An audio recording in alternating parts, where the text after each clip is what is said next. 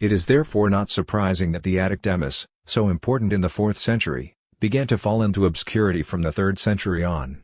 The immediate causes of this were a decline in local demand for Attic agricultural products and the replacement of yeomen by tenants. During the 5th and 4th centuries, however, there was no tendency towards concentration of land ownership.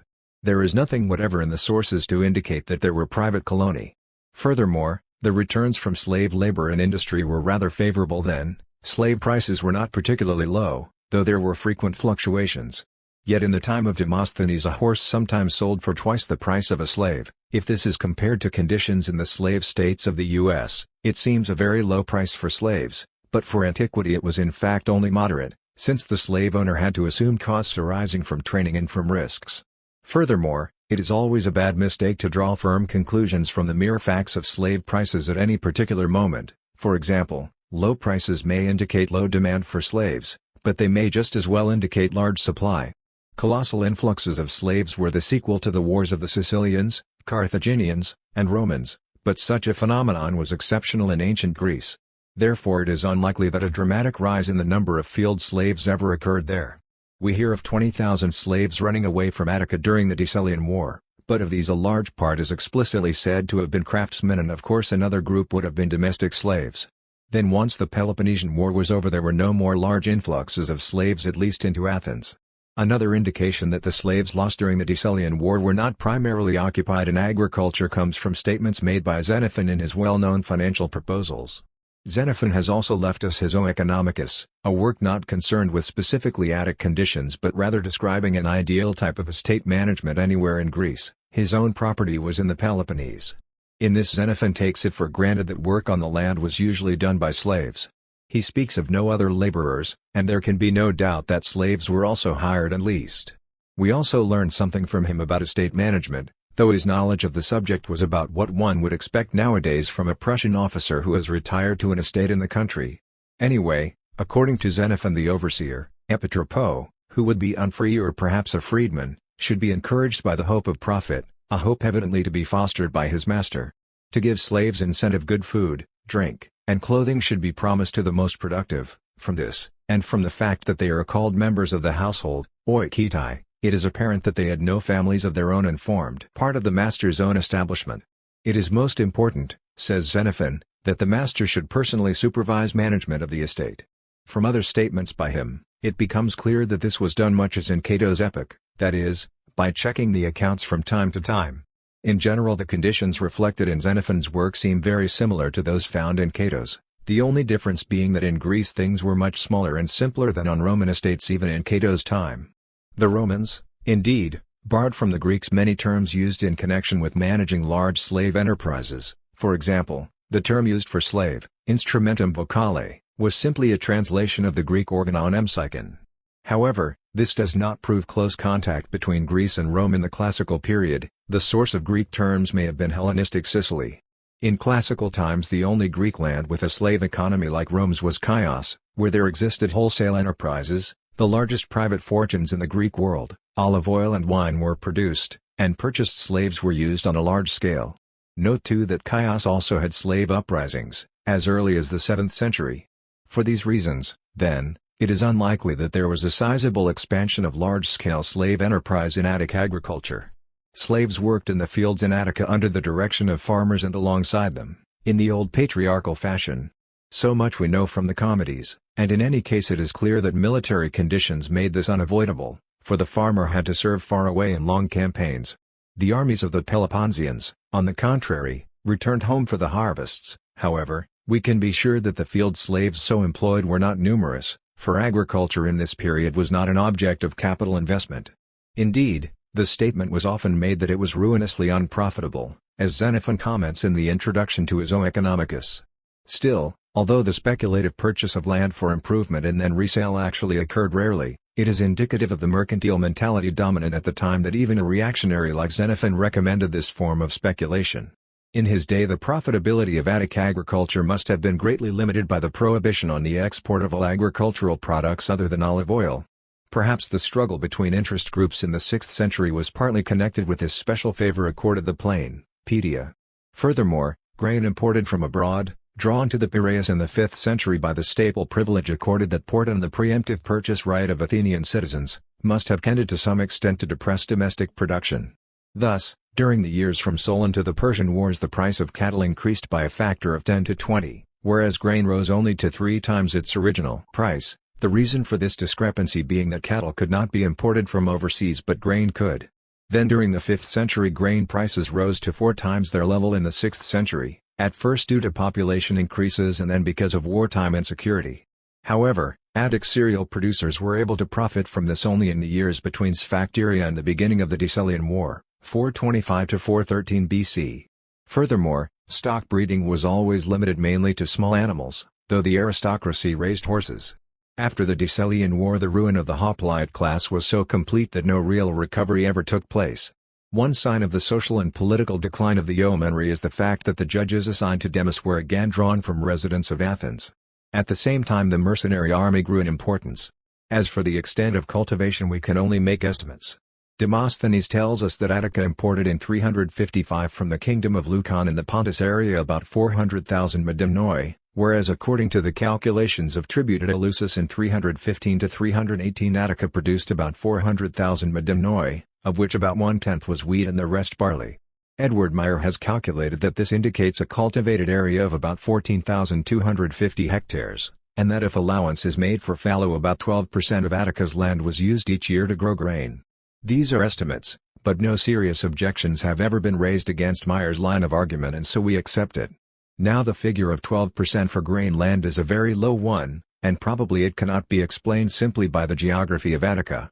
But if we look at the list of prices paid in the market at Delos we see that for a time grain prices were stagnant in the 4th century, then declined steadily until circa 290. Therefore it seems that during the classical period the only branch of the Attic rural economy which could attract capital investment was olive cultivation. Just how olive raising was organized we do not know, for the necessary documents do not exist.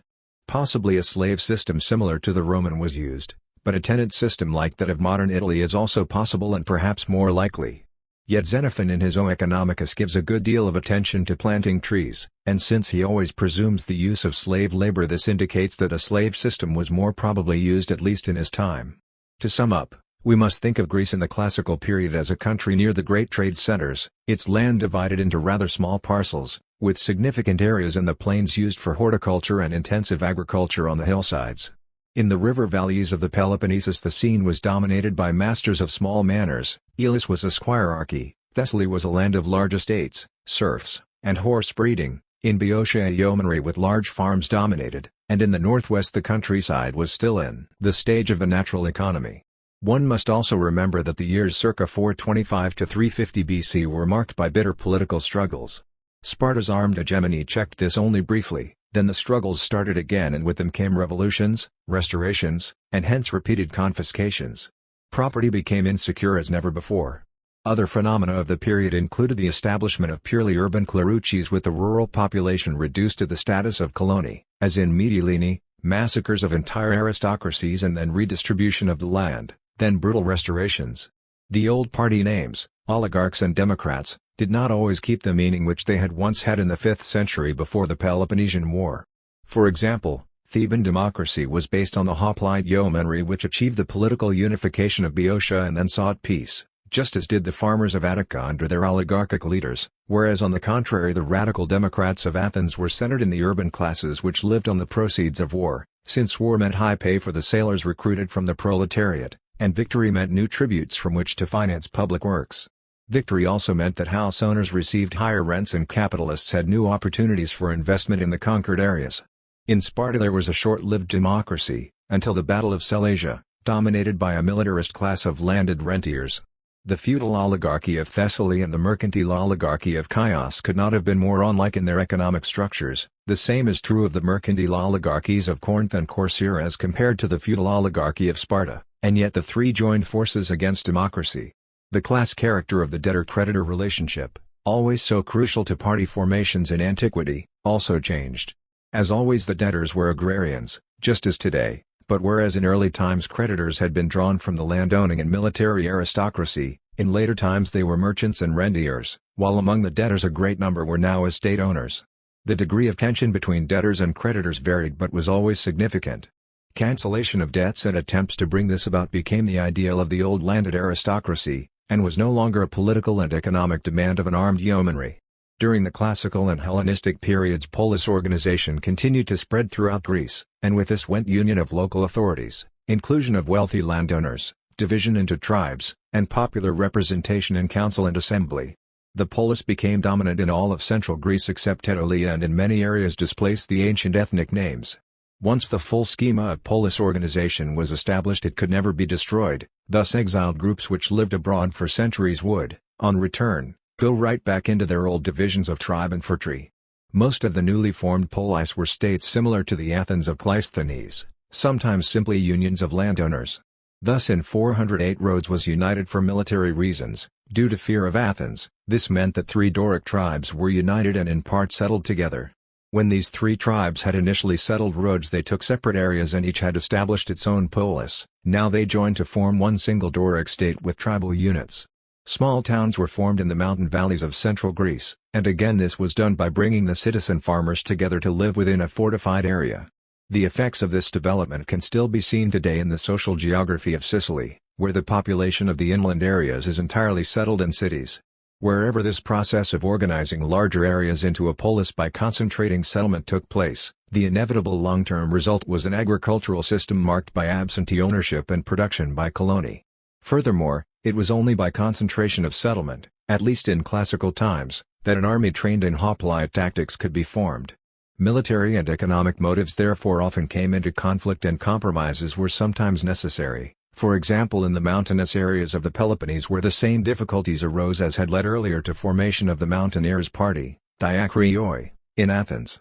Nevertheless, in general military motives were decisive. The polis formed by uniting tribes were generally democratic hoplite states. Examples include Mantinea and Megalopolis in Arcadia, Elis, founded in 471, and Kos.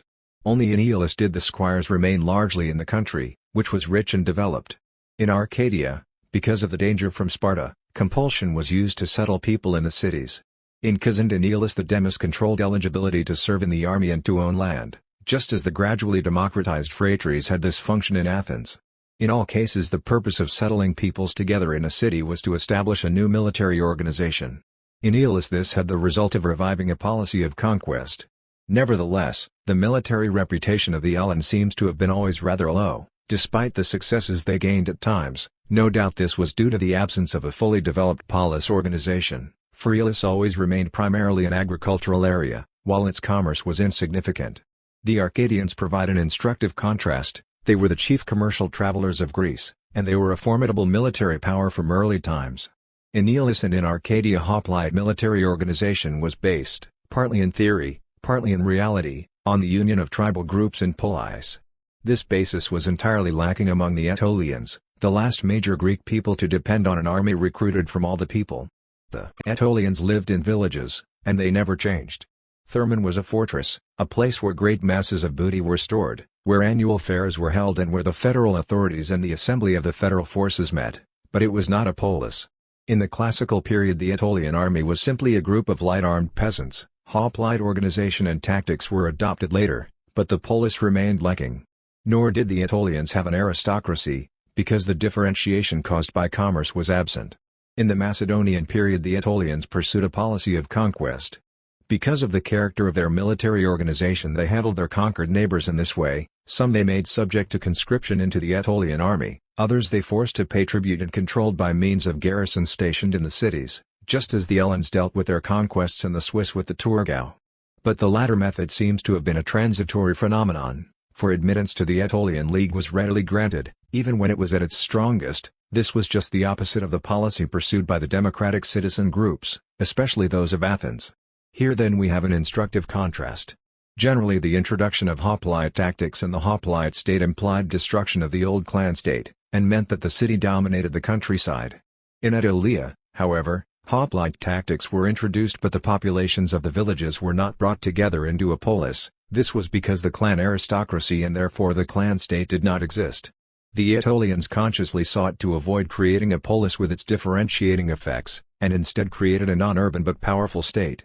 However, The conquests of the Aetolians led to the development of a money economy, and this in turn led to social differentiation.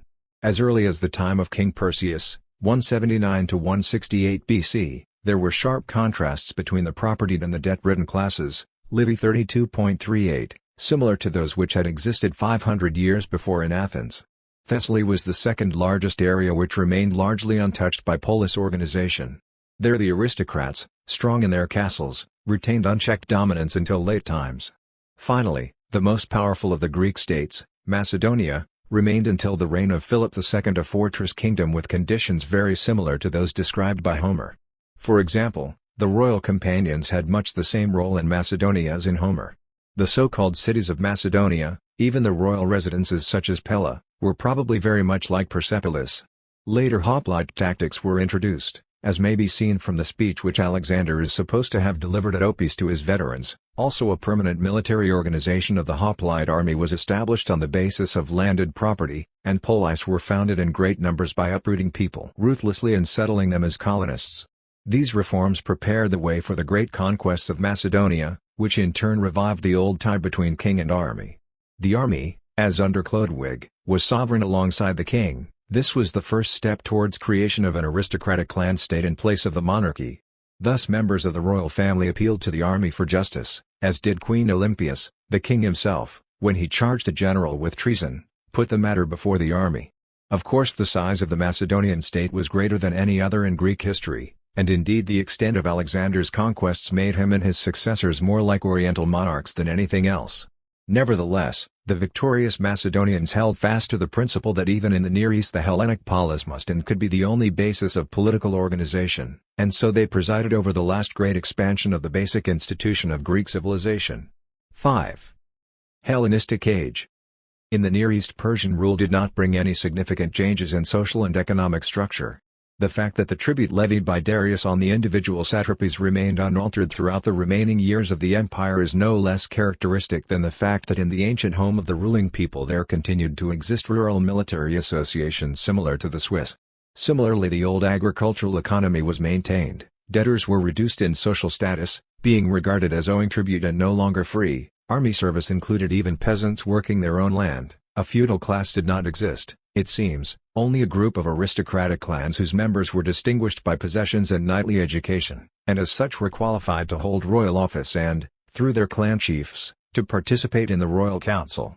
Judges were appointed by the king, succeeding the tribal chiefs who administered just as earlier, as in Deuteronomy, but no steps were taken towards codification of the law, and in general the masses were subject to despotic theocratic authority. Tribute was paid partly in money, partly in kind. The largest monetary tribute, 1,000 silver talents, was paid by Babylonia, and the total was 7,600 silver talents, equivalent to 53.5 million marks, but this included services rendered in the provinces. These sums are not an index of the development of the money economy, for the 14th satrapy on the Iranian plateau, although half wasteland, paid nearly as much tribute as Egypt. Edward Meyer assumes, no doubt rightly, that mines must account for this. Tribute in kind was paid partly by giving quarters and rendering other services to garrison troops, partly by entertaining the ruler or his representatives on their travels, a duty which fell on the cities, as in medieval Europe, partly in fixed tributes. These fixed tributes were generally assigned according to the needs of a gigantic oikos. They were divided and assigned by locality. Thus certain cities or towns had to deliver wine or wheat for the king's table or provide for specified needs of the queen's household or toilette. Similar provision was made for the most important item, payment of the support due to members of the royal staff, those who dined at the king's table, the officials, and the king's permanent army. In addition to these payments in kind, the monarch also rewarded his servants with infaftland, a practice especially common in Mesopotamia, where it corresponded to ancient traditions, but used elsewhere as well. Fiefs were granted to men in the military reserve, and those of higher rank received fiefs with feudal rights and various immunities, including private courts, seigneurial conscription, and the duty to provide recruits. These fiefs differed greatly in extent and in legal character. Some were simply private estates enjoying immunities, others were large patrimonial manors exempt from local authority, and some were vassal principalities which paid tribute but were otherwise autonomous. These varied institutions had origins going back to the Babylonian Empire, and they were the forerunners of later private authorities which probably existed in Hellenistic and certainly in Roman times. There was this difference, However, later the bestowal of political and governmental powers, exceeding simple patrimonial immunities, was much more unusual than it had been in Persian times. Naturally, political as well as patrimonial aristocratic rule extended mainly over the inland areas, lacking all urban institutions, but not exclusively. There are examples of political and feudal powers over cities being conferred. Private manors worked by coloni were regularly found in areas with an urban culture. Little is known of the legal position of hereditary serfs. First, let us consider agrarian conditions under Persian rule in the lands of the earliest civilizations, Mesopotamia, Egypt, and Syria. Only now are we beginning to get some primary evidence on these lands from excavations and demotic papyri. Babylonian documents mention large shipments of dates from private landowners, indicating that extensive plantations had developed and that they had been formed from land recently tilled, since they paid tribute in grain. The evidence also shows that Persian magnates rented out estates for long periods, in one case for 60 years. These estates were evidently held on feudal tenure or were grants from the royal domains, and the leases indicate that the Persian laws strictly demanding attendance at court had the effect of making the magnates absentee landlords. We distinguish between private manors and royal domains, but in fact the former were all granted from the latter. The domains included forests, orchards, pastures, and arable land. They had been acquired by confiscation and by succession to the possessions of pre-Persian rulers. Besides royal herds, there were also numbers of slaves in royal and princely possession, among them skilled craftsmen who undoubtedly worked on occasion for private individuals and also trained slaves for private owners. The domains were run by professional administrators, much as in Carolingian times. Large areas do not seem to have been let out for subleasing, just as the taxes were not farmed. But we can see the presence of capital in certain arrangements for tax payments in Babylonian documents. For example, an investor assumed a landowner's tax liability and bought on the market the grain owed the royal treasury as taxes on his land, then took in return the dates actually produced by the land and sold them for a profit, thus circumventing the limitations on productivity imposed by taxation in kind. From the evidence available, it seems that the Persian period was a time of pronounced economic stagnation in the areas we are discussing. In fact, the Babylonian canal system was in noticeable decline by the end of the period, and we do not hear that either the Greek or the Phoenician cities flourished under Persian rule, even though this meant peace and unity throughout a vast area. The reason for this stagnation was that the particular stimuli needed by ancient capitalism were lacking, stimuli always connected with political expansion.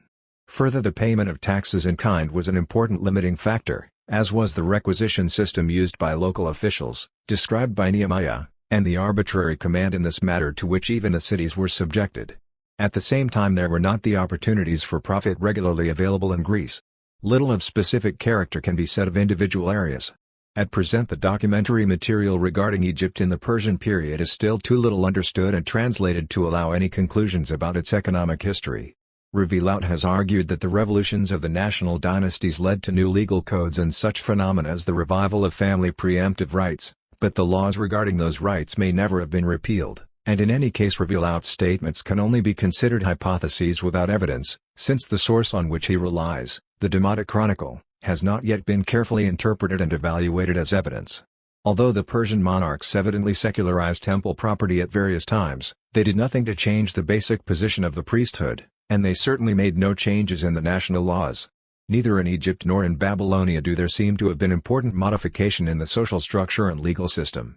The state sector of the Persian Empire's economy was not dynamic, and this must have had an effect on foreign trade. In fact, economic development evidently came to a stop throughout the vast area which was unified for 150 years.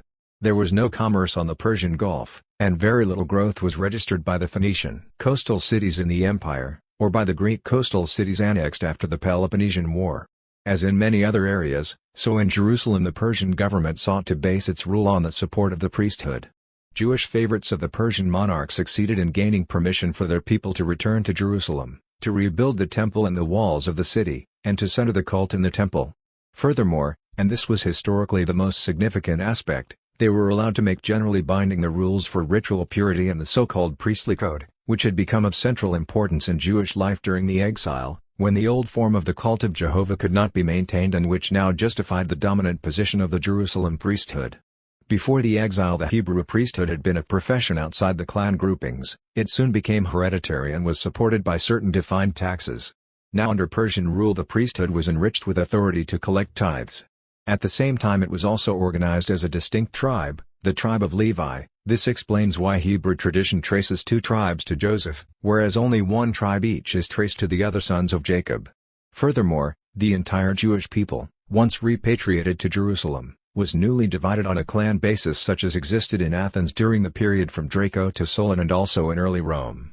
The Jewish clans were named after localities or persons, and often included several thousand people. They had been created artificially for political purposes, and they were in fact groupings of the landowners prosperous enough to arm themselves. Alongside the clans there existed, as usual, guilds that is, groupings of craftsmen which fulfilled functions similar to those of the clans. The country to which the Jews returned was largely unpopulated. It was surveyed and divided among the clans. Then Nehemiah implemented the equivalent of a synoicism, settling groups from the clans, supposedly 1/10 of each, in Jerusalem as their representatives, with compulsory residence. The principle remained that whoever lost his land lost his membership in the community. However, the Medics, among whom the landless were counted, were given careful attention in Jewish law and literature, if they accepted the Jewish faith. The new state was clearly a theocracy. Alongside the lay clans there were the clans of the city priesthood, with temple servants, Levites, subject to priestly authority. As a group the priests amounted to 1/7 of the population, an unusually high proportion. Membership in the Jewish national community now depended upon adherence to the ritual laws regarding circumcision, Sabbath, purity, and so forth, hence the priestly clans were leaders of the community, even before the high priest formally became the chief of state. But it should be noted that the community's economic center clearly remained in Babylonia, as is indicated by many documents. The political institutions of the Jewish state were designed to serve a single purpose, preservation of the sacred center, the temple. As in Hellenistic states the symbol of political unity was the ruler's table, at which clan chiefs dined together. Marriage with country people, once allowed, was prohibited, that is, all those who had not accepted the law and so integrated themselves into the sacred polis, even if of Israelite descent, were now excluded. At the same time Judaism began to proselytize among Gentiles in Palestine and abroad. As to the agrarian development of the Jewish community, we know that at first it was rudimentary and rather laborious. Otherwise our information is indirect and late, coming from Talmudic law and the Gospels, and it is both sparse and unexceptional. Some further comments will be made later. The national war of the Macedonian military monarchy made Hellenic civilization dominant in the ancient world. In the economic sphere it caused sweeping changes in the Near East. Above all there was the extraordinary expansion of the Greek polis, with autonomy in internal affairs, as a form of political organization even in inland areas up to the Turkestan border. Until then very few Greek cities had been more than a day's journey from the sea. Along with this went the introduction of money economy into new regions. This was especially apparent in public finance. Thus whereas the visit of a Persian king to a city had been an economic burden because of the requisitions made for the court, now a monarch's visit brought profit. This is noted in our sources as a striking characteristic of the new order. It was at this time that state farming of taxes began to spread to the east. We noted above that as late as the reign of Artaxerxes private capital was used by debtors, and Balak is certainly right when he interprets Aristotle, O Economica 2:33, to mean that in Egypt the nomarchs themselves had to convert into money the taxes paid in grain. It was in order that they might be able to remit the taxes that they urged that the export of grain be allowed, for otherwise they could not collect sufficient money. Hence the Hellenistic states, Egypt above all, began to farm out the collection of taxes in kind. Tax farmers guaranteed to pay a fixed sum of money, and so the state was able to balance its budget in money. The great hordes of the Persian kings were distributed as donatives to the sovereign army, its leaders, and members of the staffs of the Macedonian princes, and so vast sums of money were poured into the economy. The Seleucid Empire, essentially the heir to the Persian Empire, evidently never had a royal hoard of any significance, but it seems to have received a greater revenue from money tributes than had the Persian Empire from all its lands outside India. Egypt had a large state treasure, but certainly not as huge as the absolutely unreliable figures recorded would indicate. Many modern historians accept an estimate that is impossible. In addition there was the royal bank which, as in most Hellenistic cities, controlled money exchange and, with its branches, collected all sorts of payments. Another feature of the Hellenistic age was that everywhere cities began to issue their own coinage. Under Persian rule even a city such as Babylon did not coin, and in fact Persia's imperial coinage, the gold daric, had been issued primarily to be hoarded or to be used for bribes. Only a few coastal cities had issued coins in the Greek manner, and in general the money system had remained more or less similar to that of China, token money of small value was used along with precious metals which fluctuated in value and were weighed out at each transaction. We can see the development and influence of money economy best in the case of Egypt, for its conditions are especially well known to us thanks to the work of Ulrich Wilken. Consider first the differences in tribute. Darius received 700 talents and 120,000 artabi of grain. These figures supposedly remain stable, while Ptolemy II Philadelphus received 14,800 talents and 1.2 million artabi. In the 1st century, after a notable decline, 6,000 talents were collected, a figure quite credible. Of course these figures cannot be used to indicate a proportional increase in total state receipts. First of all there was a decrease in the value of precious metals, and then too all our sources agree that under the Persian Empire the heaviest burdens fell on the satraps and local military units, so that only a part of all taxes paid went to the Persian court and naturally an especially small part of the taxes paid in kind. Nevertheless it is also true that the value of taxes paid in kind to the Ptolemies was only 1/40th of their total tax revenue. This is a measure of the extent to which the money economy had grown. Furthermore, as Wilken first pointed out, whereas the expenditures for army supplies in the 3rd century BC were divided between money and products in the ratio of 1 to 2, this relationship changed in the 2nd century to 3.5 to 1 and for naval expenditures at the end of the 2nd century it stood at 20 to 1. As to the categories of natural economy, distinguished by the Chaldeans more on the basis of form than function, there still continued to exist throughout the entire Ptolemaic period the loan in kind, wages in kind, and so forth. They are mentioned mainly in Demotic documents, but not exclusively. Leases for rents in kind were an important factor in private trade down into Roman imperial times. Yet during the period 300 BC to AD 150 the money economy continued its irresistible advance. Extant fragments of account books indicate that households were conducted entirely on a monetary basis in the 3rd century BC and then in the time of Vespasian. People bought goods in the market for money, sold their products for money, received wages in money, and paid interest in money. This was the dominant pattern. Above all, taxes were assessed and paid mainly in money. This was true of most land taxes, with the exception of those on crops subject to state monopoly, sesame croton, and on cereal cultivation. Similarly money was used to pay the taxes on trades. These had been instituted in place of the old pharaonic labor services and taxes in kind on products. Everywhere one finds a tendency to commute payments in kind into money payments, a daratio, as it was called in the later Roman Empire. Indeed, this is the key to the extraordinary development and complexity of the Ptolemaic finance system, under which virtually everyone from prostitutes to canal superintendents paid specific taxes on their occupations and transactions. The only exceptions were the Greeks, priests, up to a maximum per temple, and military settlers, katai koi, see below. This system took form as the planned continuation of the Remessid labor service system, based on the use of cadasters recording labor services owed, land owned, and classification of soil.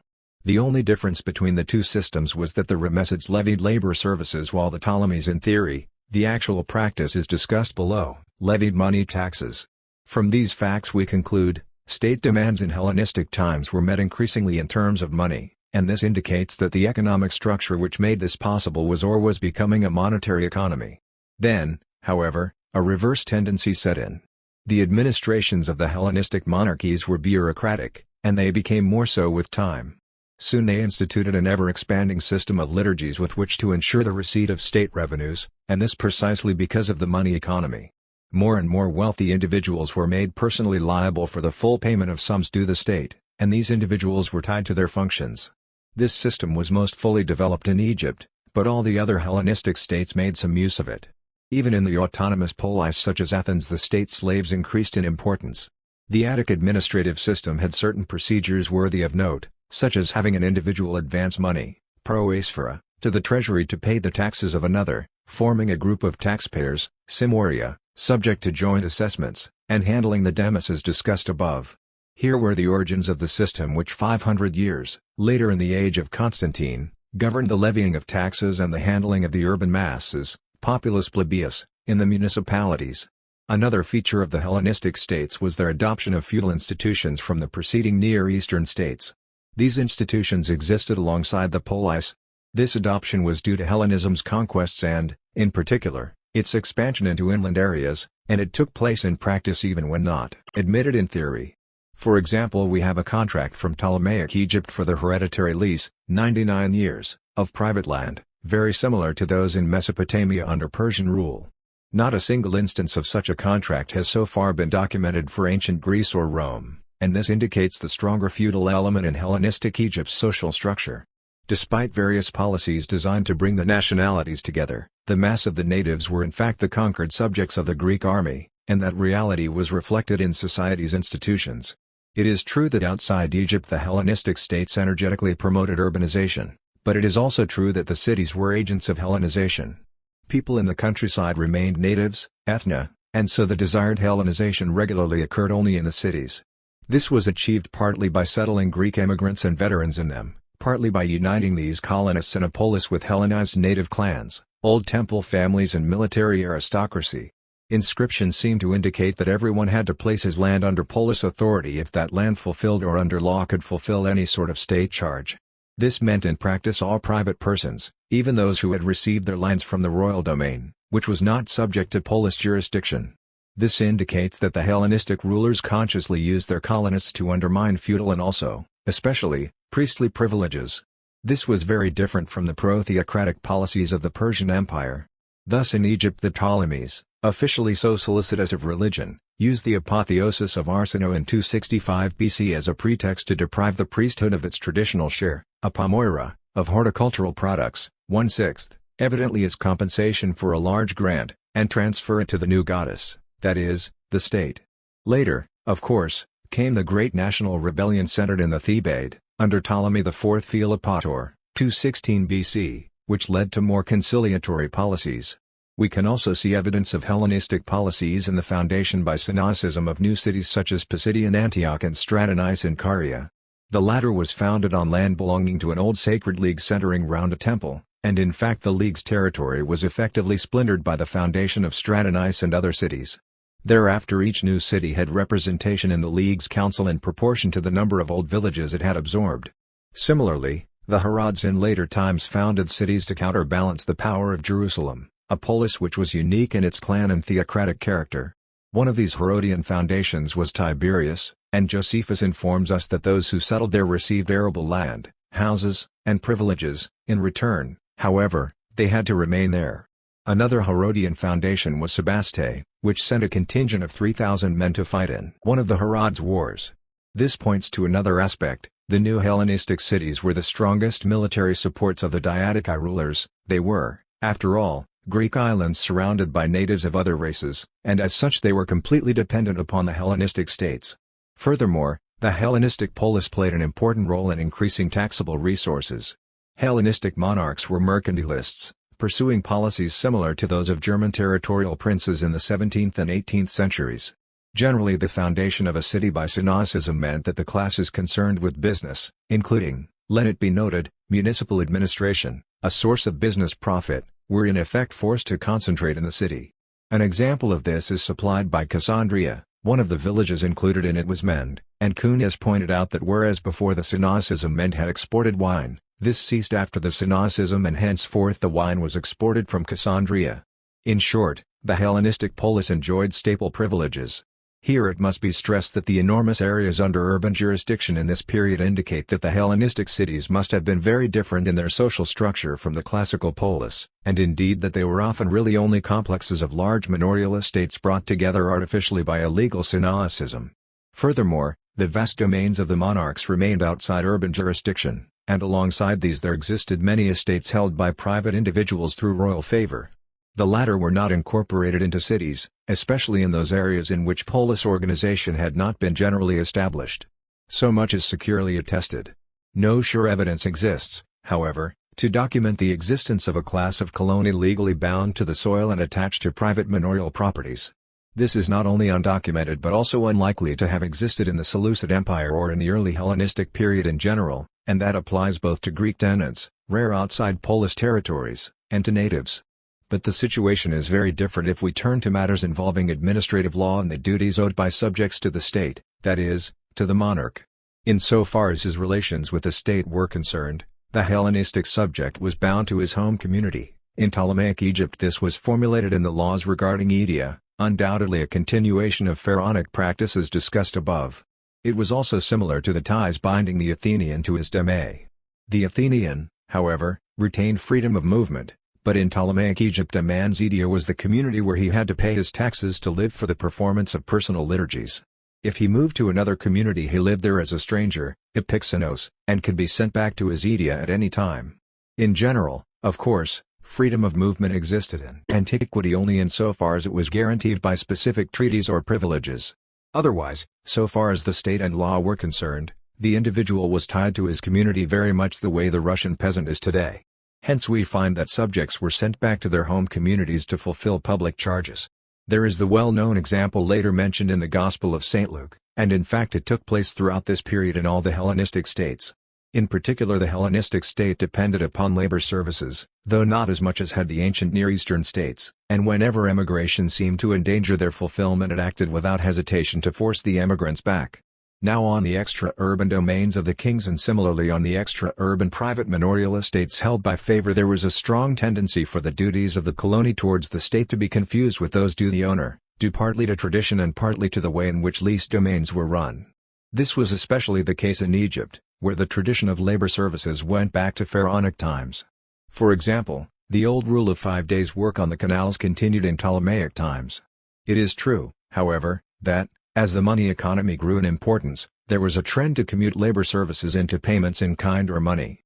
But where this conflicted with the state's interests, it reversed the trend, thus Ptolemy II did not hesitate to limit the freedom of movement of workers in the state olive oil presses, although legally they were autonomous laborers hired by contract.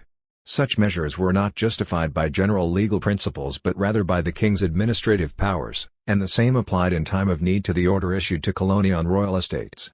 Thus a document recording the sale of a village on a domain in Asia Minor by Antiochus II to his wife Laodice in 256 BC, the importance of which was first noted by Rostovtsev, assumes that the village inhabitants actually enjoy freedom of movement but also indicates clearly that they are legally bound to their village, contrary to P.M. Meyer, and of course in case of need could be brought back. Very much the same powers were held by private estate owners when they were conceded any local jurisdictions. In fact, the private law of the Near East from Snefru and Hammurabi down to the Talmud always regarded tenants from the owner's point of view. The tenant held his land at the owner's grace, he did not even have a prior claim to profit from the land. This applied mainly but not exclusively, to sharecroppers. It can easily be imagined that nobody was much concerned to separate the powers such principles conferred from those connected with labor services of the state, especially when kings or patrimonial lords were concerned. Even in pharaonic times it had been difficult to distinguish between the labor services owed by colony on the domains and those owed by his peasants subject to the pharaoh for public purposes, as discussed above. Some effort, however, was made to clarify this distinction in Hellenistic times, at least insofar as the natives, ethna, were concerned. In the Ptolemaic revenue laws and other sources the official terminology distinguishes between the laui on the domains and the georgioi on private land. Laui, incidentally, was the word used for colony in the Near East, and it undoubtedly corresponds to the pharaonic ritu and miritiu. Under this distinction georgioi were legally free farmers, owners or tenants, including royal tenants, basilikoi georgioi, whereas laui in the revenue laws and elsewhere was used for the native Egyptian colony of the king.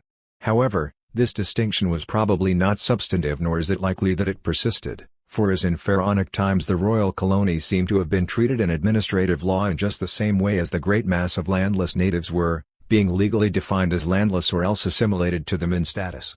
This is what one would expect. Laui paid poll taxes, and were liable for such labor services in their home community, idia, as the community or the state might demand.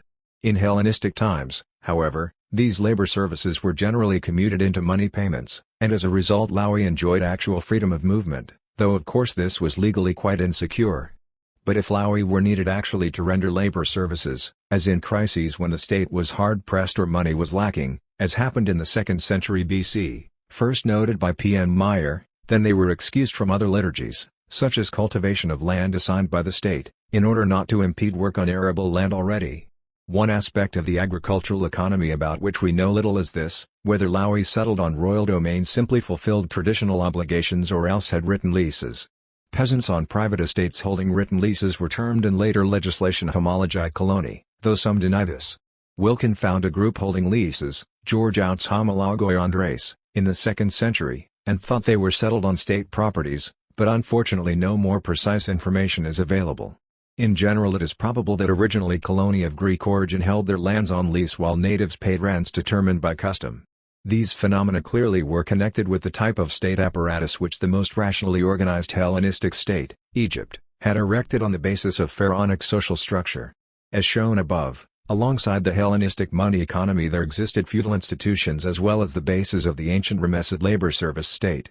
Furthermore, the money economy was also heavily burdened by the manner in which the state financial system functioned. The state maintained a great army of salaried bureaucrats and also a rather large standing army, paid more and more in money exclusively. There were also large expenditures for the court and also, especially in Egypt, for the state religion. Finally, there were the sums demanded by an active foreign policy. All these things needed money. Now, just as today in contemporary Europe, so in the Hellenistic period it was precisely the need to find money for state expenses which tended to lever the entire economy back towards social controls which limited the role of the market. In antiquity this tendency found its fullest realization in the liturgy state. This subject cannot be examined fully here. Certain aspects important for agricultural history are discussed in this handword or butch in the article on the colonate by Michael Rostovtsev.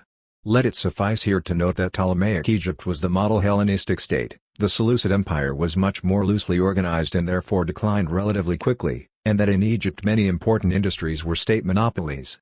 Among them were the production of oil, from sesame, croton, and pumpkins, the olive spread to Egypt later, in the Roman period, salt, with appropriation of a small quota, like the French gabelle, natron, and also, it seems, fine linen, connected with institutions in pharaonic Egypt, discussed above.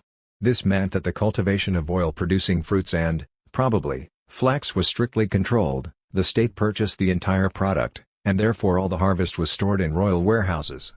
Oil was sold at prices fixed by government fiat on the basis of various considerations, and after the prefects, kapelloi, of the towns and districts had indicated their area's needs and the court had deducted enough for its own consumption. Oil and wheat were the most important foodstuffs, and both were regulated by the state administration. Banking, especially currency exchange, was likewise monopolized and farmed out. State monopolies increased constantly and included more and more products, in particular, 1. Heavy products, that is, those closely connected with raw materials, 2. Items of mass consumption. Thus in Roman times we find that the brick industry was a state monopoly, as were also most basic consumption articles, bread, oil, building materials, and in part clothing. In addition there was the system of liturgies, in a form which shows a combination of pharaonic and specifically Hellenistic institutions. The state aimed to make someone financially responsible for the performance of each public service. In order to make this possible, all private fortunes of any size and permanence were so registered that their owners were assigned a certain number of tax units, poroi, equivalent to the capita of Diocletian's time, and on the basis of this local authorities determined each individual's qualification and liability for office. This system reached down to include village night watchmen, assigned a porus of 300 drachmae. This liturgy system affected the most important source of capital formation, state leases and in particular state tax farming, as has been demonstrated by Rostovtsev. In Athens and in Rome the tax farmer had a free hand, because there was no bureaucracy. In Egypt, on the contrary, the state was in charge. In the last instance the state needed tax farmers only to guarantee the collection of a minimum sum, thus enabling a budget to be drawn up. Guarantors took a risk, for which they were compensated with a 5 to 10% share, opsonion, of any surplus over the minimum, but many aspects of this are still unsettled. Nor did the tax farmer pay the state a lump sum and then collect the taxes, rather, the state itself did the collecting. On the other hand, the tax farmer did not have to make any advance payments, or only partial ones, and therefore he needed very little capital. He and his associates needed, rather, property in order to be useful to the state as guarantors. Therefore this sort of tax farming was qualitatively different from that practiced by Roman publicani, and this is indicated too by the fact that more and more it was regarded as a liturgy and in bad times as a particularly onerous one. By the end of the Ptolemaic period compulsion was regularly used to force individuals to assume tax farming agreements, and the Edict of Tiberius Alexander shows that it was an intolerable burden. Eventually compulsion was also used to impose the lease of state domains, and this is shown to have become a normal phenomenon by agreements among leaseholders explicitly made to protect themselves against the consequences of such forced contracts. Royal domains, in fact, provided a very important part of the state's revenues. In the beginning, when the dynasties were not yet firmly established, The old domains must have been used to a large extent partly to raise money. For example, we know that Antiochus I sold land for 300 talents to the city of Pitane, or they were used to gain and endow allies. Cassander mentions in inscriptions large gifts of land from Philip and Alexander, and sizable gifts were also made by the Diadochi, especially the first. One general received from Antiochus I about 600 hectares of land, and this was certainly not an unusually large gift. Later, however, the royal domains were used for other purposes, especially in Egypt, and these, apart from temple gifts, discussed later, were as follows. 1. Permanent allotments were granted to soldiers, partly to add to the royal guards a reserve always ready for duty, partly to have a recruitment cadre available, but some scholars argue against this, and so save money. 2. Lands were leased in order to secure an income from rents. The military aspect, especially with respect to Egypt, has been greatly illuminated by the work of P.M. Meyer, nevertheless much remains insecure, and therefore it cannot be discussed further here. A few remarks must suffice to indicate those features important for agrarian history. In a broad sense, all the agricultural regulations issued to settlers in the new cities of the Diadochi can be regarded as having a military character, for the new polis were fortresses. Formally, however, the polis had a military duty towards its sovereign and the citizen had a military duty to his polis, which remained autonomous in internal matters. The situation differed, however, with respect to the lands allotted soldiers. Thus in Pergamon soldiers received allotments of 12.5 or 6.5 hectares, of which 1.5 or 1¼ hectares were vineyard land, and military obligations were attached directly to the lands. The same is true of veteran settlements. These appear from the time of Alexander on and were revivals of an ancient Near Eastern institution, discussed above. In fact, these settlements provided for an hereditary warrior order, as a substitute for the Macedonian national army. Especially in Egypt there was a tendency to build on old institutions. Side by side there existed, as in the later Roman Empire and in the Dark Ages, these two forms: 1. Quartering of troops, stathmoi, and 2. Settlement on allotments, chloroi. Only the latter is of interest here. Allotment land, in turn, was given to two groups: 1. Native soldiers, macamoi, only called up in crisis, settled on small plots such as prevailed in pharaonic times. The heptaroi macamoi of Circe Osiris had 1.8 hectares, but native cavalrymen had larger allotments. 2. Macedonian and Greek soldier peasants, klerouchoi. Other aspects must be neglected here, in particular the allotment of Greek military land to police and, later, civilian functionaries, as indicated by the Tebtunis papyri. Another is the relation between the various groups of military that were given allotments: regular troops, syntagma, reserve, epitagma, privileged descendants of Alexander's conquering army, epigonoi, as recently established by P.M. Meyer and Reinach, and military peasants, kondrauchoi, kataikoi. These matters are still debated by scholars, as in fact the following is too.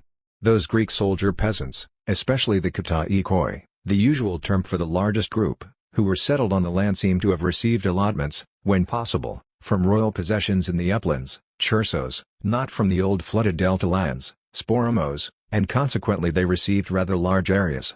In Circe Osiris the allotments ranged from 20 to 100 arauri, 5.6 to 28 hectares, but some as large as 320 and even 500 arauri are known. On the other hand, men settled on suburban delta lands received plots as small as 0.83 hectares. When delta land subject to lease was allotted to soldier peasants, and therefore drew no rent, this was entered in the cadasters as an irregularity and figured as a deduction on the rent rolls. Generally three types of land were distinguished: royal domains, basileik ge, subject to lease; private land, idioctatos, granted land, ge anaphesii, consisting of two subcategories: temple land, hiera ge, discussed below, and military peasant land. Lands of the last type were tied to certain state functions, but were nevertheless no more exempt from taxation than was private land. Indeed, the taxes imposed on military peasants of all groups were sometimes so heavy, the land itself often being merely reclaimed wasteland, that they could be forced to give up their allotments. This was so even though the taxes were originally, as indicated by form and name, no more than registration fees and occasional contributions to the king for his army. When taxes were not paid, the land was distrained, as the sources show, and then if possible assigned to someone else ready to assume its fiscal obligations. In particular, the land was unquestionably confiscated when a military peasant failed to report for military service, just as with military fiefs in the time of Hammurabi. The klerouch did not have to work the land himself, He could rent it out. Alienating it was probably illegal at first, but it could be arranged, the peasant resigning ownership in favor of someone else with consent of the authorities.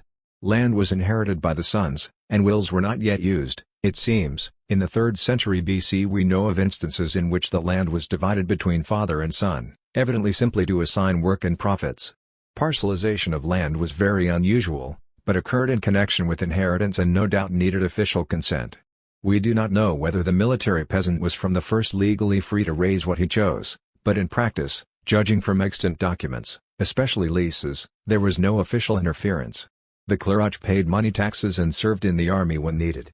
Only when he failed to cultivate his land or allowed its productivity to decline below the minimum necessary to pay the state its taxes, as indicated in the Tebtunis papyri, was the land taken back by the state, and indeed such was the practice with all hereditary leases in antiquity. Among the military peasants the most privileged group were the Greek kataikoi. They were no more pure ethnically than were the Egyptians, and with time these groups became more mixed in accord with Ptolemaic policy. Indeed there seems to have been a policy of advancement by merit, allowing an individual to rise from the lowest to the highest class within the clergy. Allotments would then be successively enlarged and new grants made. At the same time an individual would be promoted to the class of kataikoi, but to gain such promotion one had to be Hellenized. Probably the kataikoi were not very numerous, judging from the many mercenary soldiers employed by the Ptolemies and also from the large size of their military allotments. Cleruchis were, naturally, distributed quite unevenly over the land, being concentrated where the royal administration had reclaimed it through irrigation and drainage works. This was exactly in the tradition of the ancient Near East, especially Mesopotamia, just as mass transfers of conquered populations reminiscent of the past were also carried out by the Ptolemies.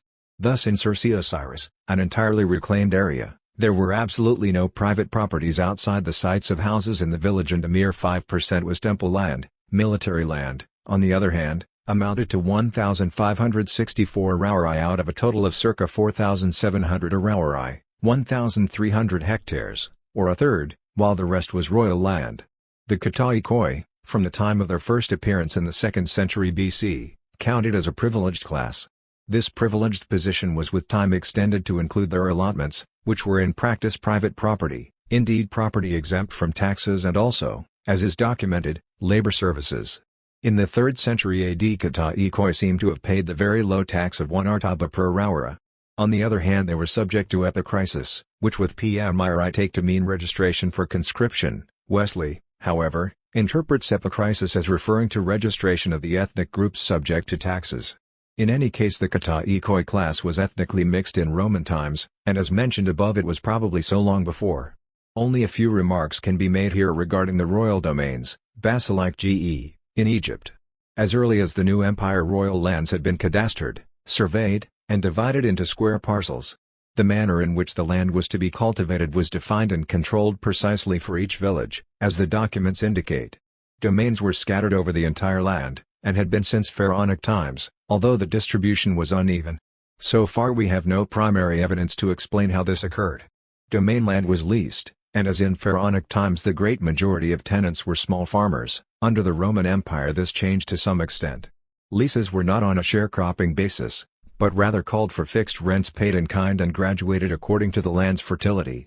Wheat was the main medium of payment, other crops were accepted only up to a certain state maximum, the rest being reckoned as the equivalent of wheat according to a fixed formula, for example barley/wheat equals 3/5. Thus in practice a certain freedom in choosing crops was allowed, while at the same time the treasury's aim of securing as much wheat as possible was sustained. As a result the royal domains were mainly planted to wheat, and in this differed from the lands farmed by other groups, the clerics for example.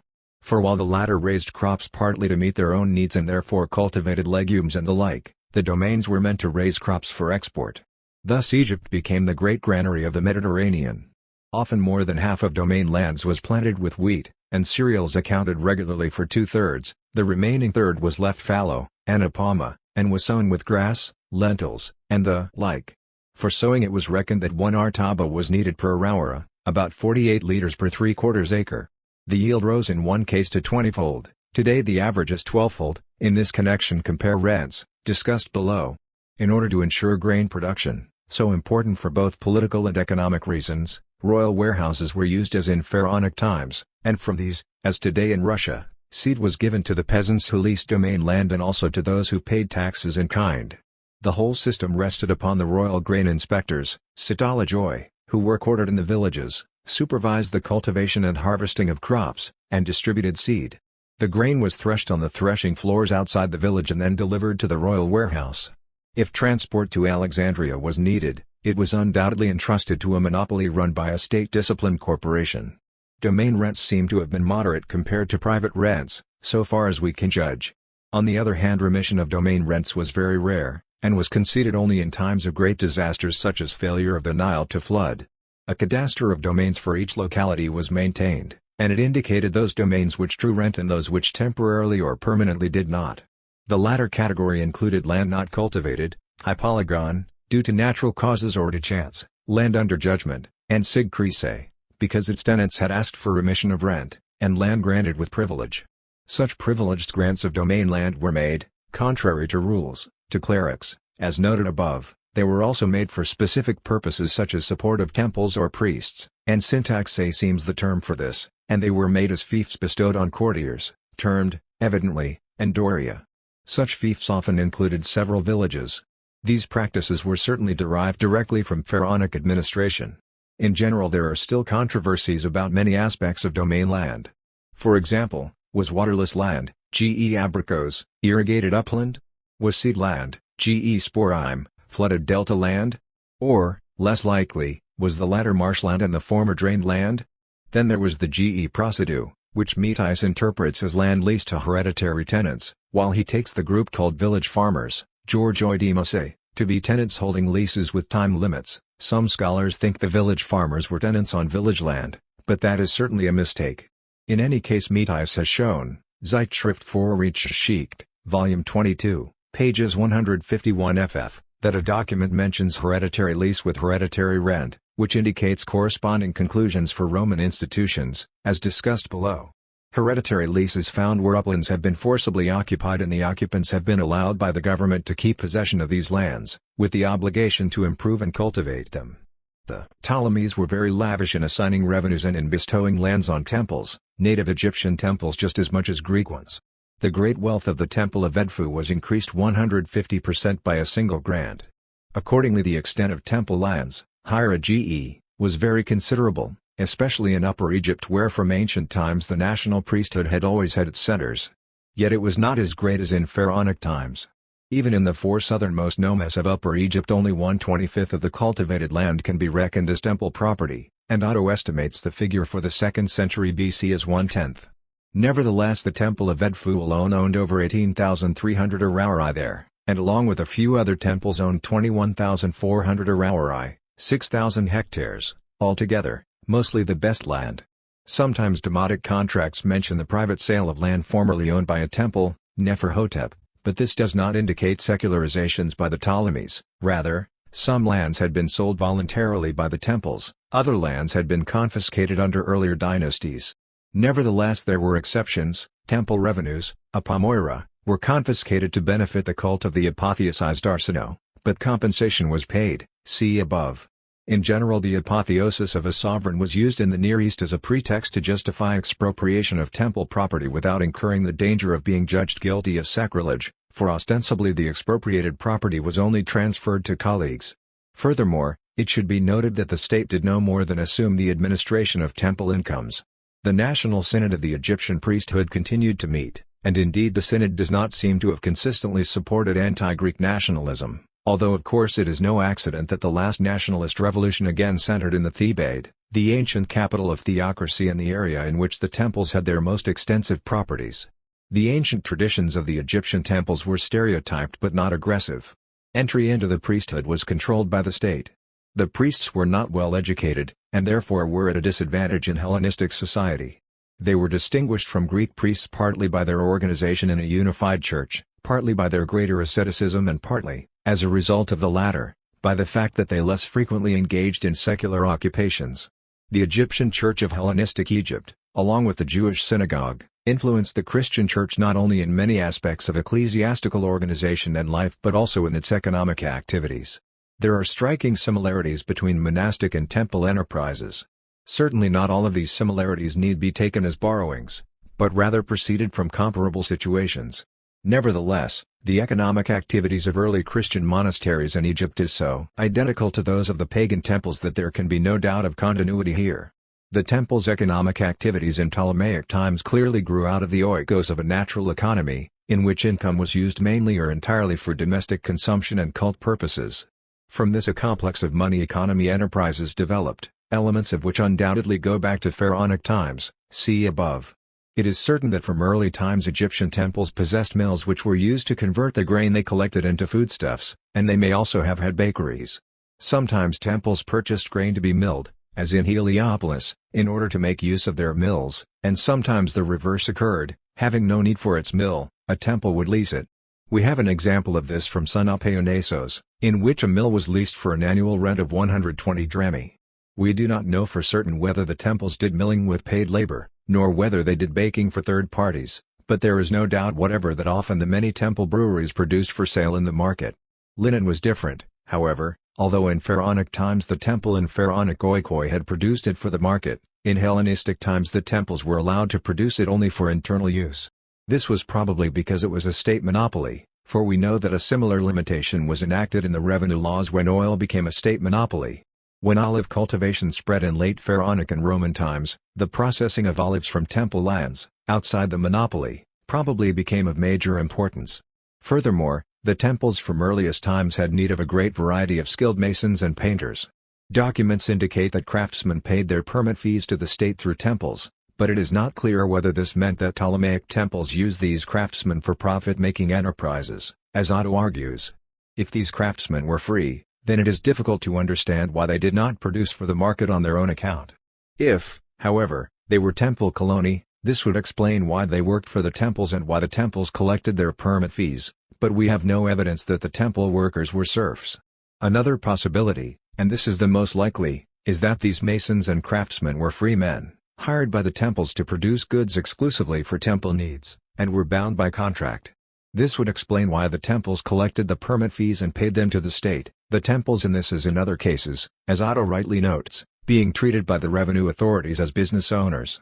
To what extent these temple workers in fact produced for the market is a very obscure matter, but in any case the principle remains that production for the market is generally incidental to the size of an oikos, and always incidental to its foundation.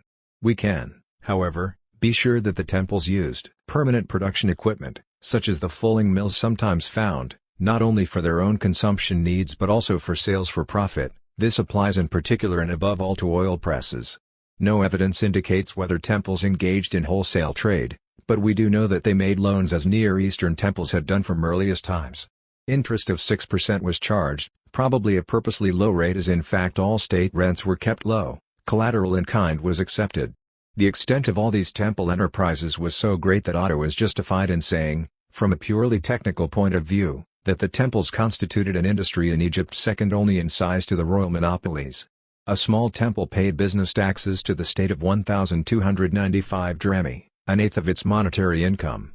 Nevertheless, it must be added that the extent to which temple production was destined for the market is completely unknown, and therefore Otto's use of the term factory is questionable, especially since the contractual status of the employed craftsmen, Otto calls them workers, is as unknown to us as is the manner in which production was organized. Furthermore, it is clear that there were no large-scale agricultural enterprises run by temples. All temple land was leased. Rents were paid in kind, and whatever was not needed for internal use was sold. These aspects, the great royal and temple oikoi existing side by side, the liturgy system, the treatment of native peasants, laui, all combine to indicate quite clearly that here too one must be sparing in the use of modern concepts. For example, it is probable that in Hellenistic times there existed the letter of credit, essential for travelers of high status, and state bonds were issued which could be cashed by a designated representative, though probably not the bearer. Nevertheless, it is most unlikely that in Hellenistic times there were bills of exchange, as Calmer believed, even though there were undoubtedly initiatives in that direction which were later perfected in the Byzantine and Arab periods. It is true that banking was highly developed in Hellenistic times, as Gradenwitz has shown, and that there was short-term speculation, especially in grain. Also we find in this period the sharpest imaginable contrasts in wealth, with some individuals possessing fortunes equivalent to several 100,000 marks, sometimes even millions, such as were surpassed only in the later Roman Empire. Yet one need only glance at Genoese documents of the 11th and 12th centuries or at the account books of Florentine merchants of the 13th or 14th centuries to see that in those periods the techniques of finance were far superior and also that the economy then was far more shaped by capital than was that of the ancient world. For example, in medieval times there was a significant progression of public finance. First the propertied classes were forced to buy interest-free bonds to help a city in deficit. Then the propertied classes exploited civic deficits by having the cities issue interest or dividend-paying shares in the state debt. Finally, the cities raised loans by selling annuities. Now if we turn to Hellenistic times we find that besides the property tax the only device available to cities in need of cash was the loan from an individual, and such loans were secured by collateral ranging from the castle, Lampsacus, the commons, or komenos, occasionally the customs, nidus, too, on one occasion, the entire public and private property of the city plus the personal fortune of the treasurer, arsine. Furthermore, it is only in Rome that we find the first steps towards development of something really resembling a true joint stock company. Elsewhere in antiquity we find superficial similarities, but in fact there were only merchant partnerships with shares which were only partially negotiable. Capital not invested in rent-earning land or slaves was generally invested in trade, and the transit trade of Egypt was quite large. We have already mentioned in the introduction the extent of transit trade from the Indian Ocean in Roman times, and the 25% ad valorem customs tax imposed at Luscum was meant to deflect transit trade from Arabia. We have record of a single shipment of goods paying a customs tax of nearly 4 talents, and according to Wilkins' calculations the Alexandrians paid half the taxes raised in Egypt. Yet even the large industries of Hellenistic Egypt were fundamentally the same as those of classical Greece, although of course there were certainly significant quantitative differences. For example, we are told that in Alexandria there were individuals who could field whole regiments with their own resources. Modern historians call them manufacturers, but in fact this story is clear proof that their wealth consisted of accumulations of slaves, similar to those that had existed circa 425 BC, when Nicias the son of Niceratus possessed 1,000.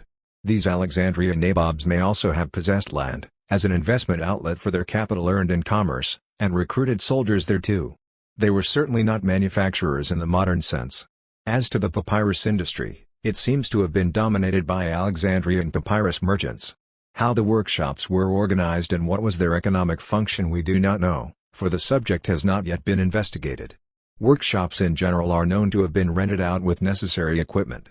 For example, a document records that in Sunopeonesos an oil press, a laergia, was leased for 100 drachmae for 7 months, the working season. And in fact we have many such transactions recorded with provision for compensation to cover the wear and tear of equipment. Let the student ask himself whether the lease of a modern factory would have provisions regarding term and limitations similar to those presented by the ancient documents. He will then see clearly the difference between ancient and modern conditions. Another factor was that in Ptolemaic times most of this type of fixed capital was held by the monarchy or the temples. Private oil presses are only found later, although other types of private workshops did exist. Only in the large cities, in Egypt limited to Alexandria, did businessmen have significant numbers of skilled work slaves. Indeed, evidence for many country towns and villages of Egypt indicates conclusively that slaves were relatively few. In 192 BC, in one village slaves constituted only 7% of those liable for labor services, and were mainly domestic slaves. This was primarily a consequence of the historical legacy of Egypt's social structure, as it took shape after the Middle Kingdom and the end of the wars of conquest of the 18th dynasty, in other words, after the supply of prisoners of war was cut off. The slave owners mentioned in the documents are mainly, though not entirely Greek, later Romans, and this is connected with the fact that evidently all economically rising bourgeois elements, in response to the social milieu, became Hellenized in names and speech, whereas conversely the declining elements tended to blend with the Egyptians in names and customs, a tendency which explains the obvious decline of the Hellenic element in Egypt during the time of economic regression under Roman and Byzantine rule. But the most important factor in the situation was slave prices, which reflected the lack of supply. In the peace treaties signed in Greece in 304 and 194 BC the ransom for captured slaves was set at 500 drachmae, and in Roman times a female slave cost 2,500 drachmae, and prices were generally higher. The rearing and training of slaves for hire must have been a profitable business, see the passage from Appian quoted in the introduction, and was found in Egypt as in Greece. One can see the high risk involved from the documents. For example, a contract with a woman for the rearing of a slave child specifies that if the child dies his place must be taken by the woman's own child. Relatively few slave women had children, and of those that did, some had been made prostitutes and the others knew that their children could be taken away at any time, so that they often had as little personal interest in rearing their children as the woman mentioned in this contract. Throughout antiquity, it should be noted, children remained to a large extent simply items of trade except where they were a valued possession for religious, military, or economic reasons, or where the law intervened for similar motives. This is true even though there undoubtedly exists evidence indicating instances of close family life among the petty bourgeoisie. To sum up, production based upon slavery, especially large-scale production, played no role whatever in Hellenistic Egypt. Except perhaps in agriculture, see below, even debt bondage was not exploited, even though Hellenistic law continued to acknowledge seizure of a defaulting debtor's person, as Metis has demonstrated, with all its consequences, and in fact the evidence shows that this continued, especially in Egypt. Craft work was carried on by free men in small shops. Now and then a craftsman hired one or more slaves from a slave owner or else took on a slave as an apprentice for a fee, just as in ancient times. It is true that there were large enterprises based on free labor, namely, those temple workshops which were discussed above. It is also certainly possible that occasionally others appeared. For example, we hear of a wool workshop in Upper Egypt in the Byzantine period which employed several hundred free workers paid entirely in kind. We must first ask, however, whether these workers were not in fact small peasants engaged in cottage industry or even simply rendering labor service, such is often the true explanation in such cases. Furthermore, we do not know to what extent unskilled workers really were free in the use of their labor power, and in view of the decree of Ptolemy Philadelphus mentioned above it is doubtful whether they had much autonomy. Grenfell, commenting on a wage contract, takes it to indicate that the Ptolemaic administration had advanced social policies because the lessee of the oil press received 1 drachma and each worker 2, but Grenfell is mistaken, for 1/3 of each worker's pay gives the entrepreneur quite a respectable return on his investment.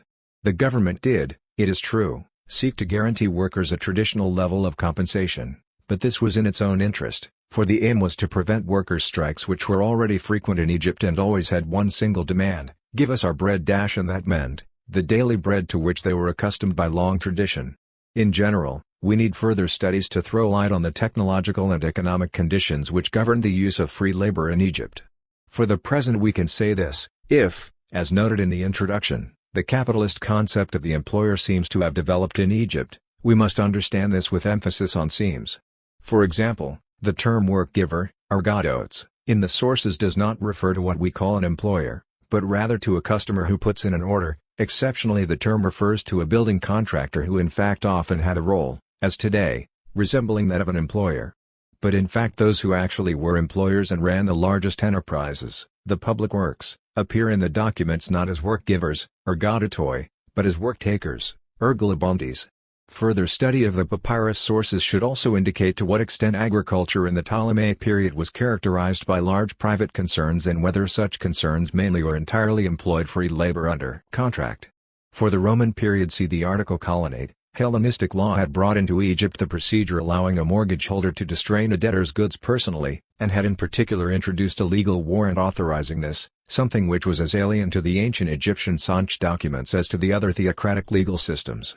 We do not, however, know how to interpret in quantitative terms the statement by Varro that debt bondsmen, oba-arati, were used in Illyria, Asia. This was due to Rome's tax farming system, see below, and Egypt.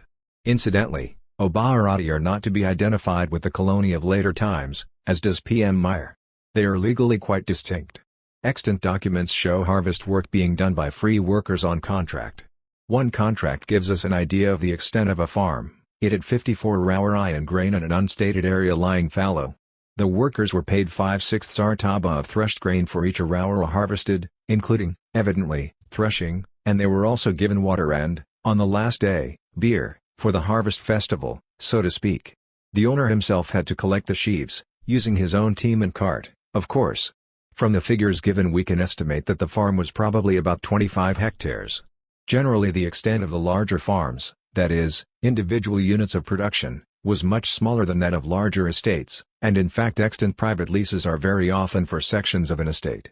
Really large plantations in private hands are found in some number, but this belongs to the Roman period when great accumulations were formed from imperial gifts and private purchases, and provincial officials regularly acquired vast properties. One case, and this in an imperial province, amounted to 7,000 auraei.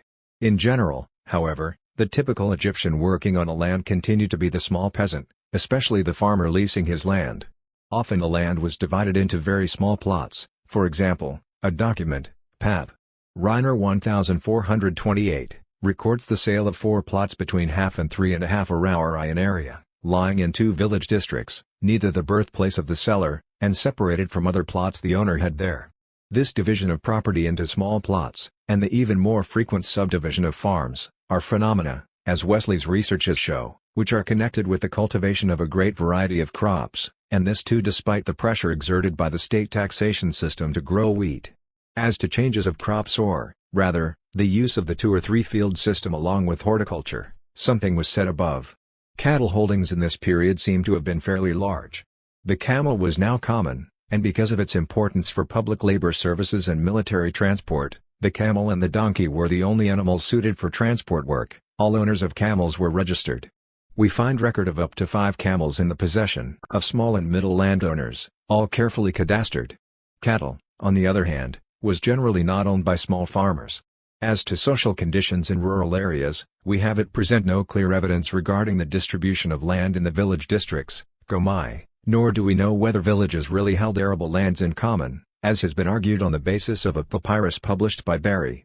Documents do show that villages owned beasts of burden, perhaps because this was demanded of villages near the grain transport routes, and rented them out. In general here too memories of the ancient communal economy played a role among the lower classes of the rural population. Indeed not only among them, the propertied petty bourgeois classes were economically active mainly in groups. Several would jointly give or take out a mortgage, and would often own houses in groups, each individual having 1/10, 1/30, and so forth of several houses. As a result we find that property was owned not only for use but also for rent. Groups were also involved in leasing, an old practice, see above, and this applies from tax farming to tenant farming. For example, an extant contract shows a state domain rented to a partnership, cf. Pev. 2. 94, on which C.U. Wilkin, Archive for Papyrus for Shongdu, 1902, pp. Of small and middle landowners, all carefully cadastered. Cattle, on the other hand, was generally not owned by small farmers. As to social conditions in rural areas, we have at present no clear evidence regarding the distribution of land in the village districts, Gomai, nor do we know whether villages really held arable lands in common, as has been argued on the basis of a papyrus published by Barry. Documents do show that villages owned beasts of burden, perhaps because this was demanded of villages near the grain transport routes, and rented them out. In general here too memories of the ancient communal economy played a role among the lower classes of the rural population. Indeed not only among them, the propertied petty bourgeois classes were economically active mainly in groups. Several would jointly give or take out a mortgage, and would often own houses in groups, each individual having 1/10, 1/30, and so forth of several houses. As a result we find that property was owned not only for use but also for rent. Groups were also involved in leasing, an old practice, see above, and this applies from tax farming to tenant farming. For example, an extant contract shows a state domain rented to a partnership, cf. Pev. 2. 94, on which C.U. Wilkin, Archive for Papyrus for Shongdu, 1902, pp. Partnerships were numerous because they served 2 economic functions: they collected capital, and they also provided security, in this resembling many institutions of the early Middle Ages, since they shared risks among several debtors or tenants, and also shared property ownerships among several creditors, lessors, or owners. For example, divided ownership of a house meant less damage for each owner if the house burned down. Family groupings had tended to be mainly of the nuclear family type since pharaonic times, although often this was larger than the parent and children unit found today. Greek rule brought a change in this area, for the Hellenic institution of the family guardian was imposed on Egypt. This institution was derived from the militaristic polis and was foreign to the Near East. Otherwise both kinds of marriage continued to exist side by side: recorded, legitimate marriage, agraphos gamos, and non-recorded, common law marriage, agraphos gamos, discussed above. In legitimate marriage the partners were expected to live together and remain faithful to each other, their children had full inheritance rights, common law children inherited after legitimate children, and the wife had, in fact or at least in theory, both dowry and jointure. In general there were no laws against sexual relations by mutual consent. If a man slept with a girl, her family tried to get hold of him and beat him into promising to support her. That was what happened once to a saint. This changed in Christian times, however, for marriage contracts increasingly stipulated fidelity on the part of the husband as well as the wife. Illegitimate children, apators, were in no way discriminated against socially or legally, as was the case in the Greek citizen polis, because of its skilled character, discussed above. Through Wesley's laborious researches we now have available directories for entire sections of Egyptian cities, and from these we see that in fact people of illegitimate birth were often quite prosperous. This was in the nature of things, since it was generally the woman of means who could indulge in free love, just as today it is only such who can take advantage of this freedom.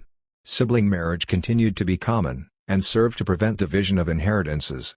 A Berlin papyrus records one such marriage between siblings of 15 and 13. The Greek will was imported, but alongside this there continued to exist the native Egyptian marriage and inheritance contract, a legacy of polygamy. From ancient times private land ownership had been entered on cadasters. Starting with the Roman period, it seems, the Ptolemaic, a record was also kept of all mortgages and it was revised every 5 years. It is indicative of conditions in both Pharaonic and Ptolemaic Egypt that time and again scholars have argued, Maspero most recently, for the Ptolemaic period, that private property did not really exist in either. In fact this is wrong, as is sufficiently shown by the many extant documents recording the purchase or mortgaging of land. Nevertheless, the great severity of Hellenistic mortgage law made the lot of the small property owner extremely difficult, for it allowed a creditor to distrain a defaulting debtor's goods personally. This was not softened until Roman times. Furthermore, in many districts most of the land, sometimes nearly all of it, was taken up by clerage allotments, temple lands, and royal domains. In such districts the village, come, which remained the basic local unit, was reduced to nothing except the old village common. But the factor most responsible for Maspero reaching his mistaken conclusion was undoubtedly the type and high level of taxes levied. From ancient times private property in Egypt carried with it responsibility for the fulfillment of duties owed the state, and it was therefore different from domain land and clerage land only in that its inheritance and sale was not subject to state control. Apart from these two matters, the economic situation of the small property owner was not much different from that of tenants on state land, for both had the same type of financial burdens and these burdens depended upon the improvements on the land and at times amounted to about 2/3 of what rent would have been. In general only privileged land, especially that held by Hellenized kataikoi, could be leased profitably. On the other hand heavier burdens were imposed on those who leased private land than on those who leased state land. Documents from the Ptolemaic and early Roman periods show that sharecroppers paid between 1/2 and 2/3 of their harvests, while those paying fixed rent in kind gave 3 to 7.5 artabi per aura, which was 3 to 7.5 times the seed needed. Later documents show rents somewhat exceeding 1 to 9 artabi. State taxes amounted to as much as 6.5 artabi per aura. The properties involved in these leases ranged from 2 to 36.5 aurae, 0.56 to 10 hectares. Leases were for terms of 1 to 4 years, once for 5. In this respect the tenant's position had improved since Pharaonic times. Besides sharecropping there were also leases calling for rents paid partly in money, partly in kind. During the Roman period money rents became more common, until the great economic retrogression of the 3rd century AD. Along with these changes went modifications in the general position of tenants, and these can be deduced to some extent from the type of lease used, as has been demonstrated by the valuable work of Wasinski. The Pharaonic tradition was for 1-year leases with obligations resting on the tenant alone, but in the Ptolemaic and early Roman periods the leases became longer. With this went the right of the tenant to make offers which then became binding without formal action if the owner accepted. Leases were concluded by the exchange of personally written statements that indicated the equal status of the two parties, as did the use of notarized contracts and mutual agreements, homology. But there also existed the unilateral agreement, issued by the lessor, and eventually, from the 4th century on, this form reflected the supremacy of the landowner, henceforth the tenant was again essentially subject to the latter. This is most clearly seen in the form used in the Byzantine period for sharecropping. In effect it amounted to a contract for labor paid in kind, a contract which the landowner fixed at will. This reflects the fact that the lower classes lost the rather advantageous position which they had enjoyed in early Ptolemaic and again in early Roman times, a change which occurred, it should be noted, before the collapse of the 3rd century AD. From documents such as the Greek papyri in Berlin which Schubert has edited, the change can be dated roughly to the time of Marcus Aurelius. Here it should be stressed that it is this change, rather than the physiological theories so popular today, that explains the decline of population in Egypt under the later Roman Empire. The millennial vitality of the Fellaheen hardly supports those physiological theories, to put it charitably, and in addition there is the fact that rents rose even as population declined.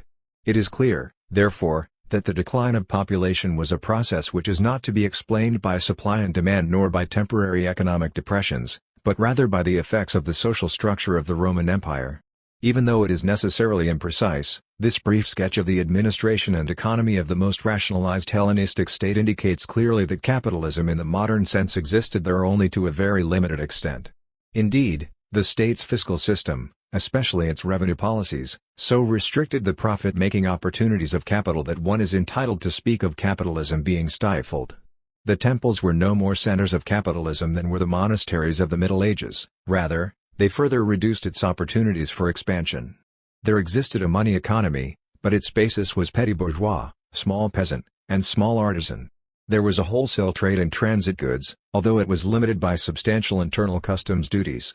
But the most important factors were the state system of liturgies, the state monopolies, and state regulations.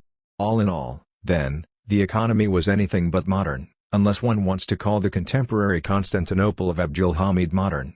In short, Hellenistic society is a perfect example of how mistaken it is to identify money economy and capitalist economy. Carthage in the days before any coinage existed, even the Rome which depended on crude pieces of copper, ice rude, were far more capitalist in structure than the national economy of the Ptolemies. When we turn to the large Hellenistic areas in Asia we find that it is impossible to give as clear a picture as for Egypt. Even the sources for civil law are nearly all lost. It is true that Metis has conclusively demonstrated that the so-called Syro-Roman law code is not based on Near Eastern but rather on Hellenistic and Roman law, but the little information it gives for agrarian history and for understanding manorial conditions in Asia Minor will be discussed elsewhere with more advantage. In general, however, it can be said that the continuity of traditional Babylonian economic institutions was not broken either by the Seleucid or by the Sassanid Persian regimes. Some limitations were imposed by Parthian rule, for despite Hellenistic influences the Parthians were essentially barbarian, but in general the fundamental break only came with the advent of Islam. The Seleucid Empire lacked the territorial unity and the disciplined administration which Ptolemaic Egypt possessed. It included areas of very contrasted economic character, and this was the cause of its decline. The fact that the attempt to impose Hellenism on Jerusalem failed is not in itself conclusive, even the Ptolemies never made a similar attack on the Egyptian priesthood. However, the fact that the priestly clan of Maccabees was able to wrest autonomy even in secular matters indicates that the disintegration of the Seleucid Empire was inevitable. Then, the rule of the later Maccabees having become a purely secular tyranny, struggles arose between the Maccabees and the Sanhedrin, the council of elders controlled by the aristocratic priestly clans, the Sadducees. This in turn became a conflict between the rule of an aristocratic theocracy and the rule of a theology that regulated all life's activities and was taught by professionals, the separated ones, Pharisaioi, and which gained the support of the petty bourgeoisie. The royal population was considered immoral by the Pharisees, and in fact country folk have at no time and in no place, with a single exception, the Donatists, supported Puritan doctrines. But we cannot pursue these matters further. Talmudic law, at least as it appears in the Mishnah, is the code of a people which is in the process of becoming a commercial nation. Already it contains certain very characteristic statements directed against those defenders of ancient tradition who had effectively praised the security and dignity of agriculture. The constituent elements of Talmudic law need to be analyzed, so that we could tell which really stem from ancient or rabbinical tradition going back to the time of the theocracy or to the provincial conditions of Hellenistic and Roman times, and also which reflect influences from Mesopotamia. Furthermore, Talmudic law needs to be studied to indicate which parts of it represent real practice and which simply reflect theological scholastics. It is in fact clear that rabbinical scholastics could have a remarkably conservative influence on certain institutions, as in family law. For example, the form for refusing levirate marriage, the shalitza, must date from the ancient clan state, and it has remained part of Jewish law until the present day. Also, the custom of giving a dowry, which arose in ancient Near Eastern law because daughters had no claim to inheritance, still exercises an influence on Jews making their way today as employees of commercial firms, for dowries give those who marry an early independence. This explains why Jewish clerks lack class feeling and solidarity, and also, in part, why their Christian fellow workers are anti-Semitic. But agrarian law is less likely to be shaped by purely theological considerations. Rabbinical speculations on the Sabbath year, the poor man's corner, and the like were exercises in logic without practical effect. Other sections of the Talmud, however, undoubtedly grew out of the law actually prevalent in theocratic times and give us valuable information. For example, from the Mishnah we can see that there were field slaves as well as house slaves, but the Mishnah assumes that hired workers rather than slaves would be used on most small and medium-sized properties. These workers were protected in a manner typical of theocracies. After the Code of Laws there is an appendix giving principles which specify that they are not to work overtime, that they are to be paid promptly and fed properly, and that they should maintain their rights to a share in harvests. It is also stated that while no sacred law guarantees the right to strike, nevertheless they should have the right to protest, that is, to strike in the Egyptian manner. These provisions indicate the complete dependence of free workers, and also show, by their constant reference to the ancient traditions of the localities concerned, that social peace prevailed in the period in which these rules were formulated. Leases are also discussed in the Talmud, to be more exact leases among neighbors, meaning among fellow countrymen, men with whom one may not deal according to the law of foreigners or rulers. The tenant, Makabel, is either a sharecropper, aris, paying a half, a third, or a quarter of his crop, or else a contract tenant, choker, paying a fixed rent in kind or, evidently less often, in money. The tenant had by contract to weed and cultivate the land, and he could sow wheat instead of legumes but not the reverse. The latter provision recalls Egyptian conditions, and in fact grain was the principal crop in Palestine as well, and its cultivation was encouraged because government policy aimed to keep the cost of food low. In connection with sharecropping, the Talmud also treats of the status of pieceworkers hired to plant a field with trees. There is no mention of payment with land in return for its cultivation, emphyteuses. Here again we see that the latter is distinctively Greek. In ancient Babylonian law, too, planting was handled in another manner, that of the joint partnership, evidently because there the most common task was to plant palm trees on land already under cultivation, whereas emphyteuses was used mainly for planting olive trees on new or wasteland. Later Islam developed a casuist defense of the business practices allowed in planting the date palm. In antiquity the plantation was a major center of capitalist injustice. No limitations on the sale of land appear in the Talmud, nor is any distinction made in inheritance law between real estate and movables. The ancient limitations of the law on the period for which land might be sold, and Jehovah's reminder that the land is his and should not be traded, are treated as no longer binding on the basis of a passage in Jeremiah. It is stated that a man should not sell his inherited land if he is not yet 20, on the grounds that this would be displeasing to God and would rarely be propitious for the seller, a clear echo of the ideas of the clan state. No legal form of trust for land similar to the Prussian fideicommos existed in Talmudic times. Land was conveyed either on payment in cash of the full price or by written contract or by official transfer of ownership, but the usual method was cash payment. If only part of the price was paid, then only a corresponding part of the property was conveyed and the transaction was regarded as incomplete, negotium claudicans, thus avoiding money debts. This procedure reflected theocratic influences, as in Egypt. Otherwise the buyer was expressly allowed to pay the purchase price later as a credited purchase. This was done by arranging a fictitious exchange involving loan documents, like the German Mantelgruft.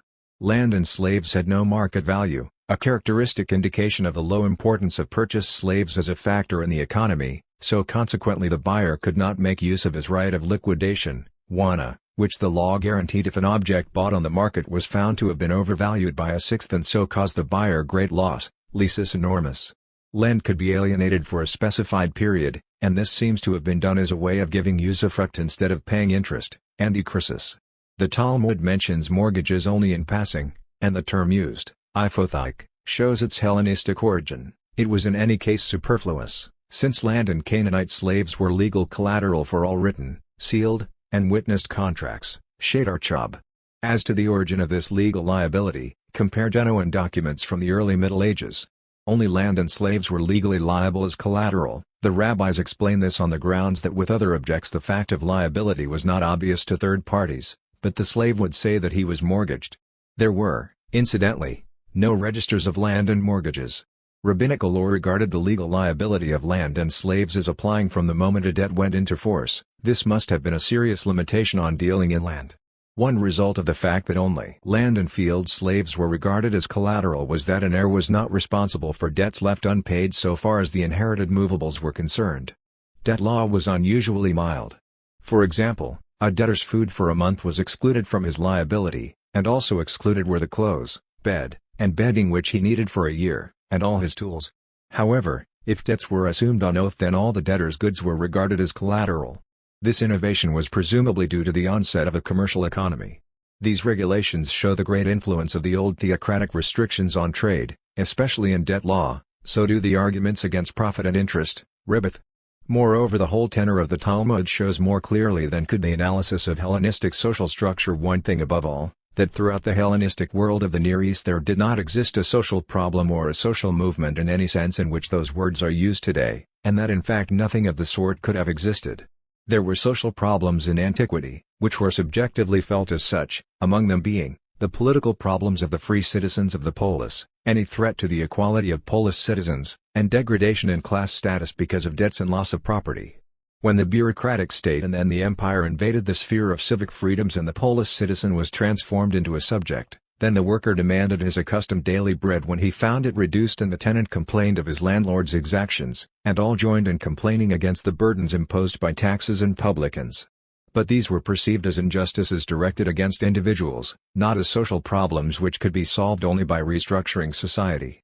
That is why the injustices of the age did not call forth visions of a utopia in the future, like Plato's, or in the past, like Lycurgus, as in the Greek polis, but instead reinforced the general political apathy which ever since has been a characteristic of subjects in the Near East. In particular, this applies to periods like the later Hellenistic age, in the first period of the Roman Empire, when the economic situation of small farmers and petty bourgeois was in general more advantageous and more secure than ever before. There is less cause to speak of social problems in that period than in any other time in world history.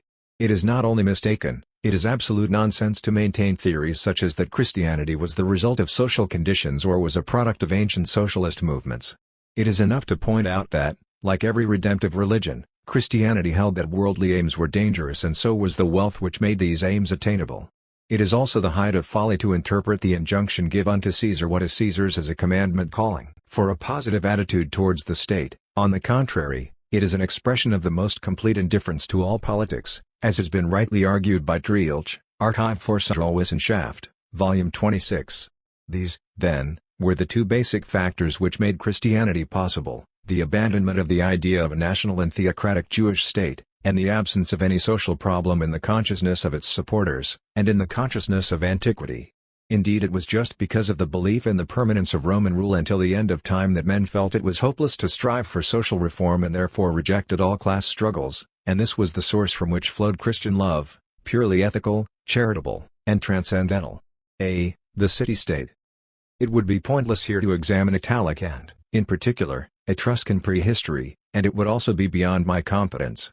In Etruscan studies all Helbig's conclusions have been challenged by archaeologists, but no resolution of these differences is possible as long as the circa 8,000 extant Etruscan inscriptions remain undeciphered. Furthermore, it has been argued convincingly by Fort Wengla, Modestov, Skutch, and others that the Etruscans came by sea from the eastern Mediterranean, but to an outsider this seems like saying that the Normans came from Sicily because documents show that they lived there, as documents show that the Dershia known to the Egyptians lived in the eastern Mediterranean and fought sea battles there. The Greeks too were active as far as Corsica and even beyond. Etruscan culture centered on the polis, and expanded swiftly inland from Tarquinia and Car. This fits the general pattern we have met elsewhere, and was probably the result of commerce and Greek influence. The latter is not doubted by any scholar. However, other aspects of the problem touch on topics accessible only to specialists. The close similarity between Etruscan haruspices and their Babylonian counterparts, along with an old tradition among the Etruscans themselves, are the two strongest arguments for an East Mediterranean origin, while the two strongest arguments against it are the lack of any trace in the East of a related people or culture, and also the fact that although the Etruscans from the first assumed the role of cultural intermediaries in Italy, they borrowed their script from the Greeks rather than from an Eastern people. The Etruscan state was strictly aristocratic and theocratic, and the people were divided according to clan and descent. Certainly the Romans were much influenced by this, and they themselves believed that they had learned surveying from them. Etruscan influence may also lie behind the development of clientage, the authoritative position of Roman magistrates, perhaps also that of the family head. Etruscan society was metronymic. These influences would have been felt when Rome was a city ruled by Etruscan kings. Note, too, that the name of Rome is now considered of Etruscan origin, as are the names of its old tribes, Tities, Ramnus, Luceres. But the extent of Etruscan influence is still as sharply disputed as ever. In any case, the Etruscans did not keep pace with the Romans in developing into a hoplite polis, Just as the Cibeli did not develop from a peasant state into a city-state, and as a result both peoples were subjected by Rome's disciplined hoplites. I shall not attempt here to advance hypotheses about the regal period and the nature of the monarchy. Nor can I solve such problems as, whether the Solaires, from Greek Kels, horse, were the old royal bodyguard. The legend about the robbers who joined Romulus suggests other analogies, whether the position of the artisans, Fabri, in the Centuriate army, in which they voted with the first or, as others argue, the second property class, arose out of military liturgies owed by artisan clans who had been settled by the king, or was rather a result of the reorganization of the states on the basis of a hoplite army. Little is known, too, about the early period of agricultural development in the free Roman polis. We can, however, see that the patrician clans were the only ones to have full political rights in the feudal city-state of early times, and that their position rested on the same economic basis as did that of the dominant clans in Greek cities, cattle and slave ownership, and a monopoly of non-local trade. Thus the pre-Servian and even more the Servian wall, 4th century BC, included an area which bore no relation to the actual territory of Rome, and the disproportion is even more striking if one regards as Roman only the actual Ager Romanus. But Rome in its early period did not advance beyond the stage characterized by a deficitary balance of trade, at least not to any significant extent.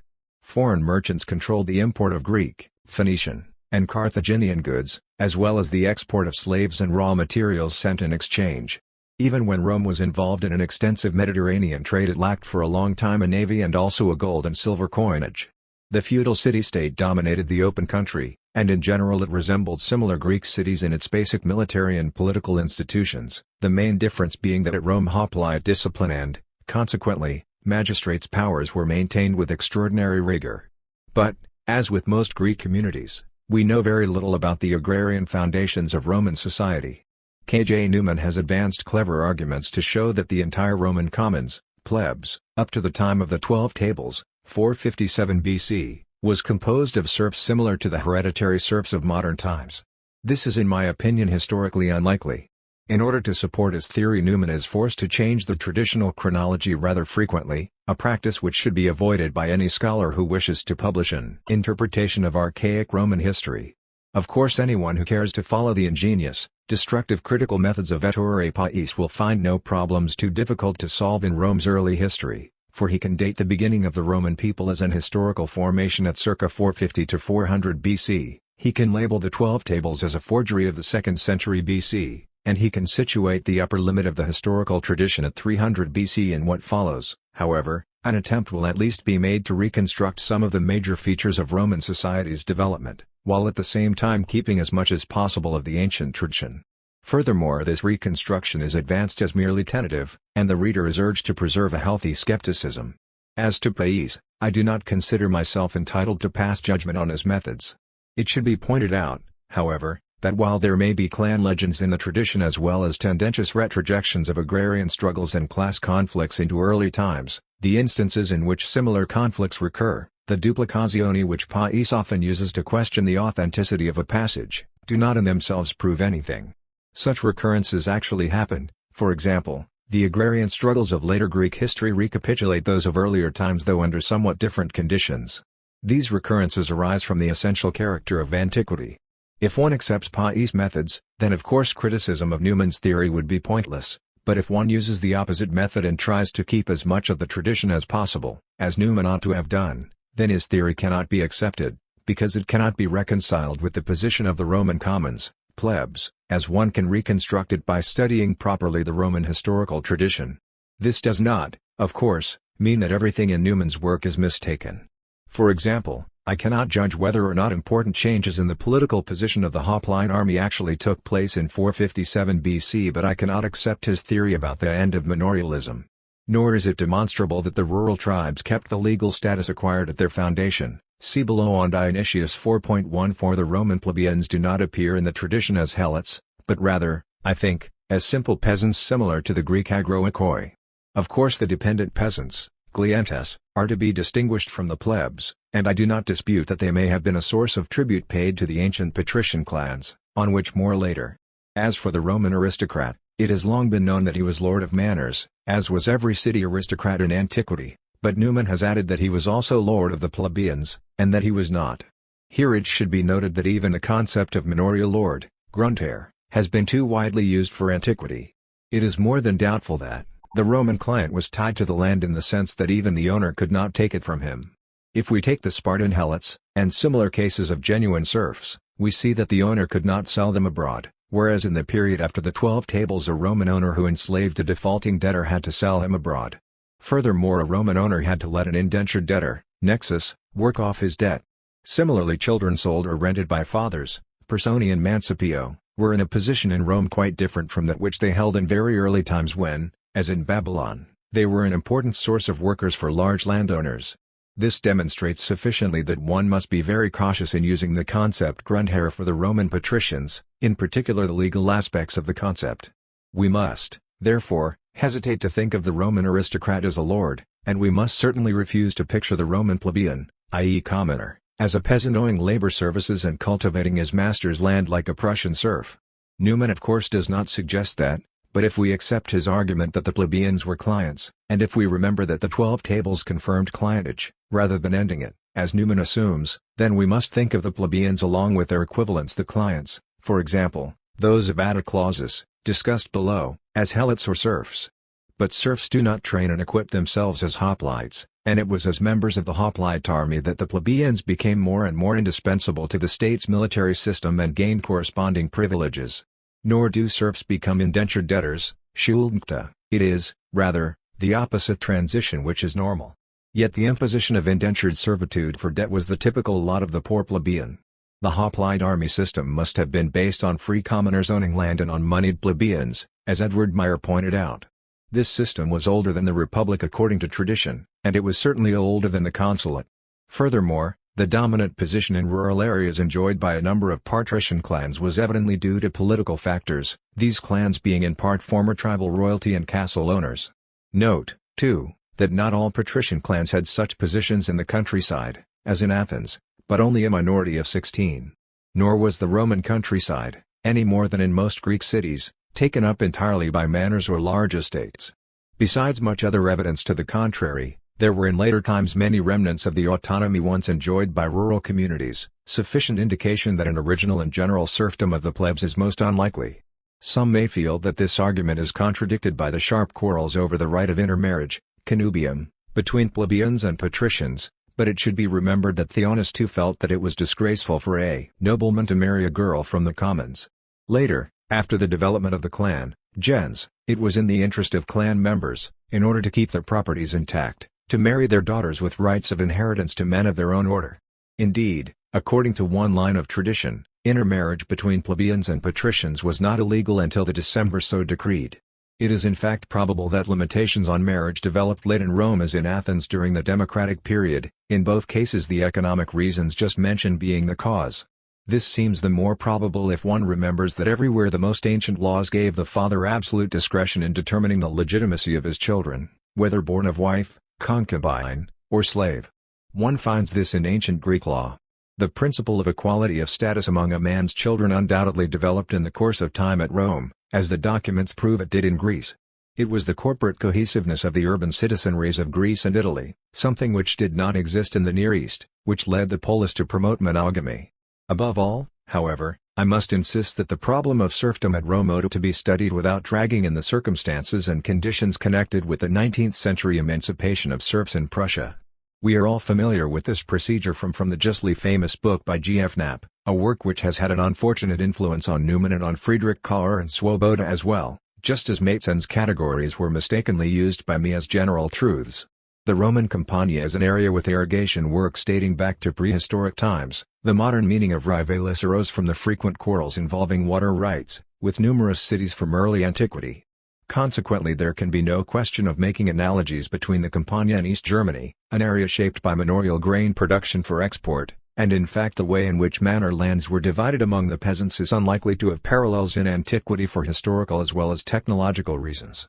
It is of course probable that in primitive Rome, as in Greece and the Near East, the community held land in common and the peasants acted together to exercise sovereign authority over members' lands, as in Greek polis in historical times. This was certainly the case, reasoning from analogy, where the group saw itself as a military community. In such a polity it was necessary to reach communal decisions regarding members' sons, either to assign land or else make some other provision. If a son did not emigrate to conquer land for himself, then his father asked the clan council of the city-state to assign him land, otherwise he joined the landless masses, proletarii, from proles, offspring. We cannot know how these matters were first handled in the rural districts, Pagi, but certainly new divisions of the land could and did occur. It is also probable that the ancient princely houses of the tribes, later transformed into aristocratic clans, used their power to intervene in the disposition of land among the peasants while at the same time withdrawing their own lands from community control, as occurred in the Greek phratries. This would explain the passage in Pliny the Elder, Natural History 19.19.50 Loeb, in which he says that in the 12 tables the term villa, traditionally used for an aristocrat's estate, was replaced by hortus, fenced garden, and heredium, hereditable land, indicating that all villa land became fenced and inheritable. The removal of land from control of agricultural communities and the transformation of all allotments into hortus land subject to private ownership, dominium, that may well have been the historical significance of the reform of Rome's legal system by the 12 tables so far as agricultural conditions are concerned. Yet all these matters are entirely different in character from those connected with the manners worked by serfs in medieval and modern times. Furthermore, we must distinguish carefully between clientage and serfdom, the bondage, that is, which appears in Rome as the result of indebtedness secured by personal liability, nexum. Clientage arose in Rome, as in Israel and elsewhere, when a person without property put himself under the protection of a prince or a landed fellow citizen, as will be explained later. It is quite true that any citizen of low status not acquainted with the law, in other words, any peasant, might find himself obliged to seek the help of gift-consuming dignitaries in a legal matter, see Hesiod's remarks on this. But such recourse did not make a man a serf. On the contrary, the free clientage of the later Roman Empire probably developed out of this, and in fact the voluntary patron-client relationship existed at all times. Thus we see that in all our sources there is a sharp contrast between clients and plebeians, so much so that, for example, Oberziner regards the plebs as a conquered, non-Italic people and the clients as an Italic people that had immigrated with the aristocracy. Oberziner's theory is attractive, and apparent support for it is afforded by certain phenomena such as the absence of legal marriage, connubium, between clients and plebeians, the two methods of burial attested by the 12 tables, and so on. Other sources, however, seem to indicate the equivalence of clients and commoners, namely those passages in a few late texts which appear to assert that in early times all commoners were divided among the clan chiefs, patres, as clients, that is, much like the helots in Sparta or the serfs, oikes, in Crete. But in fact it is exactly these passages which prove that the texts are obviously projections into the past of later theories. Certainly it is clear that if the peasants were treated as clients of the state, like Sparta's helots, then they could never be used for private farming operations. The Spartans were rent receivers, rentner, not landlords, Gutscheren. Even in these tendentious texts, patronage is presented as an institution designed to protect citizens of lower rank who are at a disadvantage. It is implied in legal proceedings. In one of these sources it is even stated explicitly that the choice of a patron was free, cf. Th. Mommsen, Römisches Staatsrecht, Volume 3, 1, Leipzig, 1887, p. 63, n. 4. To sum up, then, from the evidence of the sources and also on the basis of what the facts indicate as probable, one can say that while the 12 tables and the legislation which followed reflected a victory of the peasants over the aristocratic clans, it did not mark in agrarian life the dissolution of a lord-peasant, i.e. patron-client, relationship, but rather the elimination of the ancient local communal groupings for individual settlements in villa which later became dominant. The significance of this change is discussed below. The village, which later became completely foreign to the Roman administrative system, had from earliest times been the unit of human settlement. Some have maintained that village settlement was not everywhere the original form, and that in contrast to Germans and Greeks, the Italic peoples originally settled in separate farm units. There is also an old formula still used by many archaeologists, that the Germanic peoples settled on farms while the Mediterranean peoples settled in villages, but this comes from complete ignorance of German settlement and from a misunderstanding of a rhetorical expression in Tacitus. The idea that the individual farm, villa, stood at the beginning of Italic and, especially, Roman development, a thesis which even Schulten supports, is not sustained by any text or probability, and it is contradicted by Greek analogies, by the conditions of the other Italic peoples, and by the patterns of prehistoric settlement. The division of the land into separate units, fundi, comes late in Rome, and the fact that the Roman surveyors termed these units contiguous occupied properties, Continue possessions indicates clearly that they were formed when the old system of land use gave way to individual settlements. The villa derives from the feudal castle lord, not the peasant. Shelton's valuable monograph has demonstrated how the power to make allotments, assignatio, was used to abolish the old rural communities and villages root and branch. Greek city-states such as Athens were able to use the rural districts, dima, as units of local administration, but Roman practice avoided this completely. When allotments were made, the ancient rural units, pagi, were ignored and sometimes even cut across. We see this in the field systems of Piacenza and Valley as described on the alimentary registers.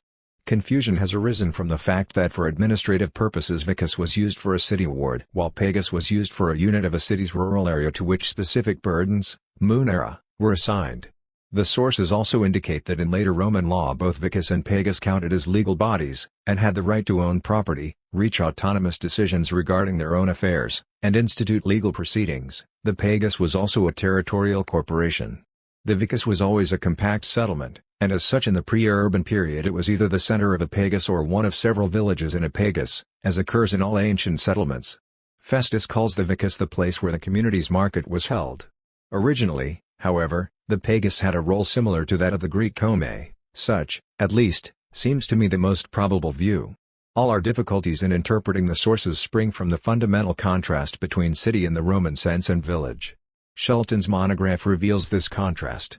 It was the later field system which caused this contrast, for it was the very opposite of a village system. From this it follows that the pagus had no function in historical times in registering the ownership of private property, as Shelton justly maintains against Mommsen. In particular its main function, the purification of the district, lustratio pagi, was a purely religious ceremony designed to ward off evil and had nothing to do with ownership. Similarly the power to issue ordinances possessed by the pagus in later times was, so far as is known, concerned entirely with religious matters. For example, the ordinance on women's hairstyle issued by a pagus, as Pliny records, is expressly motivated by religious considerations. Of course it is also true that the limitation of the pagus to matters of this sort not only sprang from Roman reluctance to erase ancient cults but also preserved rudiments of an older social system in which the pagus counted for more. One also sees this in the fact that sources show pagi owning public carts, and it is quite probable that they originally had the market monopoly within their districts. The pasture land of the ancient village survived to some slight extent in the later common land, ager compascuus. The right to graze cattle on it was an ancient law, use, says Cicero, an individual right of each member of the community. Alongside this there was the public land, ager publicus. Later this was land that had been conquered, but in early times it was evidently the undistributed wasteland. This has been doubted, but for no good reason. As in the primitive period of the Germanic peoples, every member of the tribe had the right to clear a share of this common land and he kept possession of this occupied land, ager occupatorius, as long as he kept it cultivated. This ancient right of occupation was later extended by the hoplite state to cover conquered land, even though it might already be cultivated and fruitful, insofar as this conquered land was not set aside for private allotments or financial exploitation through leasing. The fact that a regulated form of land development was established, similar to that used in the United States when the Indian lands were made available to settlement, and also the fact that a certain tax on crops was levied as compensation for the state, does not alter the reality that this represented an extension of squatters' rights over an enormous area which had been conquered. The crucial element in the matter was the occupation of the land, as the terminology used reveals. The legal regulation of the process was secondary. We know very little about the particulars of life in those settlements of long ago, when the peasants lived entirely from the fruits of their labors. Very likely there was no land entirely inheritable and entirely alienable as in later times, but there were probably some lands tied to families here as elsewhere. We can be sure that some patrician families had these rights, and they probably were also held, in weaker form, by peasants too. There is, however, no secure evidence on these matters. In the legal procedure which was used to declare a person unfit to manage his affairs there is a reference to dissipating one's ancestral estate, bona paterna avatake. This reflects the disapproval felt towards selling one's inherited land, a trait found in all legal systems shaped by militaristic considerations. It is, however, not a sure proof that originally there was a legal distinction between inherited and purchased land with respect to alienability. Probably developments at Rome were not fundamentally different from those in Greece, and in any case it is certain that in Rome as in Greece there existed landed property both hereditable and transferable at the dawn of recorded history. The legend that Romulus gave each citizen a heredium of 2 gera as their only hereditable, note, not alienable. Property is no proof against this, for it is clear that this was not the only land in peasant ownership. On the other hand, one cannot accept the idea that this land was cultivated by laborers for daily wages, as Edward Meyer argued. The heredium was, rather, a garden plot, hortus, hereditable land set aside for the cultivation of a single small family, the sale of which outside the family was restricted for political reasons. As to its origin, there are three possibilities. The first is that when a city was founded by union of villages, synoikismos, or by executive action of a city government, the plebeian living in the city and not part of a clan, gens, but nevertheless valued as an artisan or merchant, was granted a garden and rights to the city commons but not a farm. Such grants were made in many new German towns of the Middle Ages. We can also imagine that grants of this kind were made by the Romans when citizen colonies were founded in early times.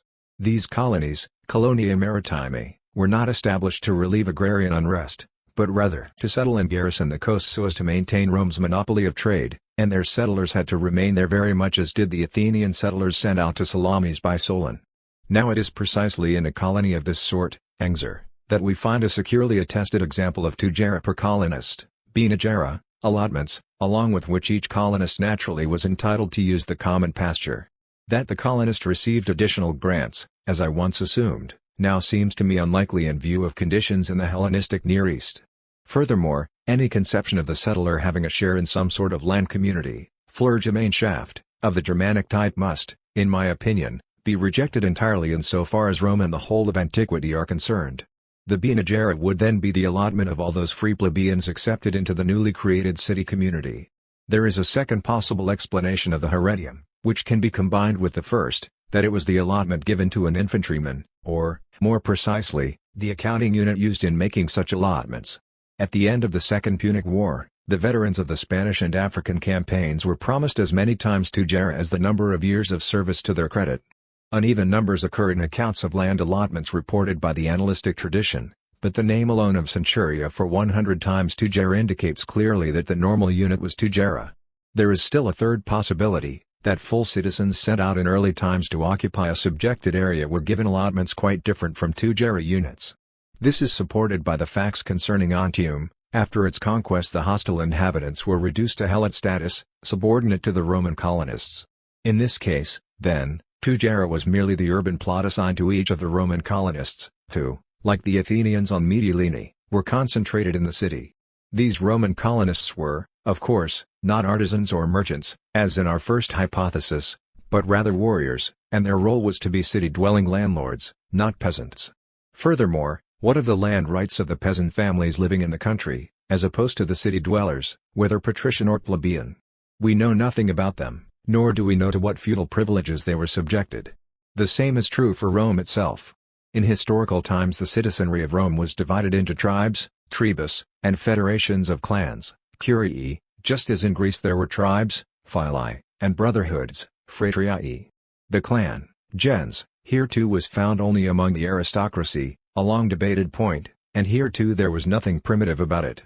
Rather it arose out of social differentiation, the process in which aristocrats came to possess cattle, precious metals, land, and slaves, and on the basis of this wealth developed a lifestyle characterized by knightly manners and military training. There can be no doubt that here too clans were formed by accumulating property, stressing kinship, and the associated phenomena, and here too they developed first among the families of the ancient tribal chiefs, which had become castle lords as in Greece. Indeed, it was the unification in a single urban community of these castle lords which constituted the political achievement of archaic Rome. Some families entered the community voluntarily. The most famous example was the clan of Attaclausus, which was incorporated into the clan federation as the gens Claudia and received a stretch of territory as a land allotment for Atta and his clients. Other groups entered under compulsion after their castles had been leveled. This development explains why the 16 ancient rural tribes each had the name of a clan.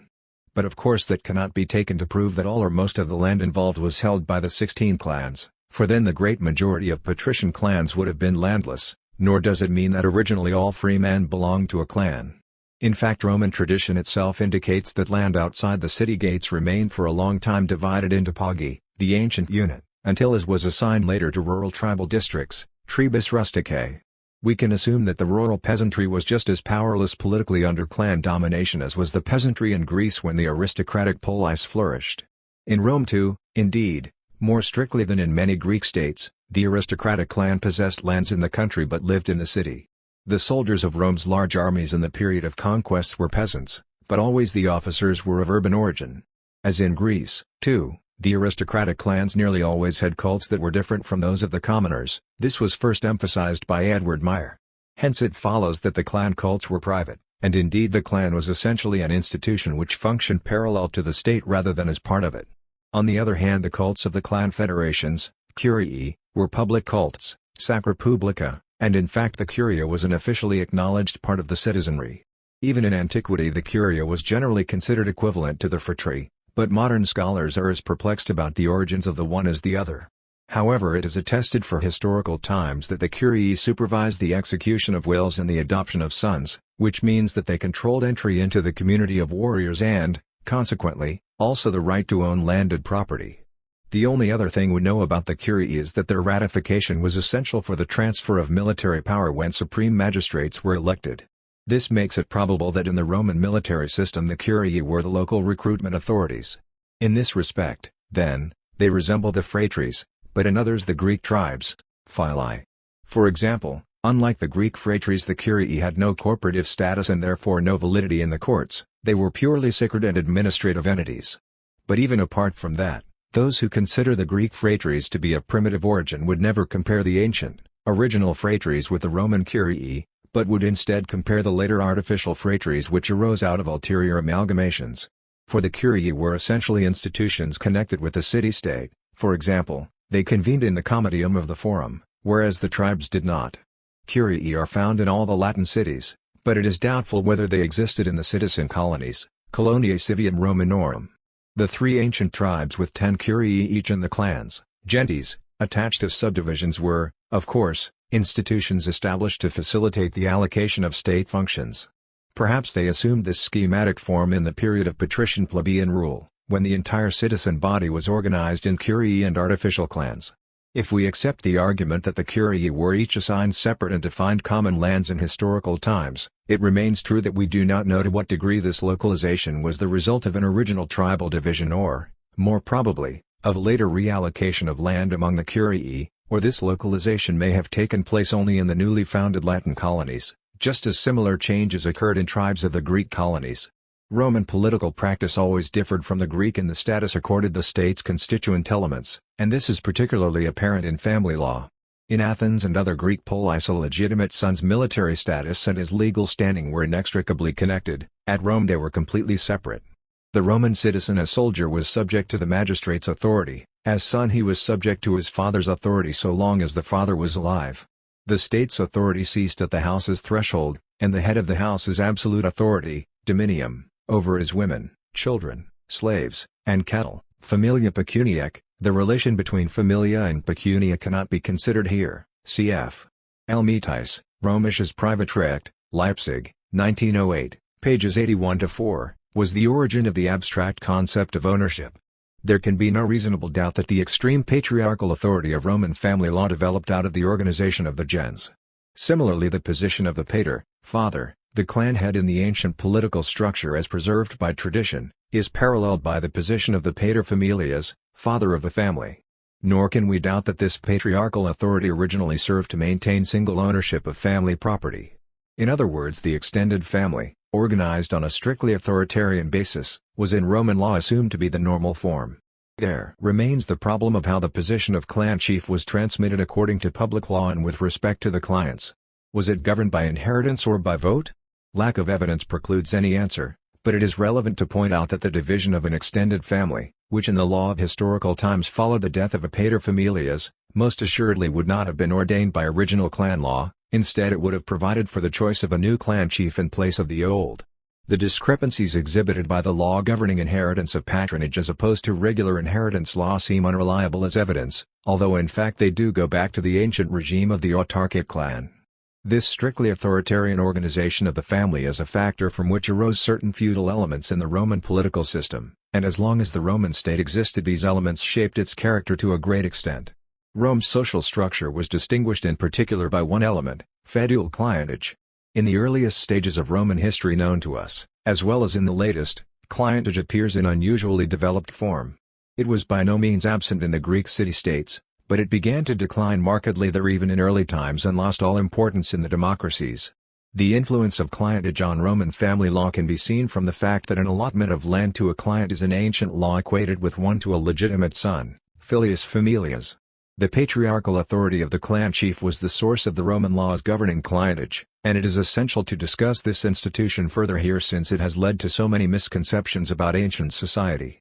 Everywhere in antiquity, and of course not only in antiquity, the original state of affairs was that those who had no property had no rights. Property here means a share in a community's common lands. Thus in Egypt the pharaoh complains about the man without a residence, who put his belongings on a mule and went from landowner to landowner in order to get the most for his labor. In ancient Israel the landless man was the archetype of the metic, in Greece he belonged to the class of bondsmen, thetes, and dependents, pelati, and in the Rome of the clan state he put himself by appeal, applicatio, under the protection of a wealthy clan chief, pater, ready to accept him or else appeal to the king for protection, as is reported for the regal period. When the process was completed by the formal acceptance, susceptio, of the patron, a relationship was established which, like the amnich of ancient Egypt, differed from slavery on the one hand and vassalage on the other in this, the reciprocal duties of patron and client were regulated by a traditional, rather rigid code of rules, but this code had a religious sanction and was therefore not included in the civic and secular law of the city-state. Nevertheless, because it was of such great importance this code could not be simply ignored. Thus the 12 tables curse the patron who is not true to his obligations to his client, si clienti fraudem fecerit, just as the son who strikes his father is cursed. In both instances the case was not within the competence of a state court. As late as the laws against extortion, enacted in the period of democracy and world empire, attention was paid to the question of whether there existed between two persons the patron-client relationship, in fide esse, and even in the digest the slave laws use the expression to be under the protection of his master, in fide domini esse, though of course by then slavery was crumbling and the expression was used strongly, without any direct bearing on ancient clientage. The concept of honor, fides, governed the relationship between patron and client, just as in medieval times, but in medieval Europe, and Japan, it is the fides of vassals which is mainly praised, ethically valued, and clearly defined by feudal law, for the vassal was a self-reliant knight or even prince who equipped himself and was in fact not dependent on his lord, and so he was always subject to the temptation to break away from his obligations. In ancient Rome, on the contrary, stress was laid mainly on the fides of the lord, for in historical times the Roman client was like the holder of a bureaucratic or service benefice under the Mesopotamian kings, or like the warrior, machimos, of the pharaohs and Ptolemies, or even the colonus of the later empire, in short, a man of low status, a vassal subject to plebeian law so to speak, who was nothing without his lord and certainly could do nothing against him. There is extant a law from the regal period, lex regia, which stresses mutual fides. This may indicate that in early times there existed a more elevated form of vassalage, similar to that of medieval Europe, and that the position of the client was depressed later in the hoplite state, but that problem cannot be discussed here. In historical times the client owed his patron respect. Originally it was obedience, attendance in war, and economic aid for special expenses. The latter included dowries for daughters, public liturgies, munera, and ransoms from imprisonment. The need to raise a ransom was an important matter in antiquity. It figures in Hammurabi's code as it concerned vassals, and at Athens a special procedure for collecting ransoms through subscriptions, aranoi, remained in use. The client for his part had a claim on his patron for 1. Aid in economic emergencies and 2. Protection, in particular protection against court proceedings, for as long as the law classified him as a metic, in other words, a foreigner, he was legally unable to defend himself in court, and indeed in later times he was in actual fact powerless to do this anyway. This explains why even in the law of historical times every sort of legal proceeding between patron and client is excluded, because of the feudal and honor-bound relationship existing between them, and this extended even to matters involving penal action. Originally, of course, any sort of complaint was excluded. Similarly neither patron nor client could appear as a witness for the other in court. The feudal tie between patron and client is particularly evident in the fact that a client's estate was inherited originally, it seems, by the patron or his gens, and also in a connected phenomenon, the prohibition against a client's female dependent marrying outside the circle of clients of the patron's gens. Clients could be of advantage to the patron in various ways. 1. The client might be a source of income, for he paid contributions, escheat fines, and marriage consent fees. In later times it was considered improper to exploit a client as a source of income, but of course we cannot be sure that was always so, and considering the fact that clientage changed its nature completely in the course of time, the reverse is probably true. 2. The client could be a source of labor services on his patron's manor, but here again and for the same reasons one cannot be sure whether this was originally so. Nor can one make use of analogies here with the freedman clients of later times, for this institution, so fruitful for later developments, did not make the duty of protection incumbent on the patron, and that was the crucial element in ancient clientage. This question is connected with another, the significance of clientage for agrarian developments. It has been argued, and it is very likely correct, that the institution of precarium arose out of the law of clientage, or, to put it more precisely, precarium was the concept in civil law which covered leasing according to the laws of clientage. Property held by grace was involved, that is, property held on lease but without any contract which a civil court would acknowledge. The tenant was protected by the law against any third party, but his landlord could turn him out at any time. That is a characteristic way of solving the problem of the relation between feudal law and civil law, even to the provision which protects the praeserium holder against third parties, something the colonists of later times did not have in civil law, see below. So characteristic is it, in fact, that we can be sure, though no source attests it, that the patres, the chiefs of the clans of the city aristocracy, were so called because they were accustomed to assign, attribuere is the technical term of feudal law, lend to men without property, tenures.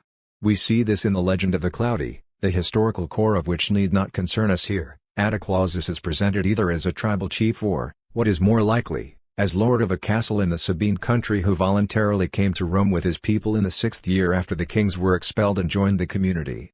It should be noted, incidentally, that his Sabine home, Regillum, has never been identified, indicating no doubt that it was a lord's castle, not a polis. When he came to Rome with his clients, the legend exaggerates their number to a ridiculous degree. One need only see the country round the Tiber to realize this. He received a burial place on the Capitoline and a large expanse of land. Of this he kept, we are told, 25 gera for himself and gave each client 2 gera.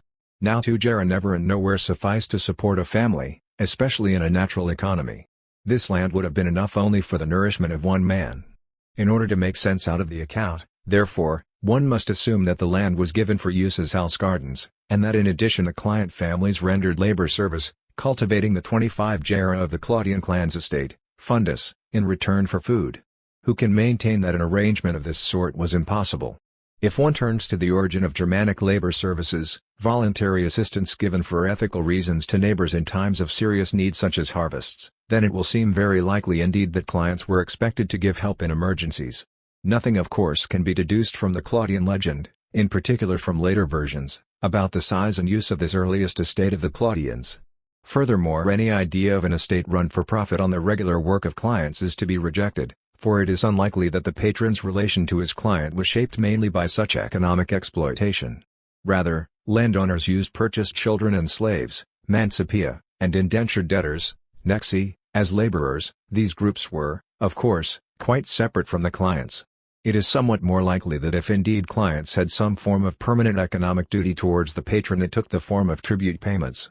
From a remark in Plutarch we can deduce that a Lycurgan law established reciprocal obligations between Spartan and Helot, and comparisons can also be made with the serfs in other Greek states. The oikes of Crete seem, as one might expect, to have resembled Roman clients in their position. The Spartan as well as the Cretan serf paid traditional and fixed tributes, the Helot paid 1/2 his harvest, and along with this also rendered purely personal services, and yet they were not an economically exploited labor force on land worked for profit. Yet one must not forget that Rome's social structure was from the first entirely different from Sparta's. Thus the aristocratic gens at Rome did not have any institution similar to the Spartanism which rested entirely on education. In ancient times the Roman client was equated with the Athenian dependent, pelots, and rightly so, though the present tendency to equate the Athenian dependent with the Athenian sharecropper, hectomorios, must be rejected. The dependent was a man without land, therefore a metic in need of protection such as could be afforded by a landowner. But, despite the similarities, the Roman client's position differed in that more emphasis was placed on the non-economic obligations owed his patron, especially the duty to accompany him to war in the days of single combat between knights of the Homeric type. Clients therefore had a position somewhere between retainers and helots. We can compare the captain, senior, in the Carolingian army, who advanced at the head of his men, and the Spartan or indeed any Greek hoplite, who was served by helots or slaves. Those are sharp extremes, and in the middle would be the squire, knappa, of a medieval knight. The Roman client of early days seems to have fulfilled a military function very similar to that of the squire, at least that is the somewhat vague impression which one receives. Certainly the client was closer to the squire in status than to the Homeric charioteer, who was a true comrade of his lord. As long as military tactics centered on single combat between knights, the Roman patrician advanced to battle at the head of his clients, and so did the Etruscan and Sabine. The highest honor was to have defeated an enemy commander in single combat and win his armor, spolia opima. Not only that, on occasion a clan, gens, even conducted hostilities on its own, as when the Fabii with their clients mobilized and marched on Veii. The reason why the Roman client was entirely dependent as compared to the medieval vassal is that he was equipped by his patron, just as the medieval squire was equipped by his knight. This relationship continued to exist as late as the Gracchian period, at least as far as commanders were concerned. For example, Scipio offered his clients for the campaign against Numantia, 134 BC. In the period of the civil wars, circa 50 to 27 BC, the coloni played a similar role. However, when warfare came to depend upon the classis, the hoplite army, then clientage lost its military importance.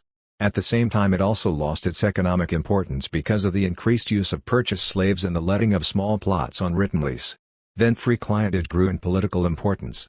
Free clientage may have existed from the first alongside the other, serf-like form. It was not feudal in character, but rather derived its forms from the ancient clientage and undoubtedly emerged because of the need to have the protection of influential men in courts. Nor was it limited to patricians or men who freed their slaves. At all times there were examples of families in comfortable circumstances who attached themselves to clans of the office aristocracy, nobilis, whether patrician or plebeian. They did this not merely to gain rights to the table of a wealthy man, but also to gain the benefit of his support in and out of court. Since the relationship was hereditary, the families maintained it even when they became wealthy, and this was ended only when and if a member gained a curule magistracy, since that counted as a reason for ending a clientage. In the 2nd and 1st centuries BC the position of clientage did not cast discredit on the client. This was partly due to the fact that as Rome became a major power, foreign aristocrats, princes, and allied communities entered into relationships with Roman aristocratic families to gain protection in court, and this relationship took the form of clientage. At the same time a new economic form of clientage was developed on the basis of the relationship between manumitted slaves and their patrons. We see this most clearly in the senatorial edict on Faecinia Hispala, which granted her, 1. The right to wear the dress of a Roman matron, 2. The right to marry outside the clan of her patron, gentis in nuptio, 3. The right to marry a free man without injury to his status. Contrary to the clientage of free persons, aristocratic feeling did not frown on the use of this new form of clientage for economic profit, and as we know it was so used by many. There were then various types of personal dependence, the free clientage of foreigners and natives, the clientage of freedmen, and finally slavery. Together they formed in the later republic the basis for the special position held by the Roman aristocracy of office, a position which has no parallel in history. The position of the Greek aristocracy was not comparable, because politics was on a smaller scale and it was more dependent upon the citizenry and its goodwill. Consider the examples of Lysander and Alcibiades. Even English aristocrats in the 18th century could not equal Roman aristocrats in power, although their position was structurally similar since it was based upon the high office of peer. For English law and custom never acknowledged as official institutions the completely personal patronage exercised by families over entire states. For example, the Claudian family was voluntarily accepted as patron by Sparta and Pergamum, and the patronage of victorious generals was imposed upon subjected cities and peoples. It was because of these relationships of personal dependence that Roman politics always remained semi-feudal in character, for the foundations of the power of the great aristocratic clans could not be shaken by the democratic decisions of the popular assemblies. The situation created by the political importance of clientage for the dominant position of the aristocracy in the period of the great class struggles of the 2nd and 1st centuries BC has been projected by the tradition back to the early period of Rome and to the struggle between patricians and plebeians. This resulted in two separate and in fact contradictory ideas: 1, that the plebeians were all clients of the ancient city aristocracy, so that client and plebeian were originally the same; 2, that, on the contrary, the power of the patricians over the plebeians rested upon the votes of their clients in the assemblies. It may be that neither of these traditions is accurate, and certainly the second must be false. There may be some element of truth in the first, but we cannot know what period it concerns, for we are ignorant of how and when the clients were accepted into the voting units of the citizenry. Apart from all the difficulties discussed above, there remain more basic objections to the equation of plebeian and client.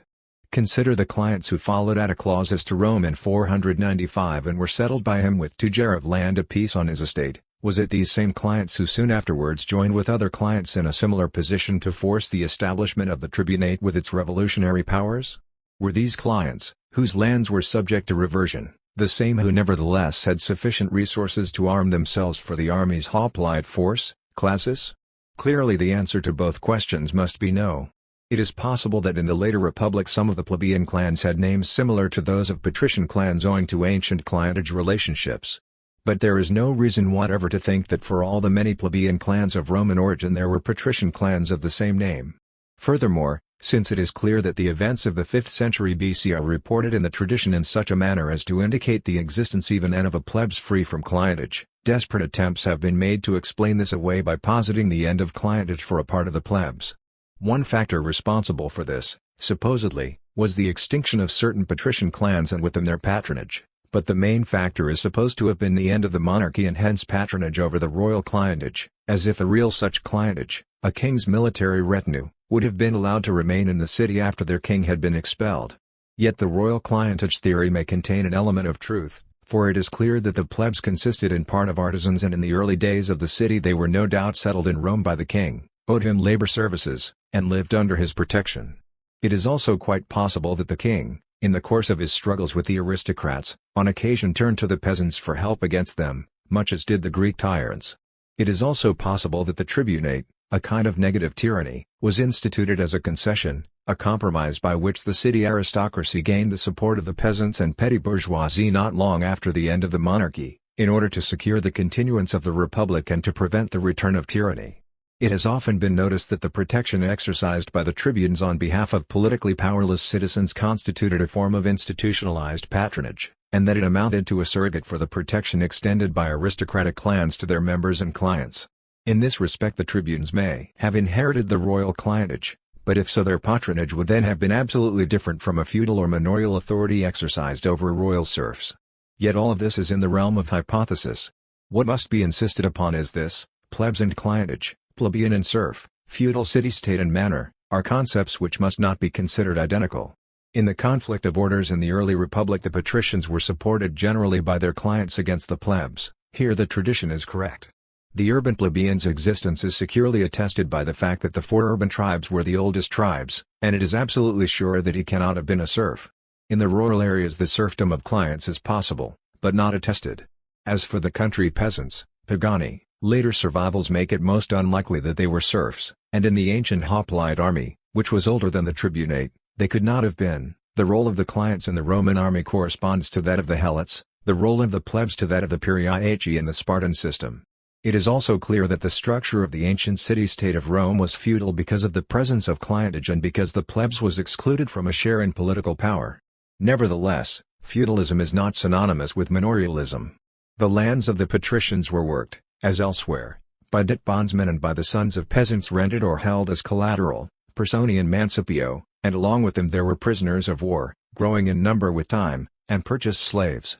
It is possible that in early times clients holding land by grace, precaria, also rendered labor service at times of need. Rome exercised a great attraction on lords of castles like Atticlaus who moved to the city and joined the community. Certainly in early times this was not due to a desire to share in its public lands, at that time relatively small in extent. In fact the later eminence of the Claudian clan did not spring from the original grant of land it received. Rather, both phenomena, the assimilation of the Claudi and their later eminence, had a common origin in the character of Rome as a center of transit trade, a town where one could gain wealth through the exploitation of slaves, lending on interest, participation in trading ventures, and the like. It was continental expansion, which went hand in hand with the victory of the plebs, which put an end to this. The facts reported concerning Atticlaus serve only to show clearly how small the manners of the ancient Roman patricians were imagined to have been, but in fact the ancient tradition may very well be correct. According to the tradition the 16 rustic tribes with clan names were established circa 450 BC. If this is true, and if we accept the traditions as figures for the extent of Rome's territory and reckon it at about 50,000 to 60,000 hectares in extent, Then, each rustic tribe had a territory of circa 3,200 to 3,500 hectares. These figures seem quite reasonable. Now the agricultural territory subject to Rome probably included at most 30,000 hectares. From this we deduce that each of the 300 senatorial clans, using the figure given by the ancient tradition, had possessions somewhat in excess of 100 hectares, assuming that they owned all the land, and also the right to use the commons. If we compare this with conditions in the German East, then the size of a patrician holding seems to do no more than approach what we would consider a large estate. However, one should remember the size of the estates held by Attic aristocrats. The highest class was defined as having at least circa 50 hectares, Alcibiades inherited 30 hectares. Of course the figures here are only hypothetical examples for discussion. I do not mean to imply that the Roman patricians must have owned all the land, for their income, like that of every ancient city aristocracy, was derived partly from specifically urban sources, trade, and partly from ownership of cattle, for which they had the use of about half the lands in the ancient pagi, which were set aside as grazing commons, compascua. Furthermore, as a result of the increasing money power of the aristocracy, two tendencies we have encountered before set in at Rome as well. Ownership of land became concentrated, and more free peasants in the pagi were reduced to debt bondage. The presence of these debt bondsmen was regarded as a serious threat to internal stability, as we can see from the provision of the 12 tables specifying that debtors who were personally liable and had failed to make their scheduled payments had to be killed or else sold abroad. Trans Tiberum, Greek creditors, on the contrary, were allowed to keep them as slaves. To sum up, it is out of the question that the ancient patrician estates, as pictured in the tradition, were larger or even as large as the estates cultivated by slaves in Cato's time, which were about 60 hectares. We must rather imagine them as about 30 hectares on the average, and an establishment of that size in the Campania probably could support 60 adults or about 20 nuclear families. This calculation is based on several assumptions: that the land would be planted in spelt, that it would be cultivated well, and that the figures for the daily ration of soldiers and slaves, converted from wheat into spelt, given by Polybius and Cato constitute a valid basis for reckoning. Besides the 30 hectares one must also include a. Common grazing rights, for the production of milk, cheese, and wool, and b. Forest rights to get wood for heating, building, and tools. These factors together give a quantitative picture of the rural establishment of a Roman clan, gens, as presented in the tradition. What remains unknown is the relationship within the clan between free men, clients, and slaves. There were about 300 patrician clans, gentes, and if our figures are correct they must have occupied altogether close to a third of the arable land in the Roman state. The remaining two-thirds would have supported between 3,000 and 5,000 peasant families, depending on the average size of farm which is used for calculations. These are maximum figures, based on agrarian data without regard to other factors, but if we suppose that Rome's citizenry had to be supported by food grown entirely on Rome's own territory, ager, then it is obvious that the figures given must be reduced. My estimate is that there would then have been 2,000 plebeian peasant families of 6 to 8 members each, and of these at most a half would have had the wealth to support a hoplite, equivalent to the Zeugatai of Attica. As to the patricians, there were probably a little more than 100 clans with an average of 30 members each, varying of course significantly in lands and numbers among themselves. Each clan had perhaps 8 client families, giving a total of 800 client families with 4 to 5 members each. The basis of this estimate is in part the fact that in Attica the highest census rating of 500 bushels was equal to 8 or 9 times the minimum needs of a family.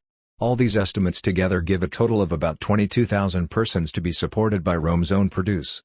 The figure cannot have been much more, for then we would have to assume that a very large portion of Roman territory, Ager Romanus, was cultivated, so large in fact as to be quite improbable.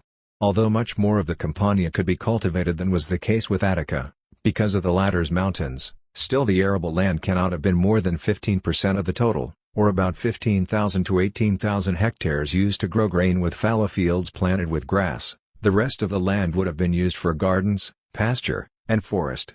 Since, however, throughout the history of Rome as a city-state it was never necessary for the community to live on its own produce, nor indeed was it ever in a position to do so, we must more than double our estimate of the number of people who could have been supported on Roman territory in its city and country. This applies even to the period of stagnation which preceded the wars of conquest. Furthermore, the possibility of producing market crops means that we must increase our estimate of peasant numbers. All the above is of course entirely hypothetical, and its only justification is that it allows us to use the traditional accounts to reconstruct past conditions and translate them into figures. Yet it must be emphasized that our estimates are tentative, and that everything in them is uncertain. Indeed, we do not even know to what degree the ancient territory of Rome, Ager Romanus, was ever identical with the area controlled by the Roman state. From the first, the Roman plebs did not consist entirely of peasants. There can be no doubt that some plebeians were, by contemporary standards, wealthy persons with property in both city and land, and in fact it was they who provided the leadership of the plebs. Essentially, the plebs was that part of the citizen body which was excluded from offices, priesthoods, judgeships, and army commands, the people who did not belong to clan groupings and were peasants, artisans, and merchants, some of whom became rich while others remained poor. Hence it can be seen that the conflict of orders in the early republic was a social struggle only insofar as it concerned debt law, though this was, according to the tradition, less important at Rome than it had been in Greece, otherwise it was a political struggle. To understand this, we must remember that from the first, plebeians were entirely outside the clan structure, for at Rome, just as in Greece, the clan, gens, arose out of the artificial preservation of the community of goods among people living in the same house. The actual chain of causation was the same at Rome as elsewhere. It was not because they were plebeians that they had no clan, but rather it was because in earliest times they had not entered the circle of wealthy and powerful clans that they became plebeians. Then later, when a compromise settlement was reached between the orders, the plebeians gained the right to form clans and thereby entrance to the clan federation, curiae, to establish their own clientages, and to other clan institutions. Yet there continued to exist the ancient distinction, resting on feudal law, between two kinds of inheritance. The patrician inherited according to his clan rights, gente, the plebeian according to family rights, stirpe, and even in the late Republic this opposition figured in the conflict between the patrician and the plebeian Claudians over the estate of a freedman. According to tradition, the aristocracy was broadened to include a new group of rich families in the regal period, and in fact this must have occurred at some time. This new aristocracy, the so-called lesser clans, gentes minores, counted as patrician, and the reason for their incorporation was undoubtedly to double the army. Thus the lesser clans manned the later companies, centurii posteriors. The feudal character of the Roman state was so pronounced that all free citizens were compelled to take clan names, and eventually this brought them into a clan federation, curia. Note the difference here between Rome and Attica. There the associations, origins, of non-noble phratry members were characterized by the absence of clan names. In any case, the political incorporation of the mass of plebeians into the body of full citizens did not take place by way of the curiae, but was rather the result of military developments, as elsewhere. Of course, these developments were to a large extent possible only because of certain economic factors, just as in Greece. The city's prosperity increased very early as a result of the trade treaty made with Carthage and the commerce which this treaty allowed Rome to monopolize. This prosperity explains why a city with such a small territory suddenly acquired an unusually large fortification, the so-called Servian Wall. It is of course clear that this wall dates from the 4th century, but even the older part, which excludes the capital and Aventine, encloses a very large urban area, unquestionably as large as that of Athens. The commercial significance of Rome by the early 4th century, when Rome was sometimes called a Greek city, is indicated by the fact that the Greek world had accurate information about the city's sack by the Gauls, and also, more eloquently, by the aid Massilia and other Greek cities sent to Rome to help pay the ransom demanded by the Gauls. But it was Rome's exposed position and the advance of mountain peoples such as Vosgians and Samnites which forced the introduction of disciplined infantry tactics. Hence, too, the decisive role of the hoplite phalanx in Rome's wars. Nowhere else was this innovation adopted with such thoroughness as at Rome. It was, in fact, the needs of hoplite discipline that led to the extraordinary power of Roman magistrates, a phenomenon which astonished the Greeks and which they regarded, quite rightly, as specifically Roman. A legendary story tells how a knight fought and won a battle in single combat and then, because he had broken ranks, paid for his breach of discipline with his life even though he was the son of an honored monopolize. This prosperity explains why a city with such a small territory suddenly acquired an unusually large fortification, the so-called Servian Wall. It is of course clear that this wall dates from the 4th century, but even the older part, which excludes the capital and Aventine, encloses a very large urban area, unquestionably as large as that of Athens. The commercial significance of Rome by the early 4th century, when Rome was sometimes called a Greek city, is indicated by the fact that the Greek world had accurate information about the city's sack by the Gauls, and also, more eloquently, by the aid Massilia and other Greek cities sent to Rome to help pay the ransom demanded by the Gauls. But it was Rome's exposed position and the advance of mountain peoples such as Volscians and Samnites which forced the introduction of disciplined infantry tactics. Hence, too, the decisive role of the hoplite phalanx in Rome's wars. Nowhere else was this innovation adopted with such thoroughness as at Rome. It was, in fact, the needs of hoplite discipline that led to the extraordinary power of Roman magistrates, a phenomenon which astonished the Greeks and which they regarded, quite rightly, as specifically Roman. A legendary story tells how a knight fought and won a battle in single combat and then, because he had broken ranks, paid for his breach of discipline with his life even though he was the son of an honored. Now the decline of the ancient military significance of clientage is connected with the disappearance of knightly combat. The army was transformed into a hoplite phalanx, classis, mobilization of the economic resources of all citizens became the key to survival.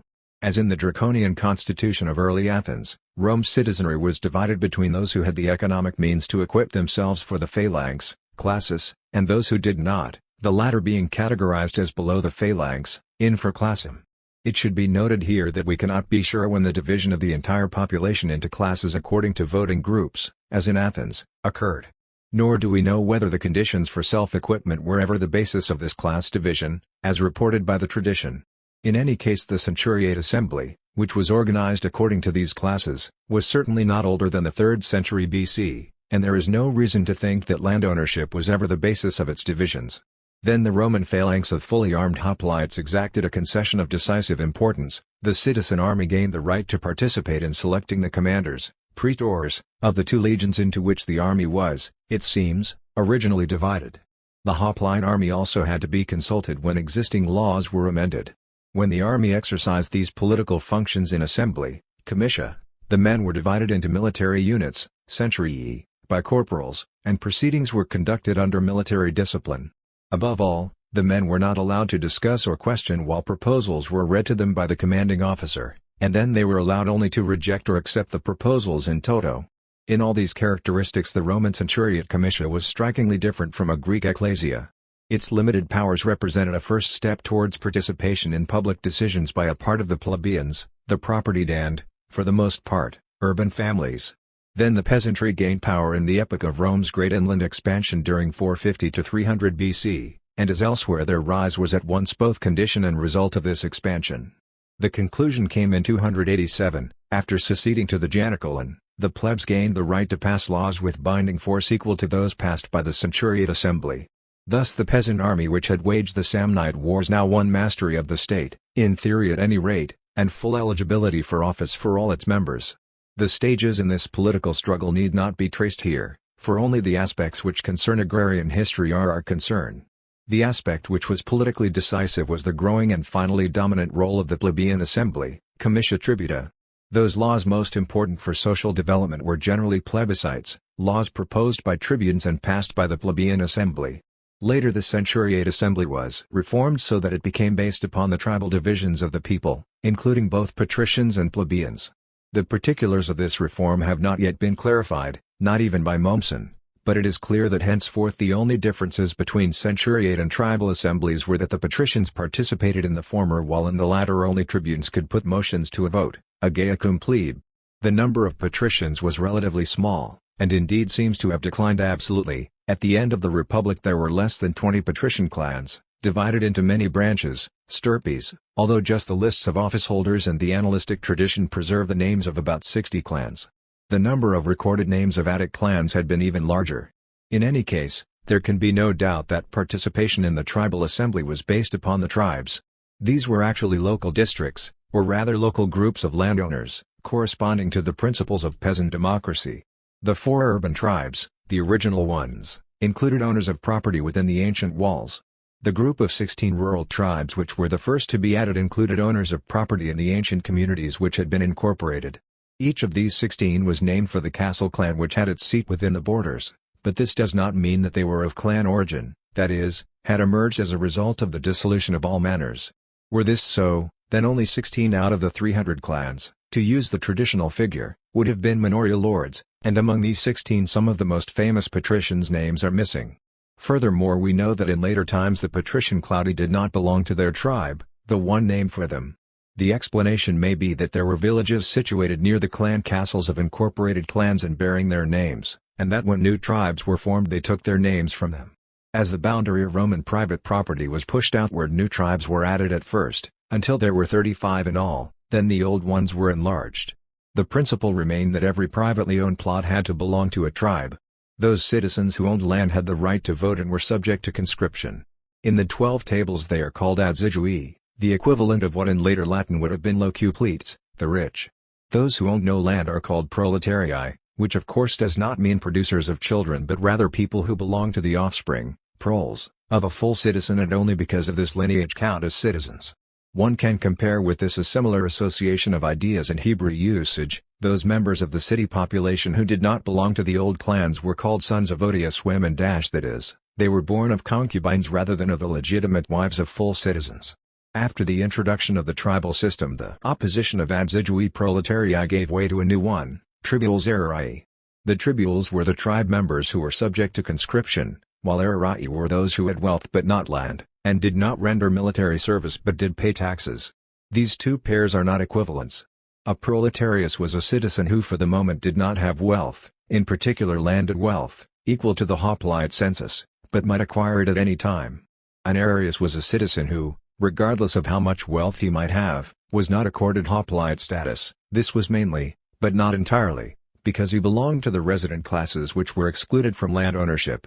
One such class was undoubtedly made up of freedmen, who were excluded from land ownership by city-state law. The basic principle in these matters is known to us, just as only citizens, proletarii as much as adsigui, could acquire landed property, so also, as originally in all medieval towns, only landowners could be tribules. This however does not mean that membership in the hoplite classes and therefore, originally, full citizenship depended entirely upon landed property, or rather upon the amount of landed property possessed. At one time I too inclined to this view, but it is mistaken. The earliest census ranking of Romans was evidently not based on landed wealth alone, for as in the Greek commercial cities here too a development occurred because of the need to mobilize all available forces for military service. Hence the conscription of those who were not adsigui, a group growing in numbers and wealth. In Athens during emergencies even the metics were conscripted. Of course, making persons subject to conscription necessarily meant according them the status of full citizens.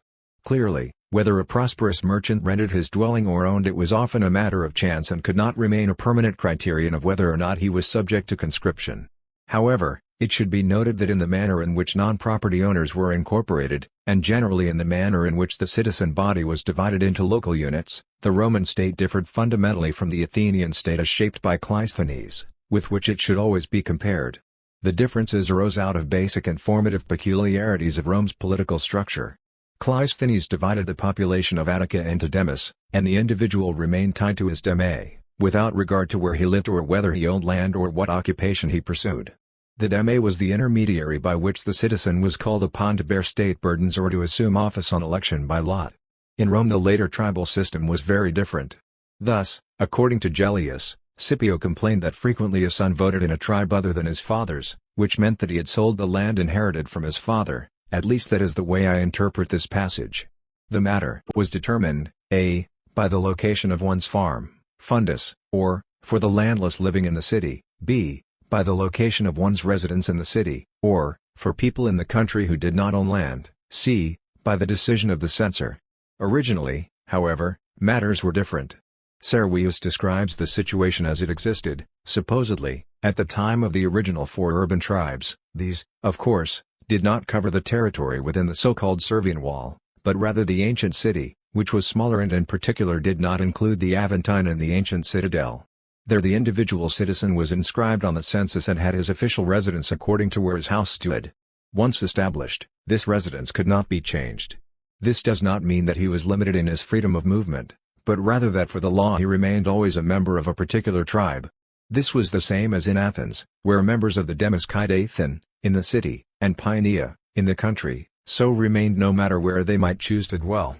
In that period the urban plebeians of Rome were entered in the census lists as if they lived in villages, hos per comites, to use Dionysius of Halicarnassus' striking and accurate phrase.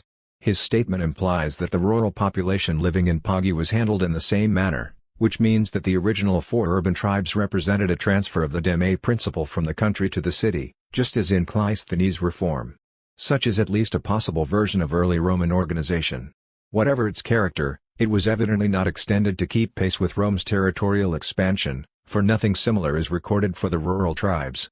It is, however, possible, though not attested, that during the Roman Middle Ages, a period for which we have virtually no sources, and which is characterized by compromise between the city aristocracy and the hoplite army, there were limitations on the alienation of property in order to maintain the number of independent farms, just as there were in the Greek Middle Ages.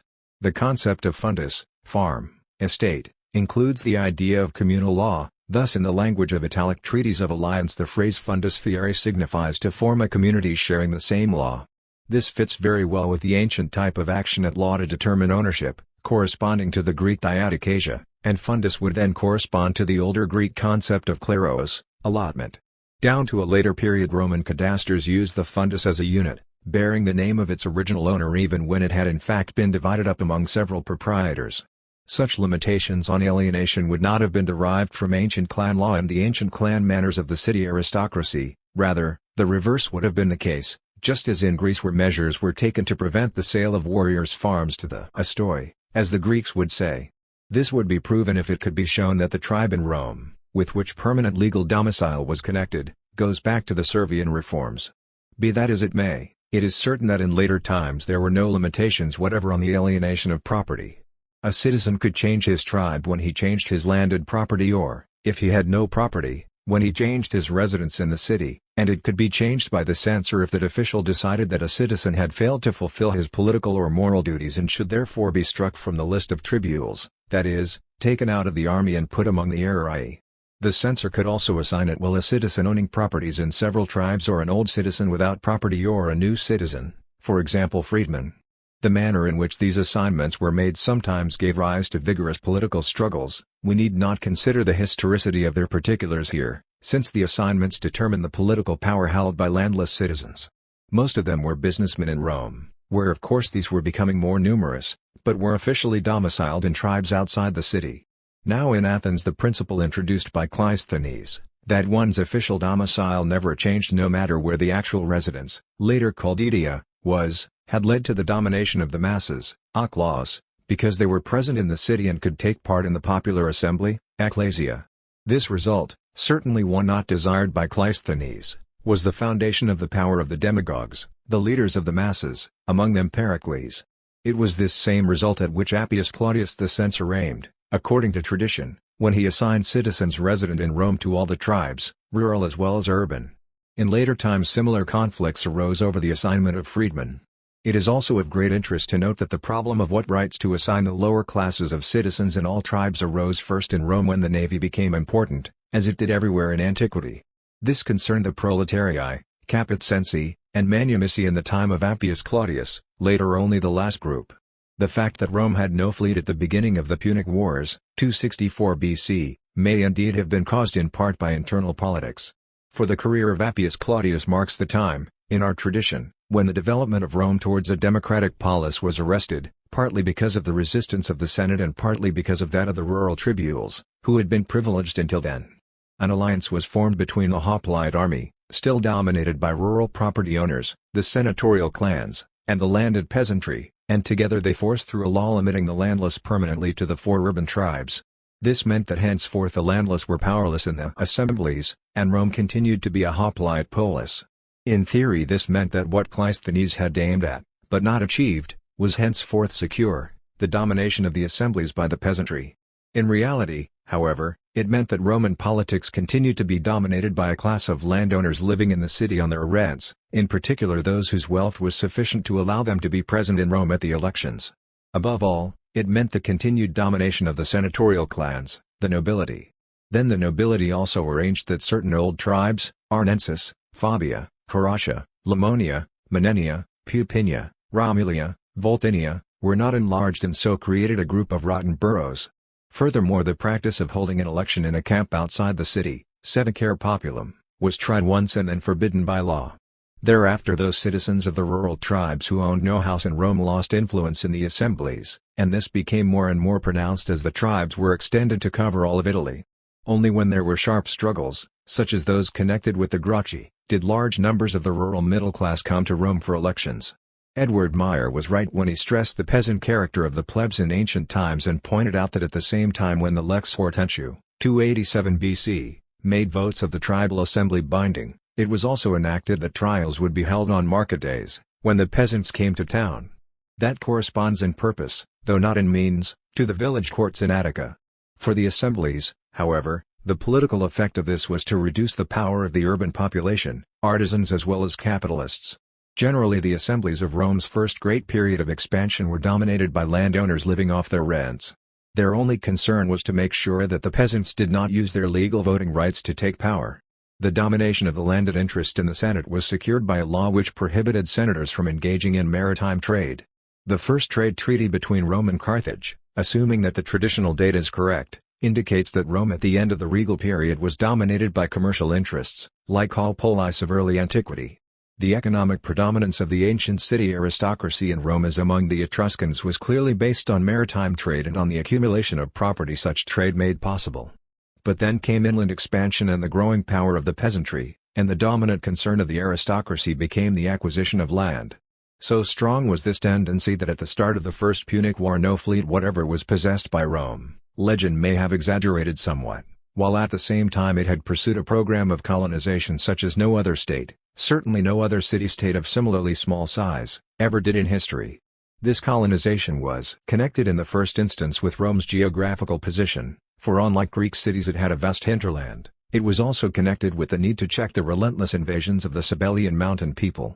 The general tendency of Rome's subsequent evolution is to be seen in the social and political developments sketched above, and also in the legal and economic structure of land law as it developed during the period of the Hoplite Polis Great Expansion.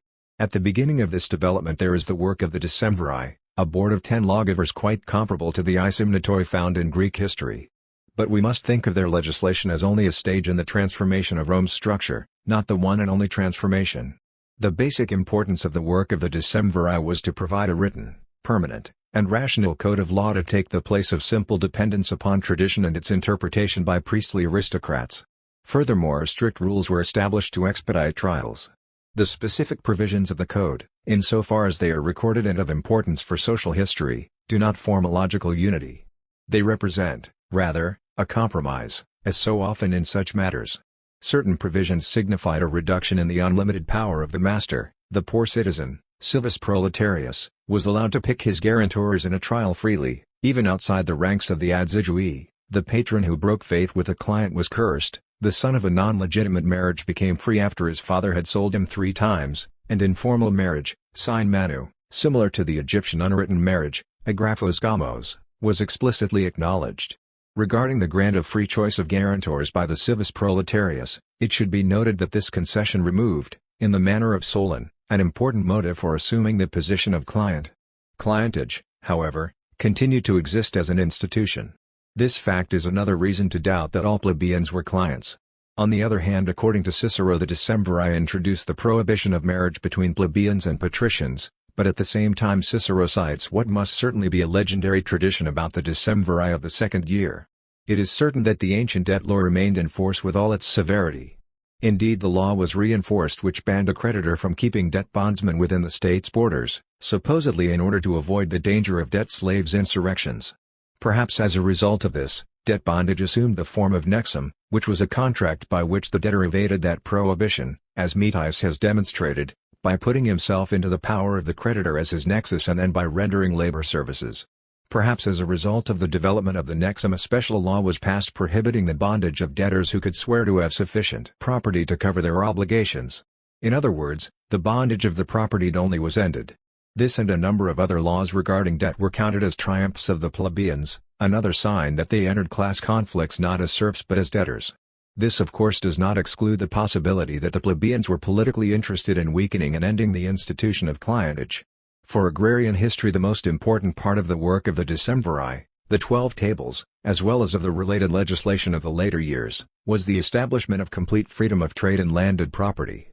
According to tradition the 12 tables expressly sanction absolute freedom of testament, and also made binding all agreements concluded according to the Mancipatio formula and all conditions attached by the Nuncupatio formula. According to tradition the principle was maintained that land could be transferred only on full payment in cash. That was a survival from an earlier period of social law, and as such has Near Eastern analogies. But, looked at from another perspective, the meaning of this provision is simply that the buyer had to accept express responsibility for a debt equal to the full price as condition for full transfer of the land. In other words, this assured clarity in the legal situation, especially as regards ownership, and it did away with the practice of selling land with a mortgage to cover part of the purchase price. This dislike of purchase mortgages may of course have been partly due to economic factors, the great fluctuations in the price of land and in the value of money. Already in Sumerian inscriptions we see how concerned the ruler was that the little man selling land should receive his good money immediately. Once officially stamped money came into use, the danger of buying on credit was increased by the possibility of monetary depreciation. Solon was apparently accused in antiquity of manipulations of this sort. Before the advent of official money this danger did not exist, of course, but even then fluctuations in imports of gold, silver, and copper had a similar effect if prices were fixed in specie. Furthermore, one cannot exclude the possibility that another reason for prohibiting mortgages was the desire to prevent as far as possible the purchase of full citizenship rights on credit. As an analogy, there is a provision in the Freiburg Rodel, par. 70, specifically forbidding that. The effects of Roman land law are discussed in section B. Mortgages themselves do not seem to have been excluded by the 12 tables. The word for mortgage was hypotheca, from the Greek, a sure sign that it was borrowed late. However, even the fiducia only became subject to legal action at a late stage of development. This was the agreement that a formal purchase would be made retroactive after payment of a debt, and originally keeping such an agreement was an aspect of a person's honor, fides. It came under the jurisdiction of the censor's court of morals, once that official had usurped their control. Later, because of this, breaking a fiducia counted as a cause of legal disgrace, infamia, like other similar infractions of faith and trust in trade. As a result, purchase price mortgages came into use. However, it seems to me most unlikely, considering analogies from the economic life of a trading center, that purchase price mortgages had not existed in the period of the 12 tables. On the contrary, the non-acknowledgement of them may well have amounted in reality to abolishing them, just as was done with the bondage of debtors. Debt bondage and land mortgages, these were the major social problems of all early antiquity, and the decemviri aimed to make them disappear. The land and the free citizens who owned it were now the foundations of the state's military power, and also of the state's financial power, for they provided, in the form of forced loans, the taxes, tributus. The first census was evidently a cadastre of the people, free plebeians, clients, slaves, and cattle available to the state for labor services, and the category of goods which needed emancipation, res mancipi, for conveyance was always limited by the criteria of such a census. The transfer of responsibility for labor services to all plebeians was of special benefit to the four urban tribes, hence the permanence of a citizen's residence, edea. Land was now not the only basis for taxing citizens in a commercial center like Rome, but it remained the most important. It became part of the res mancipi, and was the basis of the tribal divisions. The principle was that the landed property of each citizen must at all times be evident, and it must not be burdened by obligations and conditions of any sort, hence the limitations on mortgages. In Athens a citizen's statement of wealth was so formulated as to exclude mortgaged property from the determination of his class. This category of unburdened land, we say eleutherio, in Athens corresponds to that of non-obligated property, proprium non obligatum, used in medieval Constance.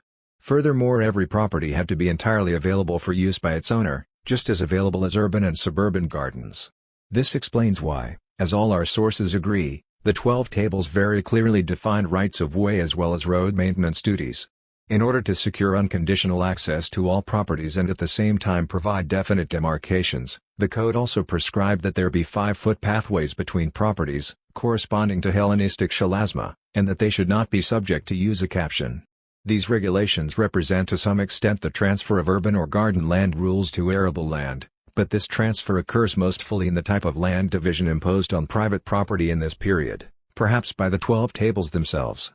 Its principles were aimed at a. Developing a network of public roads, b. Assigning each fundus to a definite owner, so that there would be separate farms, not village commons, c. Clarifying ownership by making official maps and by tying all owners' land rights to these maps.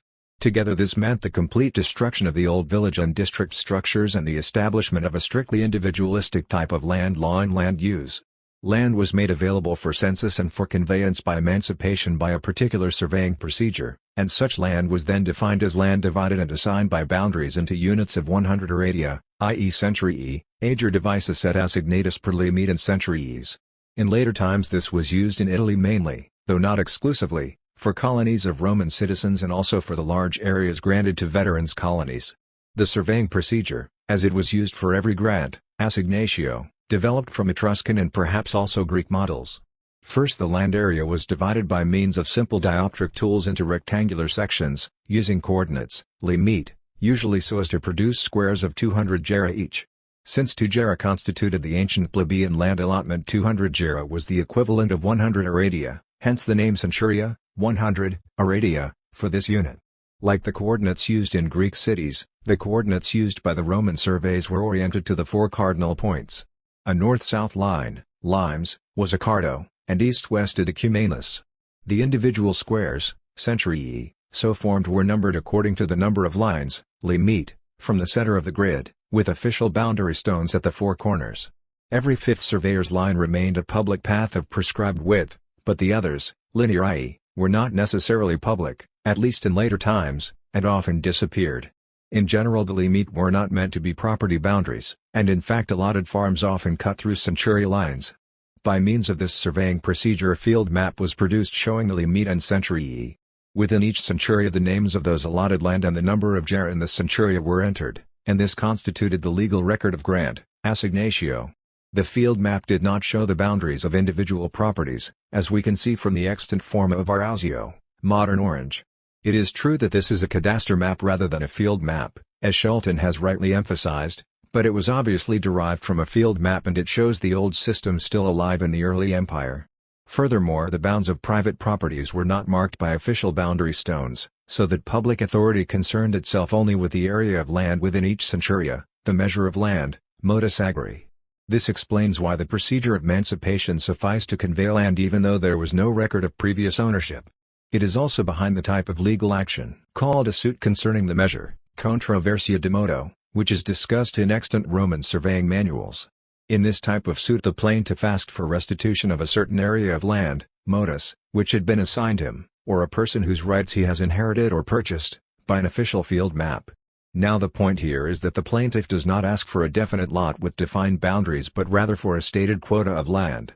In this it resembles the Rebning procedure in Germany. Roman surveying manuals also mention a suit concerning the place, controversia de loco, calling it a supplementary form. In this ownership was determined, and it was also used to register prohibition of ownership. Later the controversia de modo fell out of use because of the great increase in the practice of assigning ownership on the basis of long occupancy use caption. As a result the use of area, modus, as an official measure ceased. Now since the development of use caption as a means of acquiring land was rather late, it is very probable that in earlier times there were at first only 3 legal ways to gain title to land: a. By laying claim to an entire fundus, vindicatio fundi, the fundus being perhaps originally indivisible; b. By reference to the official land survey in a legally defined area, modus agri; c. By gaining legal acknowledgement of the amount of land actually cultivated, locus, in the previous year and thereby protection against expropriation and theft.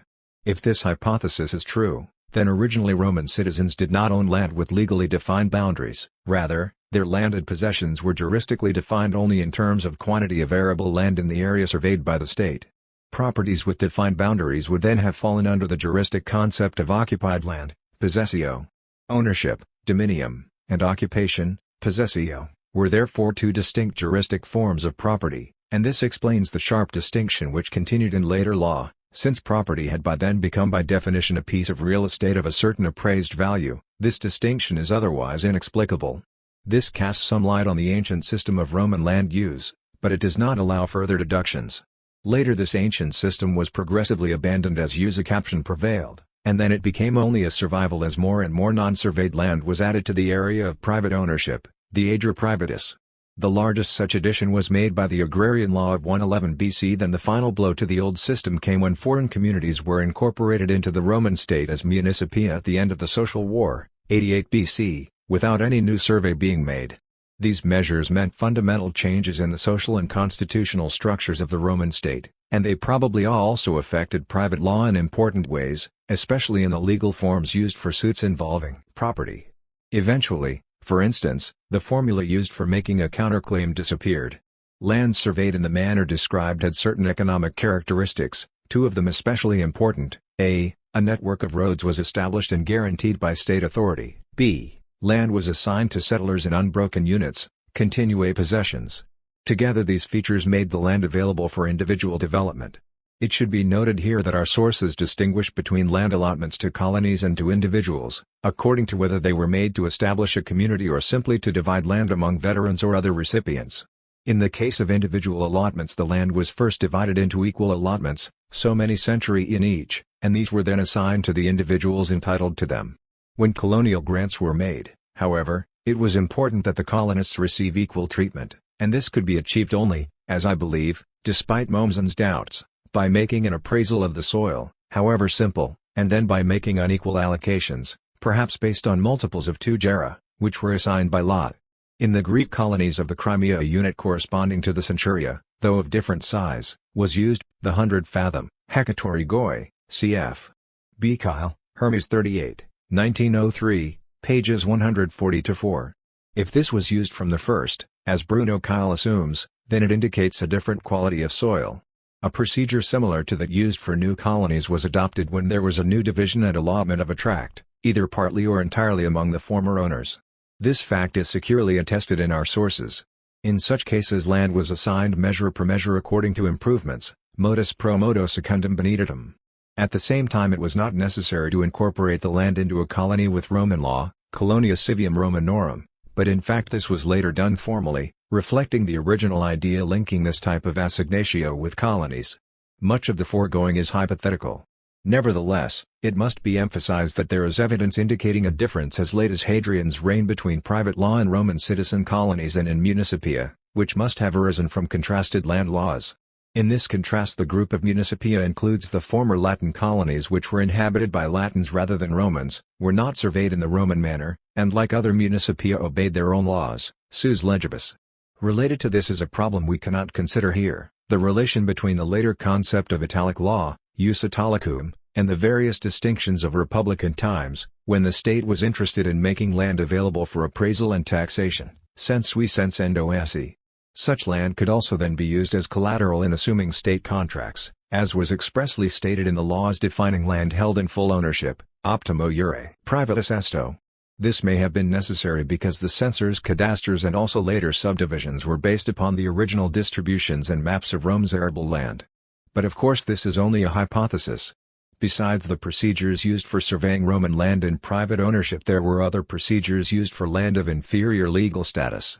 These lands included the commons, ager publicus populi Romani, or rather that part of it which was not meant for private occupation, possessio, but rather for lease, and as such was subject to the censor's administrative competence. These lands were supposed to be mapped, and often were, just as were lands let on hereditary lease or in return for labor services, especially road maintenance. Provincial lands subject to taxes and divided were also normally recorded on field maps, and if state burdens were apportioned among the separate parcels, the maps had to show their location and outlines. For these types of land the Romans used a surveying procedure based on breadths and lengths, per scamna et strigas. The sources definitely indicate, this is a point my critics ignore, that this procedure differed substantially from centuration. Not only did it result in oblong rather than square plots, a superficial difference, but also it served to show the boundaries of private holdings, per proximos possessorum rigors. Mommsen's interpretation is unsupported, for Balbus, p. 68, is speaking of centuriation, and rigor is defined by Hyginus, p. 3, as a boundary of private property, which Limes is not, cf. Th. Mommsen, zum römischen Bodenrecht, p. 82 of Hermes 27, 1892, pages 79-111, equals Gesammelte Volume 5, Berlin, 1908, pages 85-122. This means that the surveys and maps made with this procedure showed private property boundaries. This was demanded for land subject to taxation when the state had to be able to identify individual holdings, in other words, it was used for land on which taxes fell on individual properties. It was not necessary, a. if the land was not taxed, or, b. if, as in later times, from Quis Gracchus onwards, the land was held as colonists' possessions and state taxes were levied on areas, modus agri, rather than individual holdings. For example, in the case of Arausio, modern Orange, where a tax of half denarius per gerum was leveled on the centuria for which a document is extant, it was of course sufficient to note on the map the number of tax-paying and of tax-exempt gera in each centuria, and that is what was done. Then the tax rate was entered. The oldest such areas known to us are the Trientabula and Ager Quaestorius, and these lands were entrusted to lenders as collateral by the state when unable to pay its bills or when it needed ready cash. In these cases centurii were not at first used, but instead another surveying procedure by which squares of another size were formed. Here we have a parallel between legal and surveying forms. In the case of the Ager Privatus Vectigalisc the normal form of centuriation was used. But the very different type of procedure using breadths and lengths, scamnatio, had to be used when taxes were to be levied on individual properties. The distinction between centuriatio and scamnatio is the same as that between the two forms of tenancy on cash rent known to us from the papyri. In one the tenant pays a fixed sum for the entire parcel, in the other he pays so much per auraura. The use of these two forms of surveying became somewhat lax in later times, and it is also true that the one or the other was employed then for purely technical reasons. The reason for these developments was that legal acknowledgement was extended to properties taken by usucaption, possessions, from the private lands of the community, Ager Privatus, and later all Italian land was incorporated into the Roman tribal community. As a result the ancient land use system was completely undermined. Nevertheless the original and genuine significance of the difference between centuriatio and scamnatio still seems to me to be undoubtedly established. There was still a third method of surveying and mapping land. In this only the outer boundaries of the area concerned were determined and recorded, ager per extremitatem mentura comprehensus. This procedure was developed in later times when large areas were being annexed, and it was used when non-private land was involved and the state had no interest in recording the bounds of each plot but needed information only on the size of land involved. These considerations applied to temple properties and to lands which had been granted to stipendiary communities or manorial lords, or left in their possession, in return for tribute, stipendium, as opposed to tributum, tax. Finally, some land was left entirely unsurveyed, ager ars affinius. From very early times this was the case with those lands which belonged to acknowledged foreign cities. The oldest example known to us is the territory of Gabii, ager Gabinus. These territories too, although never surveyed, were also included in the Roman communities' lands at the end of the Republic. Small wonder, then, that by the time the extant surveying manuals started to be written, c. AD 100, the ancient connections between a property's legal status and the manner in which it was surveyed had become very confused. b. Rome's period of expansion. As the citizen yeoman army developed, Rome conquered Italy. The two developments were parallel and indeed conditioned each other. Latium had been threatened by the Sabellian mountain peoples and the Celts as well, hence Rome was forced to counterattack to secure its own existence. In fact Rome's disciplined hoplite forces proved superior to both the feudal armies of the Etruscans and the peasant armies of the Sabellian mountain peoples and the barbarian Celts. By the beginning of the 4th century BC South Etruria had been conquered. Then, in 338 BC the Latin League was changed into a federal state under Rome's hegemony, and thereafter took up the struggle against the Sabellians. In the 3rd century the Celts of the Po Valley were subjected and the attempt of the Greeks to dominate South Italy was thwarted. All these triumphs were accompanied by a colossal program of colonization. When an enemy state was defeated at least a third of its land was confiscated, sometimes all of it, and this was then divided among Rome and its allies. Part was distributed to the army, so much per soldier, viratime, and thereby became tribal territory. It was at this time, in fact, that the tribes grew in number to 35, then, their number having been fixed, the tribes' territories increased enormously in size, so that from being circa 3,000 hectares each they grew to the dimension of states. Another part of confiscated land was sold, the state reserving the right of repurchase. This land, ager quaestorius, was evidently sold in order to replenish the treasury, and possibly also to make unnecessary the levying of direct taxes, tributus, for the latter were regarded as forced loans. The rest of the confiscated lands were added to the domains, ager publicus. Along with this went the systematic foundation of new cities in conquered areas. In the inland areas the first colonies were founded by the Latin League. These colonies were entitled to Latin rights, with local self-government and their own land law. Romans sent to these as colonists lost their citizenship, being tied to the colony instead. On the other hand Rome, as the trading center of the League, took over the protection of the coast. Citizen colonies were set up there, and were allowed only limited autonomy. Indeed the later Roman colonies were essentially not colonies at all, they were administered from Rome, their land was Roman land, Their inhabitants were Roman citizens, and they were really garrisons. Colonists in these places were exempt from conscription but undoubtedly had to remain there. Then after 300 BC Rome's predominance became more and more pronounced, and as a result the system of Latin colonization gradually fell into disuse while at the same time Roman colonies were systematically founded in the interior as well as on the coast. During circa 270 to 240 BC the Latin colonies began to be at a disadvantage and their legal status worsened. It is possible that their citizens were limited in their rights of movement. Then after the Second Punic War, 217 to 201 BC, the Roman citizen colonies flourished more than ever. This relative worsening of the position of the League's colonies and colonists, along with changes in league law, see above, corresponds to the developments which took place within the Athenian League, increasingly dominant position of the capital, oppression of the allies, and progressive subordination of the cleruches to the capital, especially after Pericles. It was through these distributions of land and colonial foundations that Rome provided for her landless citizens, seeds proletarii, the peasantry's offspring. That is what the hoplite army fought for, and here too we see similarities with the Athenian cleruches. These similarities are especially apparent in the case of the colonization of Brea, which by popular decree was available only to Athenian yeomen, zeugatai, and landless peasants, thetes.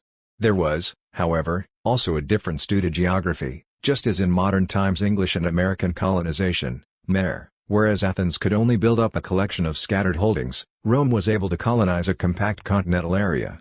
Rome's steady territorial expansion was followed by massive increases in population. This, incidentally, is of course the invariable causal relationship, never the reverse. As large areas were incorporated into the Roman state, the inevitable result was the disappearance of the old pattern of land use as it had developed at the time of the 12 Tables, circa 450 BC. The ancient rural districts, pagi, were fragmented by the centuriation procedure. Where their autonomy survived, as in local cults, their regulations were regarded as a kind of land tax. The ancient common lands, ager compascuous, were attached to individual estates, fundi, and villages were either ignored by the administrative system or else used as a temporary stopgap. Jointly held properties were transferred to individual ownership by attribution, assignatio, in official surveys. Everywhere what had once been characteristic of aristocratic ownership only, the private farm, villa, becomes the dominant form of property.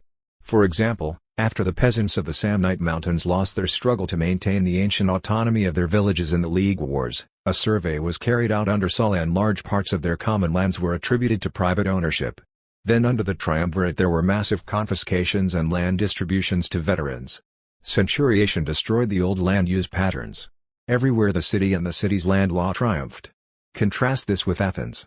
Cleisthenes mitigated the class struggle there by forcing all aristocrats to join village communities. Rome took the opposite path, it destroyed the village communities and made all peasants manor owners, in theory, at least, which until then only aristocrats had been. Although it was said of Cleisthenes that he made all Athenians aristocrats, the truth is that this statement does not apply to his reforms, which in fact made all aristocrats into peasants, but it applies perfectly to the land system developed in Rome's period of expansion. This Roman land use system has many formal similarities with that used in Greek colonies, but in its purpose and effects it is virtually unique, for it aimed at destroying all obstacles to the free exploitation of the land and, more important, to the unlimited use of the slaves then available. Incidentally, not only the land use system but also the tribal system could be said to have made all Romans aristocrats. Thus in Rome plebeian and patrician clans of the same name continued to exist side by side, whereas in Athens the most ancient aristocratic clan changed its name because as a result of Cleisthenes' reforms a deme carried the same name.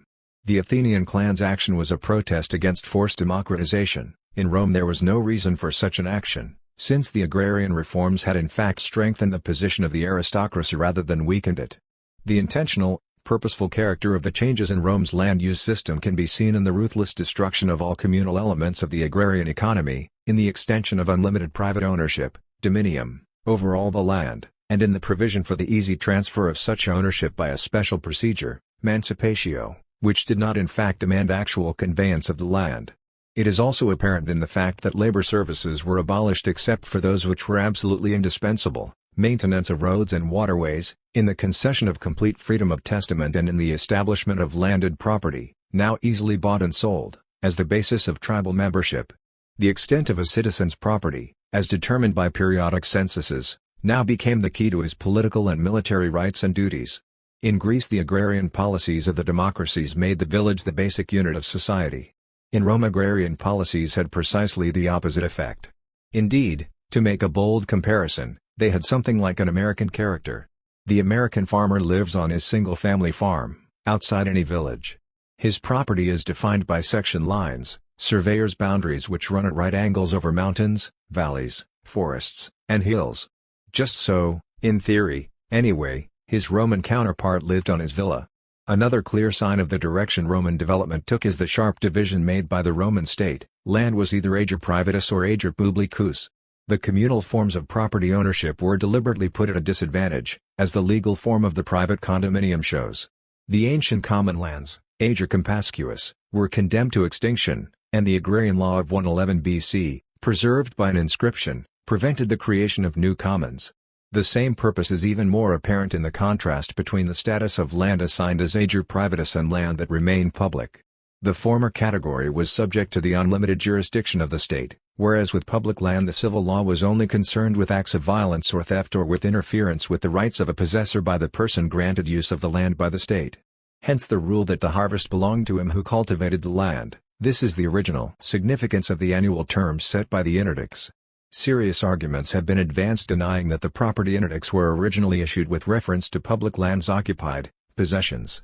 However, it certainly cannot be proven that the interdicts did not apply to lands held from the public domain, least of all by reference to the fact that Italians held possessions, for after all they enjoyed the right to conduct business, commercium, at Rome. The non-Roman was excluded only from the jus quaeritium and the formal procedures at law, legis actions. I also think that the manner in which reference is made to the interdicts in the agrarian law of 111 BC indicates that they applied to the public lands, which were transferred to the ager privatus soon after. Other property questions were left unregulated by the civil law insofar as the domains were concerned, they were left to mere administration. Now the domains, ager publicus, included all those lands which were neither private nor part of an allied state, for example ager gabinus, nor acknowledged as part of tolerated communities by popular or senatorial act. All these domains were appropriated for private benefit as possessions, and were either 1. Subject only to administrative regulation or else 2. Allowed to be completely unregulated.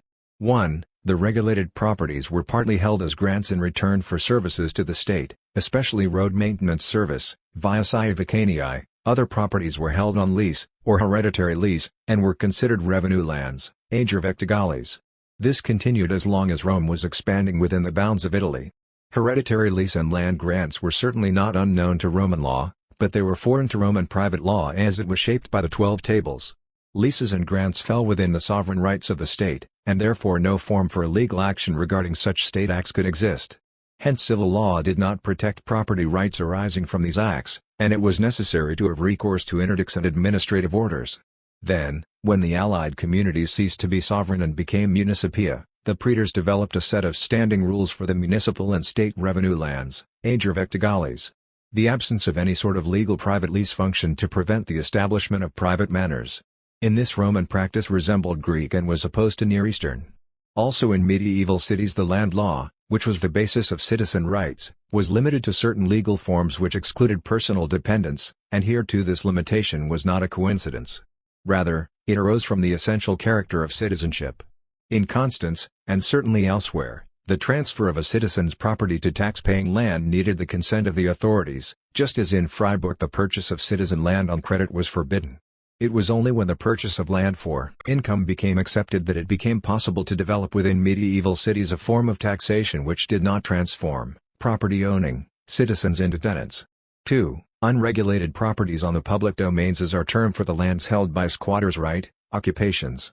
Every Roman had this right, and so did every citizen of the communities incorporated after the Social War, 88 BC. Originally this meant that uncultivated land could be occupied and improved, in return for which a part of the harvest was due the state. The payment seems not to have been collected, and the occupants were allowed to keep the land indefinitely, the state reserving only a theoretical right to repossess the land if needed. Later, it is true, official permission was needed before occupation took place. It was this type of squatter's right that led to the formation of those enormous landed estates against which Gracchan legislation was later directed. As to the Licinian Sextian law, of 367 limiting occupations, despite Soltau's defense, it seems more and more doubtful that it is an historical reality. Most scholars agree that it projects back into the 4th century the conflicts of the Gracchi period, and most conclude that the limitation, supposedly mentioned by Cato the Elder, was enacted in the early years of the 2nd century. However, it is not correct to say that this limitation could not have been passed in the 4th century simply because it sets a maximum of 500 gera and the entire Roman territory available for agriculture amounted then to merely 2 square miles. 500 gera would be about 125 hectares, and since the Roman agricultural territory amounted to 50,000 to 60,000 hectares, holdings of that size in the hands of important individuals are by no means impossible, though they are, it is true, quite unlikely. Furthermore, Roman possessions in the 4th century already extended far beyond the boundaries of the Ager Romanus. Despite these reservations, it is nevertheless true that the traditional account of the Licinian Sextian legislation limiting occupations is highly suspect. It is probably an invention, and the most recent arguments against this view have been decisively refuted by Maschke. Apart from this problem, however, the fact remains that the institution of occupatio had a certain brutal simplicity which has no precedent. One can, perhaps, compare the treatment of reclaimed lands on royal domains in Egypt, though even here the legal and operational aspects differ significantly. Essentially occupatio grew out of an ancient institution used to put wastelands under cultivation. This was applied to the lands, generally already cultivated, which fell to the Roman state in the course of its great expansion. Hence the significance of occupatio was entirely altered. Since cattle and slave owners could occupy land with much greater success than free peasants, the result was that once commercial slavery penetrated Roman society there developed an agrarian capitalism of unequal dimensions.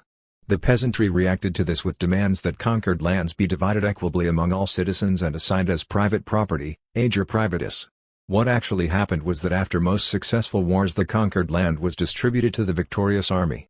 Along with this went the use of testamentary freedom to disinherit all children except the one designated as heir. This was a very effective way to keep land in a family, and made sense as long as the probability existed that there would be conquered land available for the disinherited. Freedom of testament, therefore, like the other institutions of Roman land law, must be seen as closely related to the policies of agrarian expansion clearly pursued by the Roman state after the rise of the hoplite army. The cattle and slave owners, on the other hand, were interested rather in the extension of the public domain, ager publicus, for this meant more lands available for occupation or state lease. Throughout the period when Rome was expanding within Italy, the masses frequently pressed for division of the ager publicus, and the propertied classes regularly responded with suggestions for conquering new lands to be divided or for sending out colonies. We find this mentioned many times in extant sources, and there is no reason to doubt the authenticity of these reports. Indeed, the interplay of class interests could hardly have been any different during the period when Rome waged its wars of conquest. For example, expansion was accompanied by similar maneuvers in Elis, the essential point being that the aristocracy allowed the masses to have a share of the plunder. Of course in the long run the peasants got the worst in this partnership, and that aspect became more pronounced with time. Only when acute danger from abroad threatened, did the Roman aristocracy reconcile itself to support the foundation of a new colony. Hence the series of citizen colonies were established during the period circa 170 to 80 BC. First there was danger from the Celts and Carthaginians, then the need to repopulate areas devastated in war. Even so the large landowners often opposed colonization stubbornly, even in the period of the Gallic and Punic Wars. Thus the confiscation of the Cinioness lands led to sharp struggle between the classes, and it was not divided among citizen colonies until C. Flaminius passed a law as tribune of the plebs against the express opposition of the Senate in 232 BC. Behind these conflicts was the struggle between free and unfree labor, a conflict which later led to revolution in the Gracchi period. In Greece and in the Hellenistic Near East the economic importance of slavery for the countryside remained somewhat limited. There were many small centers for trade in Greece, and they did not have large hinterlands suited for slave plantations. In the Near East the land was thickly settled and expensive. Furthermore the Hellenistic states were essentially monarchical and bureaucratic in character, and the large royal domains were farmed by tenants on small holdings. Together these factors set narrow limits to the development of large-scale slave-run enterprises. One sign of this is the rarity of slave uprisings in the Greek world. Except for the Spartan feudal state at Chios we know of virtually no slave uprisings in Greece and in the whole of the Near East, and the later the period the fewer they are. But the insurrection led by Spartacus in South Italy and Sicily was one of the most frightful social struggles in antiquity. It occurred because it was in the Roman state that servile masses were accumulated and exploited on a hitherto unprecedented scale. Several factors determine this: a. The steady growth of liquid wealth, b. The geographical limitations on expansion in the hinterland of Italy, c. The capitalistic character of the exploitation of overseas conquests, d. The great influx of slaves for sale on the market. Large-scale slave imports are dated by our sources, as Ferrero has pointed out, at the time when plantations raising olives and grapes became critical factors in the economy, and this was also about the time of the Gracchan movement. However, it is evident from Cato the Elder's work on agriculture that slavery and plantations must have appeared earlier. The plantation run by slaves as described by Cato could only have been possible after the pacification of Italy which followed Hannibal's defeat.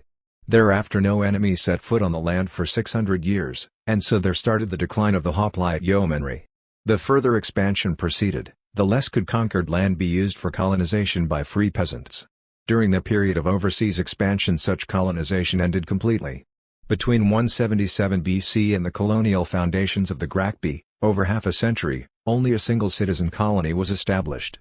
The aristocracies of office and of money were on good terms, hence the tribunes of the plebs really functioned as tools of the Senate until the Gracchi appeared, and their aim was to preserve existing property relations and maintain the military strength of Italy along with that of the federated communities.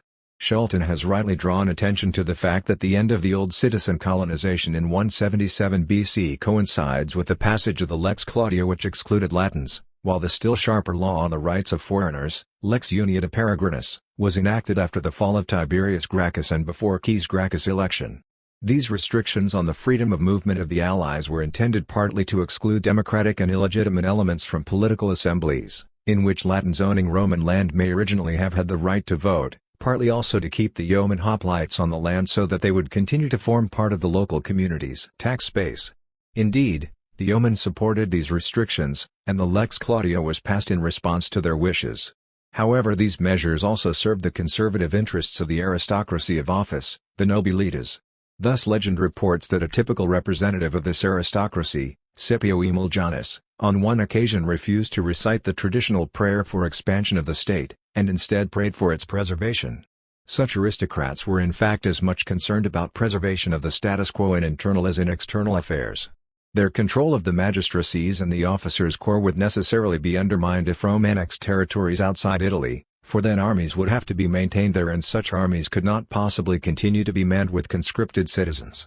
Indeed, difficulties arose in replacing and posting non-commissioned officers as soon as overseas operations started. Expansion overseas was capitalist in origin.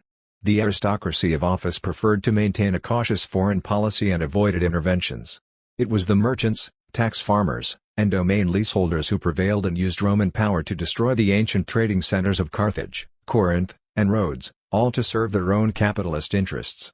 It was they who championed the policy of overseas annexations, which provided opportunities for capital investments rather than for colonization by free peasants. Nor did either the aristocrats or the capitalists have any idea of handing these annexations over to the peasants. In any case, emigration overseas could not appeal to peasants except in times of extreme distress. One symptom of change is that its conquest ceased to be used as a source of settlement land for young peasants, so freedom of testament also began to be limited. Finally, in the last decades of the Republic it was effectively ended by a new type of legal action, querela in officioso testamenti, by which wills might be invalidated. Freedom of testament no longer suited the new realities. At the same time developments increasingly tended towards the advantage of slave plantation owners. More and more they took possession of lands, as occupations, from the public domain, ager publicus, which now covered a good part of Italy. Some of these lands were used as ranches, and indeed Cato the Elder had already pointed out that this was the most profitable way to invest capital because it involved the least expense and the least use of labor. From the first these ranches must have been large enterprises, for leaseholds on the state domains tended to go to wealthy capitalists. This was partly because they had better business contacts, partly because the peasants who kept their holdings on conquered land subject to the payment of tribute could be intimidated by pressure to which wealthy Romans were of course immune. As a result the state leasing system of the Roman Republic was much more capitalist in character than had been that of the Greek cities. Companies were formed to farm taxes and lease domains, and these companies, societates publicanorum, were essentially unregulated, a sharp contrast with conditions in the Hellenistic Near East. It was also contrary to the normal practice of the Greek republics, But here the controlling factor was that Rome had no permanent financial bureaucracy, nor could it have had one while it remained a republic and a city-state, but at the same time it had a vast territory to administer. This, then, explains why the tax farmers, for example, hired the entire fiscal bureaucracy themselves. The Roman companies of publicans were the largest capitalist enterprises in antiquity. Participation in these enterprises was limited to men with vast capital holdings in slaves and cash. They also needed to have extensive landed possessions, preferably with italic status, which was privileged and therefore at an economic advantage, since they had to offer land as security when bidding for contracts. This last condition, by which only land enjoying full privileges under Roman land law could be offered as security, had the effect of giving the capitalist class in the Roman state a distinctively national character. It was much more so than had any similar class been in the Near East. Under the Ptolemies, for example, the publicans seem to have been mainly foreigners, and in Greece the smaller states actually encouraged foreign capitalists to make bids in order to have more competition. As a result of its dissimilar policies, the ancient aristocratic features of Rome's society and economy were greatly strengthened. Hence a contrast with the Greek democracies. There again and again in their periods of prosperity a collectivist and petty bourgeois tendency manifested itself in policies stressing the provision of food supplies. At Rome, however, policies were much more thoroughly capitalist in character. Along with this went the development of close ties with the wealthy classes of the allied cities. Note that all Italians, not just Romans, profited from the right to occupy lands in the public domain, and Italians also profited from the business enterprises which accompanied Roman expansion, from the settlement of conquered territories, and from the establishment of provinces. It is of course true that Roman expansion was accompanied by a sharp struggle of interests. There were the ancient class conflicts between peasants and estate owners, possessors, with large cattle and slave properties, and then in addition there was a struggle within the propertied classes. On one side was the aristocracy of office, primarily concerned about the political aspects of empire, centered on the Senate, which represented its interests, and excluded both by law and custom from industry and finance. Exclusion of aristocrats from direct involvement in industry was common throughout antiquity, but Rome was unusual in that this exclusion was extended to include tax farming and shipping. A senator might possess ships only of a capacity just sufficient to transport the products of his own estates. As a result, senators could gain wealth only from political office, from the rents paid by their tenants, from mortgages assumed through the agency of freedmen, though this was forbidden. It was commonly done as early as Cato the Elder, and from indirect investment in commerce and shipping. On the other side was the class of capitalists, the men who participated directly in capitalist enterprise. They were excluded from the Senate, and therefore their political base was the group of voting units, centurii, reserved for those with the highest census, the knights, in the centuriate assembly. From the time of Caius Gracchus they formed a legally constituted order. The fact that as tax farmers the knights worked closely with officials, of senatorial rank, in the provinces to plunder the locals and share the booty did not lead to an alliance between the two groups. Quite the contrary, the senatorial clans showed themselves to be determined to keep the bourgeoisie-the knights, under control, and in particular to reserve for senatorials membership of the judicial panels which ruled on acts of extortion and embezzlement by officials. Nevertheless, the result of Rome's conquests was to increase steadily the opportunities for profit, and this meant that the economic power of capitalists constantly increased, for they were essential to the state treasury because they could advance cash and because they had the business training needed to manage public revenues. As early as the time of the Second Punic War, 217 to 201 BC, the capitalists constituted a political force, and indeed they saved the state's finances then, but in return gained the power to dictate policies. Starting from the time of the Gracchi, 133 to 122 BC, the tax farmers controlled direct as well as indirect taxes, at least in the province of Asia Minor, and the Roman bourgeoisie enjoyed a golden age. One aspect of this was the development of commerce in slaves and the exploitation of slaves on a colossal scale, a scale such as Greece had never known. Private plantations worked by slaves seem to have been first developed from pharaonic domains in Egypt worked by peasants rendering labor services. This model was then spread throughout the ancient world, especially the western Mediterranean, by the Phoenicians, especially the Carthaginians, the first people interested in purely commercial colonization. Their slaves were kept under military discipline, and they were unrelentingly exploited since warfare made them easily replaceable. The slave plantation was always especially connected with the Roman province of Africa, modern Tunisia, and with Sicily. The first systematic treatment of plantation management seems to have been the 28-volume work by Mago of Carthage. There were two forms of production which could be used to raise products of relatively high value that were worth transporting for market sale: 1. Sharecropping, and 2. Slave plantations. Since the lands of the western Mediterranean were thinly settled, capitalists preferred to use slave labor as long as it was economically feasible to wage war for new lands and, especially, more slaves. One may say that from Cato the Elder until Augustus, enterprises based on slave labor grew steadily larger and in fact became the dominant form of economic activity. Roman writers on agriculture take it for granted that slaves would do most of the work, free laborers being used only for the harvest, as Mago had recommended earlier. The economic and social importance of both yeomanry and peasantry were declining as that of the wealthy rose, and as a result the expansive tendencies of these rural classes, Ackerberger and Bauernstand, progressively weakened. The landless sons of the peasantry flocked to the capital and no longer could be sent out to colonies, since they were no longer interested in owning land and so gaining full political rights. Instead they became in increasing numbers dependent on the city's system of grain doles. This in turn reduced the demand for Italian grain and so gave a further impulse to the displacement of free peasants from the countryside to the capital. Another factor in this situation was the ruinous burdens borne by the yeomen conscripted for military service in overseas campaigns, during 200 to 146 BC, campaigns which were waged for others' interests rather than their own. It had already become apparent that lengthy wars could not be waged with a self-equipped citizen army, and now this became even more difficult because the increasing intensity of cultivation meant, as always, that the yeoman could not leave his farm without suffering serious economic losses. L. M. Hartman observed that in antiquity slavery was necessary because of the burden of army service which was borne by citizens. That is in part correct, as I hope my discussion has demonstrated. However, it is also true that such a generalization cannot explain that which is characteristic in Roman society, the development of large plantations worked by slaves, nor indeed can one deduce from it the necessity of slavery.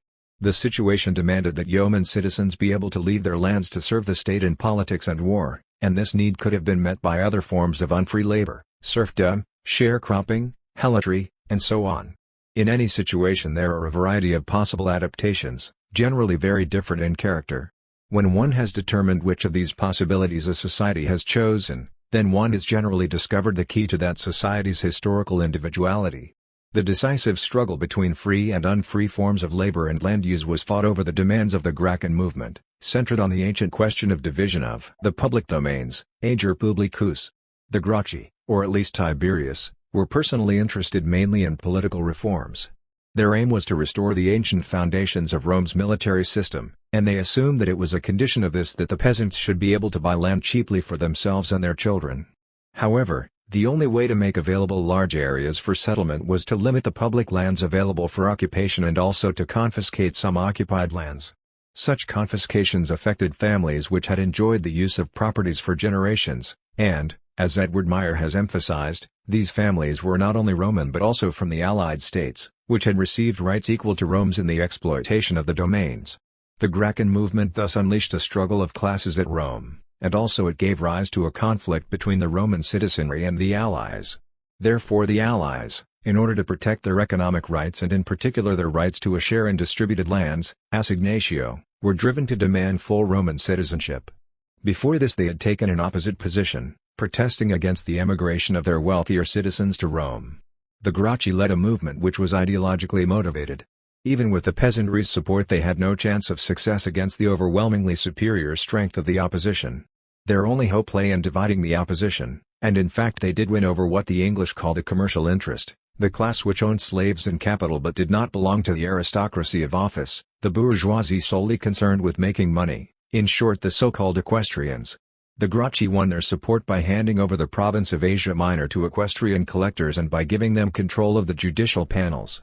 As a result the equestrians reached the height of their power, which they enjoyed until Sulla returned control of the panels to the senatorial clans.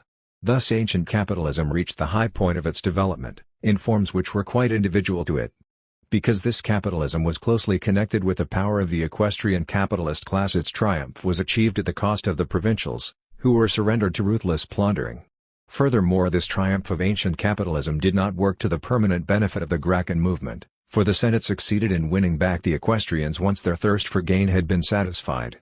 The Gracchan proposal to give citizenship to the allies and so win them over could not prevail in Rome. Limited citizenship not only conferred a claim to distributed land, It also gave the popular assemblies their power and the opportunities for sharing wealth.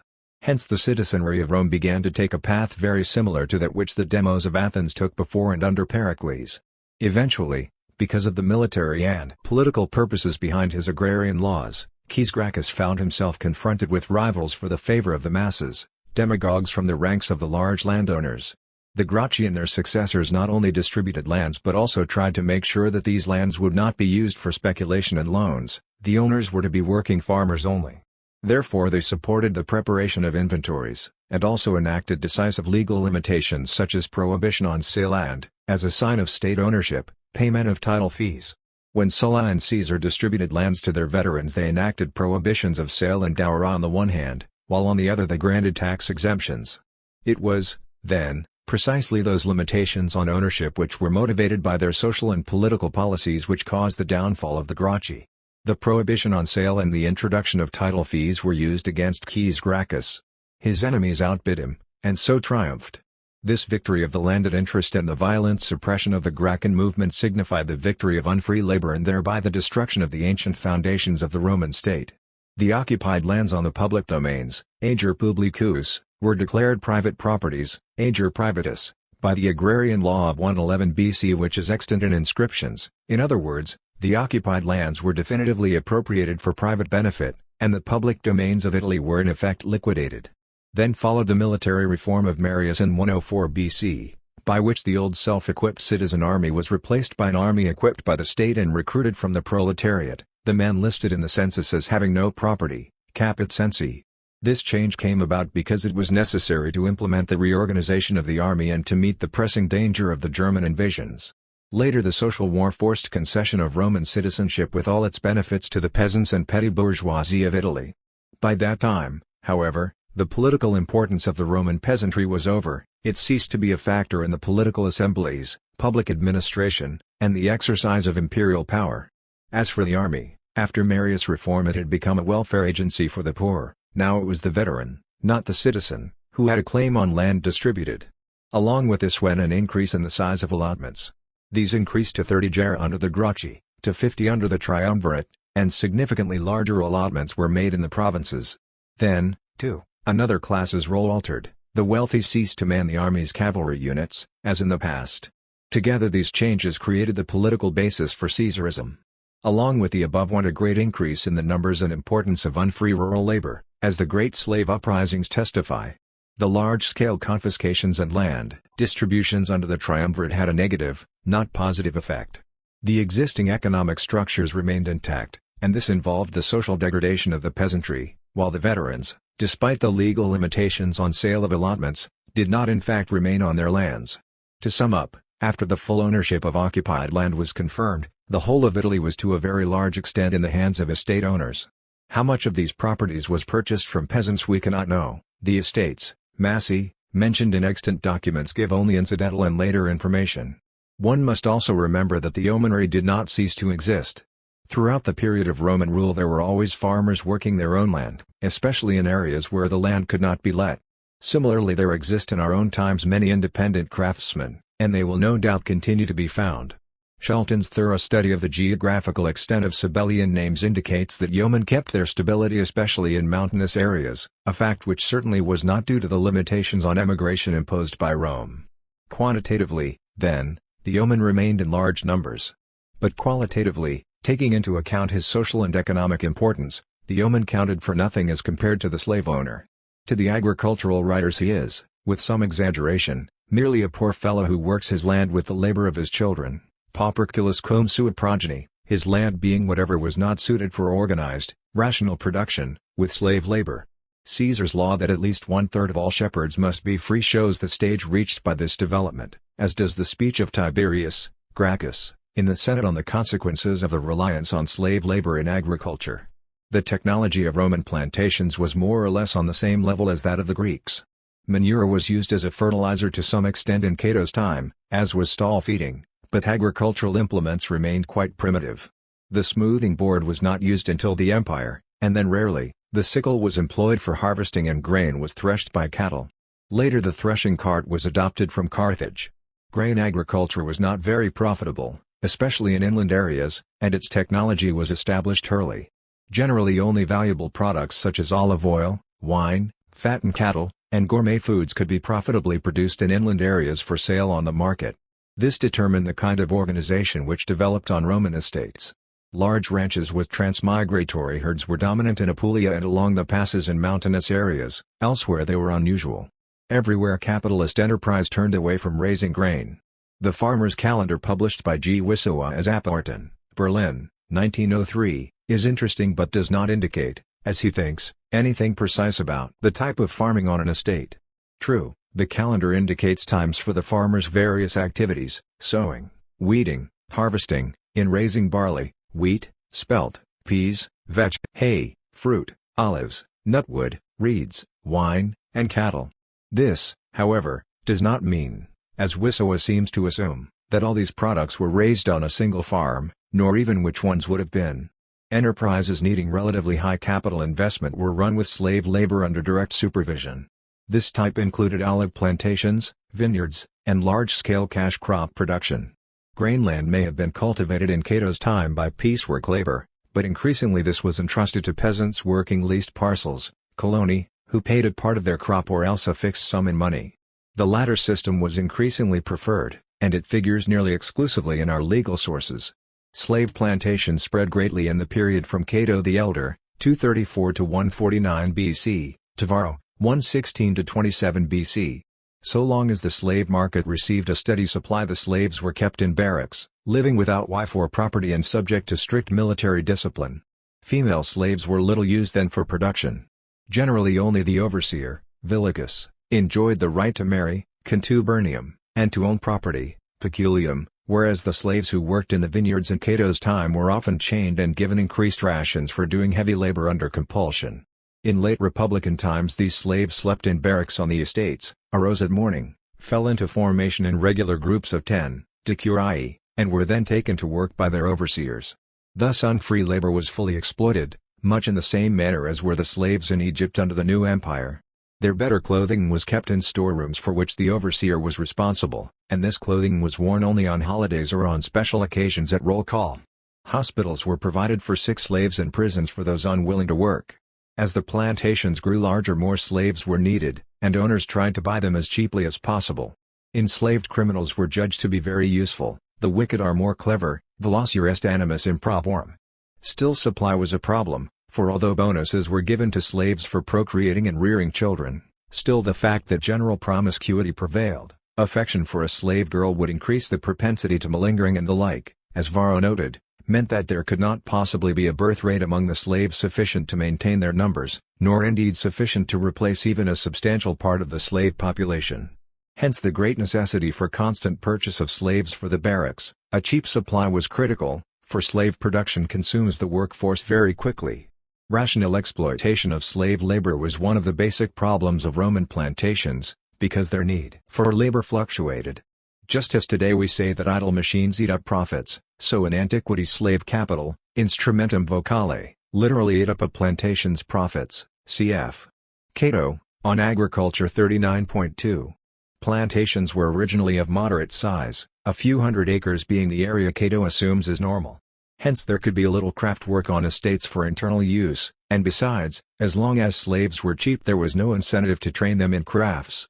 The result was that while estates used their own workers for making woven goods and doing carpentry and repair work, most other needs were met with goods purchased on the market, metal goods, evidently all slave clothing. Athens, for example, imported its slave clothing from Megara, fish and salt for slaves' food, pitch for vats, and so forth.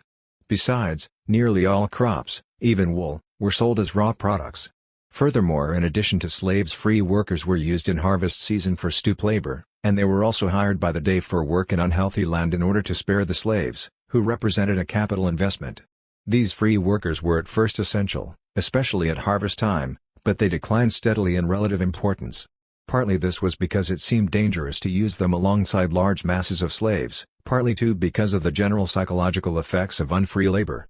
Varro recommends that free workers should be kept only for a day at a time if possible, and this tells us much about these psychological effects. Glaser and Gumerus interpret the text otherwise, but Pernice seems to me to have disproved their arguments. In Varro's time another group was available for day labor, the peasants who had to work off debts, nexi, obarati. In ancient times still another group was available as extra help in harvest time, the peasants who held land by favor, precarium. The legal status of holders of precaria was much like that of the so-called free laborers in East Germany today, who are given a piece of land on which to raise potatoes to tie them to the estate during the harvest season. They have no title to the land or any other contractual guarantee, in contrast to estate workers, insolute, and others on contract, cf. M. Weber, Dialoge der Landarbeiter im Ostelbisken Deutschland, Schriften des Vereins für Stillpolitik 50, 1893, pages 773 ff. However, as early as Cato's time a great deal of harvest work was entrusted to contractors who had crews of free workers. An even more simple device was to sell the crop as it stood, and it seems to have been very common. Teams of cattle were also rented out for harvesting. All these types of agreement are mentioned by Cato, and they indicate a low level of capital investment. As a result of the type of solution adopted for the problem of seasonal labor, the ideal estate of the 2nd century BC as described by Cato the Elder was very closely involved with the market as a center of production and consumption and also, to a relatively high degree, as a center of employment. Of course people believed in the old principle that one should not buy what one could produce, but this could only be followed to a very limited extent because of the structure of the estate economy. As Gomarus has elegantly demonstrated, the money economy was expanding in the time of Cato.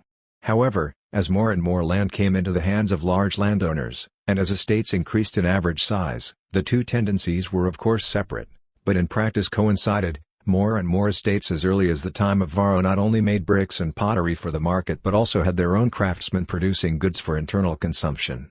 In addition, female slaves were used to make slave clothing, a practice unknown to Cato and indeed to the Greeks.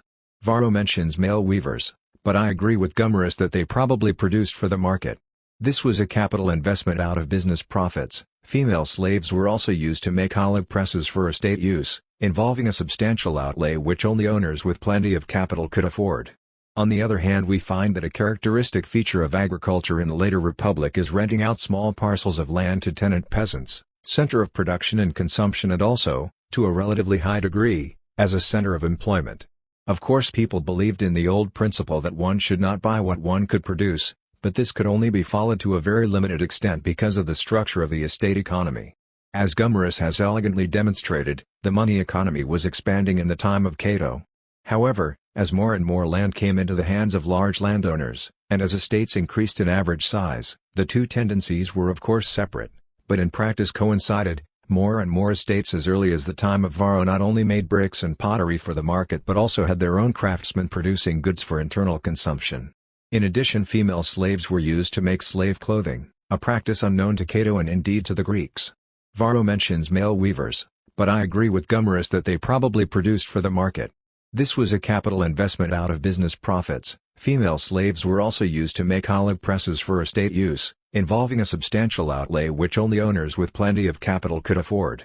On the other hand, we find that a characteristic feature of agriculture in the later Republic is renting out small parcels of land to tenant peasants. Craftsmen working on estates for internal consumption are to be found, as one might expect, mostly where large plantations were established in areas with little urban or commercial development. As Varro expressly states, even in his day the average size of estates was such that putting capital into skilled slave craftsmen was quite risky. But the larger the estate and the further inland its site, the greater the role played on it by estate craftsmen and also by coloni. Renting parcels of land on the basis of a mutual bona fide contract, the locatio conductio form, developed at a time which we cannot determine, but it took the place, as in Egypt, of the ancient cession by favor, the feudal precarium.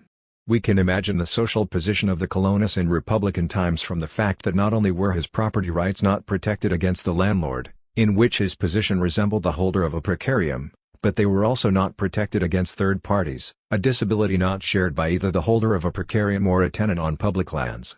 Instead, the colonus contract only entitled him to an indemnity payment if the landlord chose not to allow him to remain on his rented parcel. Already under the Republic there were coloni in all areas, and their number multiplied as the large estates or latifundia increased in size. Some of these estates were made up of scattered holdings, others were single, continuous tracts.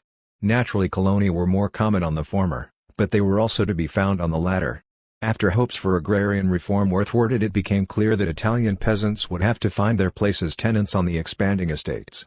In the provinces, the imperial government took possession of great areas, partly confiscated and partly acquired otherwise from rulers or aristocratic houses, and on these lands the government settled coloni or peasants with rights similar to those of a precarium holder. As early as circa 100 BC, scholarly discussion started as to whether it was more advantageous to work an estate oneself, that is, use slaves, or else rent it out to tenants. In practice, the decision continued to be in favor of slave labor as long as slaves were cheap, as they were in republican times, but even then they could only be used for those products which were produced on labor-extensive plantations. Many acres of grain land and in particular isolated fields, agri-longinqueurs, of the growing estates were probably let to tenants even in Varro's day, although he does not mention it, as we know was done later. The less a large estate concentrated on a few cash crops, the stronger would be the tendency to divide the land among tenant peasants, coloni. It is perfectly clear that even before Varro's time coloni were a familiar element of agricultural society. Caesar, Civil Wars 1.34.2, speaks of them as dependents of a landlord, along with his slaves and freedmen. Already in the late Republic, therefore, coloni were essentially copyhold tenants on large estates, gutsinsassen, generally owning no property except some cattle, paying rent for their lands and its improvements, and working these lands as the landlord directed. Sometimes a general directive, lex, for all coloni on an estate was issued, similar in character to our German work regulations, Arbeitsordnungen. Often coloni borrowed from their landlord and put up their movables as collateral, thus becoming even more dependent. To what extent did tenants become sharecroppers? First, it should be noted that in western provinces there is no documentary evidence for the existence of sharecropping on private land until late in the imperial period. In any case, however, the deciding factor must have always been whether the tenant was regarded primarily as having assumed the duty of working his land to produce as much as possible, and so pay the landlord as much as possible in the form of a part of the crops, or, alternatively, whether the tenant was regarded as a tenant who paid rent and in return received the right to use the land as agreed. But even in the last case, when money rent was paid, if the landlord supplied the equipment, the former attitude must have prevailed from the first. In the language of the day, it was the landlord who makes use of, exercit, his land by means of his tenants, prokurnos. It is also logically quite likely that the coloni were obliged by their tenancy agreements to render labor services at times of need on their estates. This can be said even though it is not attested in extant sources, nor is it mentioned by Varro. At a later time, we know, tenants working for their estate were treated as were most free laborers in antiquity, receiving food from the landlord and working under direction of an inspector, but this is based upon a disputed interpretation of a text. Thus, as more and more land passed into the hands of large estate owners, the great mass of yeomen ended up on land which they held only as tenants under revocable agreements, for part of the land occupied by the coloni had originally been worked by freeholders. Similarly, the army, which had originally been recruited from self-equipped yeomen, as in every polis, first took in the landless, caput sensi, and then became a state-equipped force in which the coloni increasingly replaced the yeomen. Estates were poorly managed in republican times, mainly because landlords lived in the city, were involved in the political life of the city, and therefore were necessarily absentee. Generally, the landlord appeared only occasionally to receive reports from his overseer, and how little he knew of estate management, and each generation it grew less, is indicated by the simple rules of thumb suggested by the agrarian handbooks. Careful accounts were usually kept only for valuable cash crops, oil and wine in particular. Monetary income was what the owner wanted, nothing else. This explains the lack of interest in any extensive improvements, for which in fact no credit was available. This explains, too, why often grape and olive crops were sold on the stem. The cultivation of these crops was labor-extensive and was not characterized by much care. Grain cultivation, on the other hand, remained labor-intensive in technology. The crop was used mainly for the consumption needs of the manorial estates. Probably the limited needs of the local markets were met by coloni. As for Rome, it was supplied with grain imported from overseas under state control. Even these imports were not procured on the open market. The largest part, which was destined for distribution to the urban masses, was increasingly collected as tribute from subject peoples. Wherever the Roman aristocracy controlled the administration, it furthered the formation of large landed estates. Partly this was because the Roman government generally favored oligarchical regimes in the overseas areas under its control and indeed depended on the oligarchies for political support. That was an indirect stimulus to large holdings, but a direct stimulus was the manner in which the Romans disposed of the land and land law. This subject will be discussed in the article and the colonate, but a few points deserve attention here. Lands not in full private ownership differed greatly in legal status. As stated above, lands held from the public domain, the Ager Publicus Populi Romani, the public lands of the Roman people, were all originally classed as possessions in private law. But the Italian Ager Publicus was distributed and disappeared, partly as a result of the conversion of preempted lands, occupations, into private property, partly as a result of the massive land allotments, assignations, of Caesar and Campania and of the Triumvirate. The little that remained, subsequiva, was given to squatters by Domitian. The situation, then, was that after Caesar's distributions no domain land suitable for cultivation was left in Italy, except for the domains of the municipalities, thus henceforth the domains of the Roman state were all in the provinces. Persons who were allowed to hold lands from the public domain on written lease were always such as enjoyed the right to engage in business with Romans, the right of commercium. Now there is a problem: did these tenants receive full legal protection of their rights against third parties, even when their lease was of limited duration? Metis thinks not, but I am sure that they did and that this is attested by Hyginus. Of course it is true that coloni on private land did not have the right to institute legal proceedings, but this was because of their social position. Everywhere the people who leased public lands were of a different status, both in law and in fact. Transfer of a lease on public land to a substitute, vicarius, could be done if the authorities gave approval. But the legal recourse to Roman courts was available only to persons who were part of the Roman legal community, Roman citizens and their allies, not their subjects. When subjects did settle on Roman domains, whether by virtue of written lease or payment of customary tributes, their tenures were praecaria, subject to tribute levies and cancellation. Such praecaria holders were generally the former owners of land which had been conquered and confiscated, and they remained there until they were replaced by the arbitrary power of the censors or by a general disposition of lands for foundation of a colony.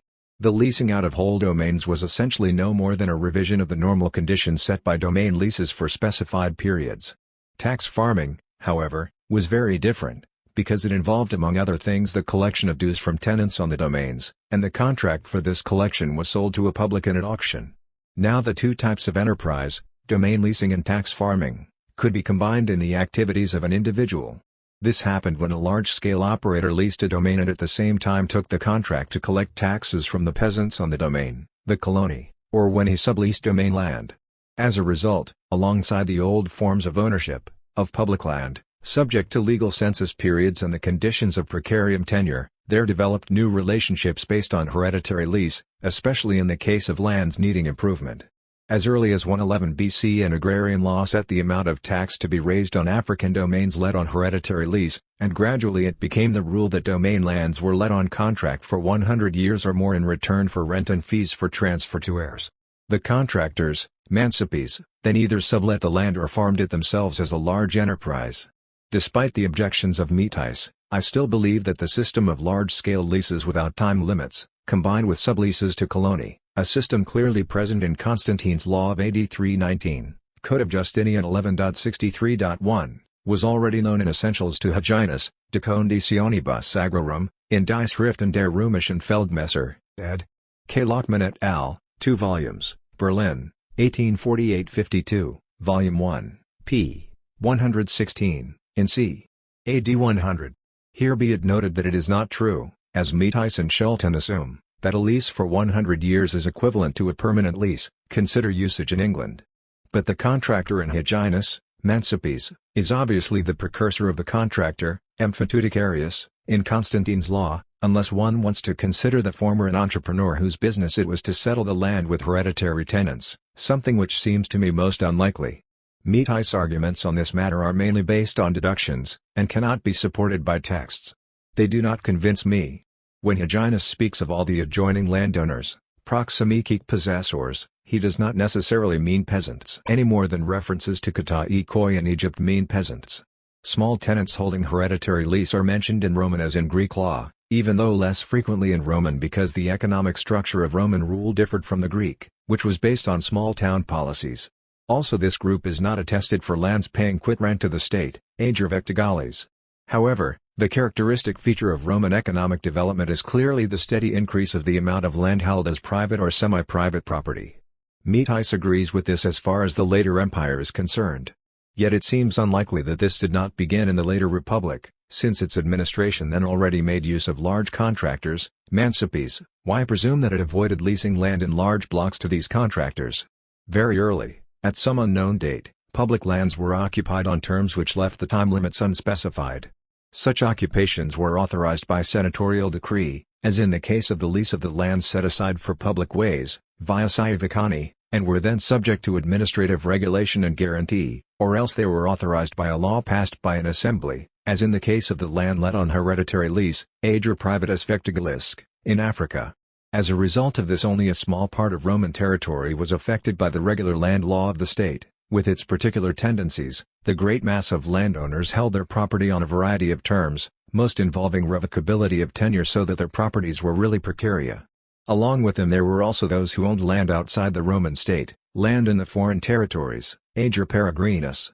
Within the Latin League, the legal status of land and the right to commerce with Romans were regulated by treaty. Each of the two partners, Roman and Latin, had a certain share, varying from period to period, in the national land rights of the other.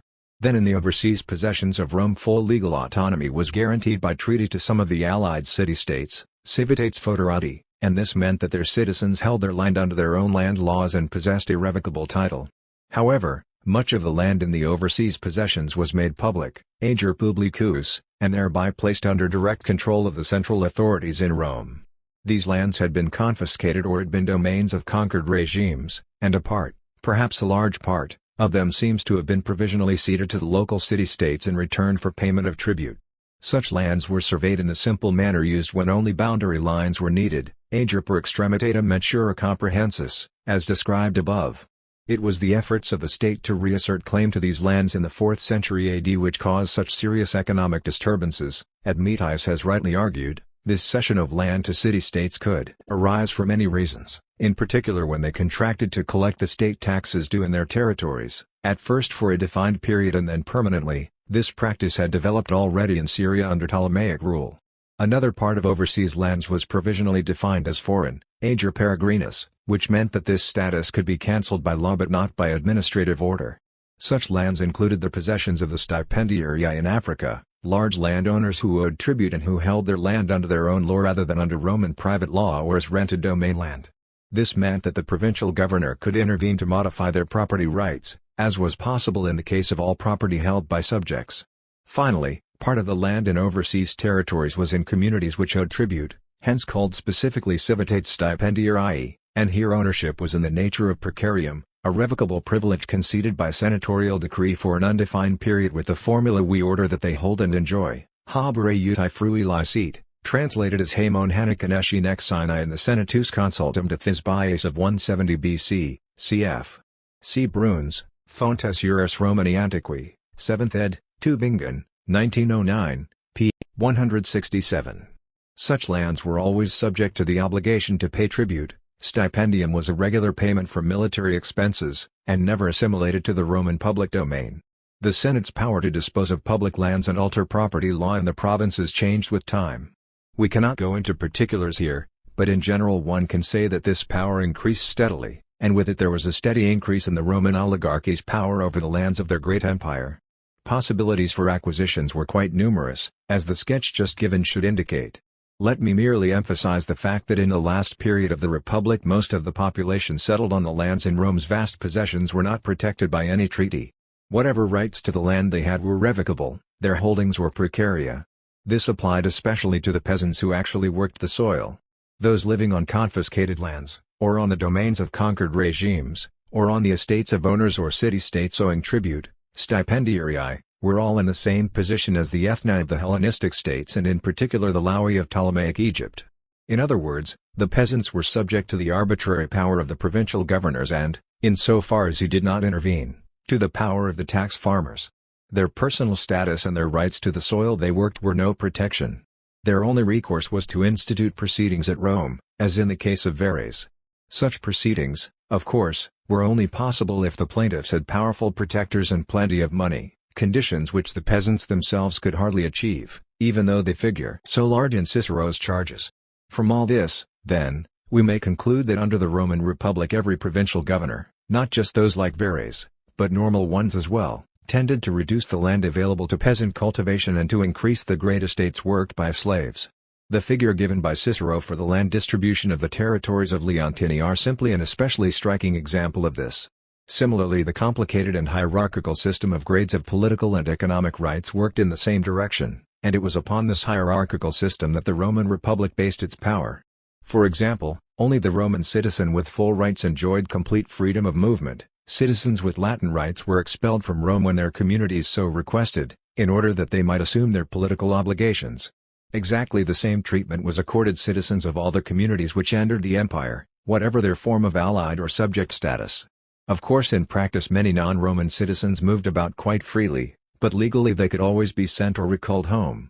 This had consequences for the structure of agrarian society, consequences which were not fully realized until the later empire. No less significant were the restrictions placed on subjects' right to trade, commercium, and their right to marry, connubium. The latter, for example, involved the right to transmit property by inheritance and therefore affected the property titles of the citizens of every single allied or subject community. This matter was regulated by treaty or, more frequently, by the decisions in favor of individual governors. Furthermore, the other aspect of the situation was that the Roman nobles used the Praetorian edicts to create a system of land appraisal which in effect gave them exactly the kind of law they wanted to regulate the ownership, inheritance, and sale of land, often at the cost of the traditional rights of Roman commoners. This development can be compared to the way the English aristocracy used the old Court of Chancery to develop a law of equity. The result was that in this as in every other respect the Roman bourgeoisie formed a privileged order in the provinces, and its profit-making opportunities were thereby greatly enhanced, as was the economic dependence of the non-privileged provincials. Indebtedness increased enormously, especially in those areas where tax collecting was farmed out to equestrian publicans. This is the essential background to the Sicilian Vespers of 88 BC, when Mithridates had 100,000 Romans massacred on a single day. As Ferrero and others have rightly stressed, Mithridates' success was due above all to his revolutionary call for a cancellation of all debts, a new Caesachthia like that of Solon. This was the last time in antiquity that this call was heard. Catiline really represented a small group of the indebted, the landowners of the old aristocracy. Because of Mithridates' promise he gathered the support of the middle classes of the Near East against Roman rule, just as at this very same time the middle classes of Italy were fighting Roman rule in the social war in order to gain for themselves the right to participate in the privileges of Roman citizenship. This demand was opposed by the Roman equestrians because they wanted to keep for themselves monopoly rights to the plunder of the provinces, especially the plundering of provincial land. This great struggle was concluded with the triumph of the Roman nobles. They made peace with the Italian middle classes on the basis of concessions which cost them nothing. Instead, the political and economic cost of these concessions was charged to the equestrian middle classes of Rome by Sulla's restoration regime. Politically, they lost that control of the courts which Caius Gracchus had given them. Economically, they lost the chance to profit from the tax farming of Asia Minor's tribute which was also due to Gracchus. But the result of these changes was that the equestrians were driven to support Caesarism, which thus was able to rely on economic as well as military interests in its conquest of power. This e-book is licensed to Sudarshan Papana, over to sudarshan@gmail.com on December 27, 2014. 7. Roman Empire. Under the Roman Empire the polis continued its triumphant expansion throughout the ancient world. Just as the Macedonians brought the polis to the Far East with the founding of Alexandria on the borders of Turkestan, so the Romans reached the Far West with their unification of the Lusitanians. With their colonies and policies of urbanization they extended the sway of the polis throughout Britain, Gaul, Mauritania, and the lands bordering on the Rhine and Danube. In the West, too, large areas were attributed to the cities, larger in fact than had been the practice in the Hellenistic states. Partly by transferring local administration to urban centers, partly by creating a privileged order of hereditary councillors, decuriones, from those paying the highest taxes, the Romans succeeded, using both direct and indirect pressure, in inducing all or at least part of the large landowners to move into the cities. Thus when Strabo describes the capital of the Allobroges, Vienne, his words might apply as well to Athens after it became the capital of Attica, just as the large landowners, the Eupatrids, lived in Athens itself. So the most distinguished, Epiphanestatoi, of the Allobroges lived in Vienne, Autotuastioi counts, while the peasants, Georgians, lived in the villages, Comai, and formed the rural plebs. Roman rule based itself on the support of the first class, the urbanized landowners. It was they who were given the opportunity of gradually gaining Roman citizenship. As with the state, so with the church, the main contingent of Christians was from the first urban petty bourgeois, This lasted until the era of forced conversions. Thus the word for countryman, paganus, which had acquired a connotation of contempt in the usage of town dwellers, was applied under the military monarchy to civilian, and was then used by the church for heathen. When the church began to organize itself as a state within the state, the principle was introduced and then more and more strictly enforced that a bishop had to reside in a city. Roman solecisms, like Greek, were often accompanied by clashes between political and economic interests. In Greece, the dissolution of Mantinea and Patras reflected the wishes of their landowners to live on their estates, and similar attitudes gave rise to resistance to urbanization through solecism in the Roman Empire. This resistance increased as urbanization progressed inland, for there less opportunity existed for capital investment and sea trade. In any case, it is clear that the establishment of cities, especially those with large dependent hinterlands, inevitably meant that the landowners became absentee and their estates were worked by slaves or coloni.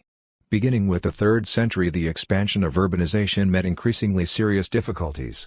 Before examining the reasons for this development, let us consider again the essential characteristics of the ancient polis, keeping in mind above all this problem: in what respects were the polis and the medieval city similar, and in what were they different?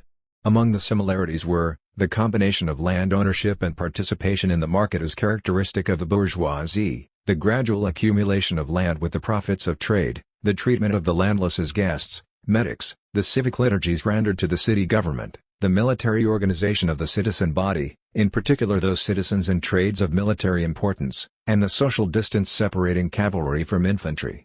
All these elements were present in the early stages of medieval cities just as they were in those of the ancient polis.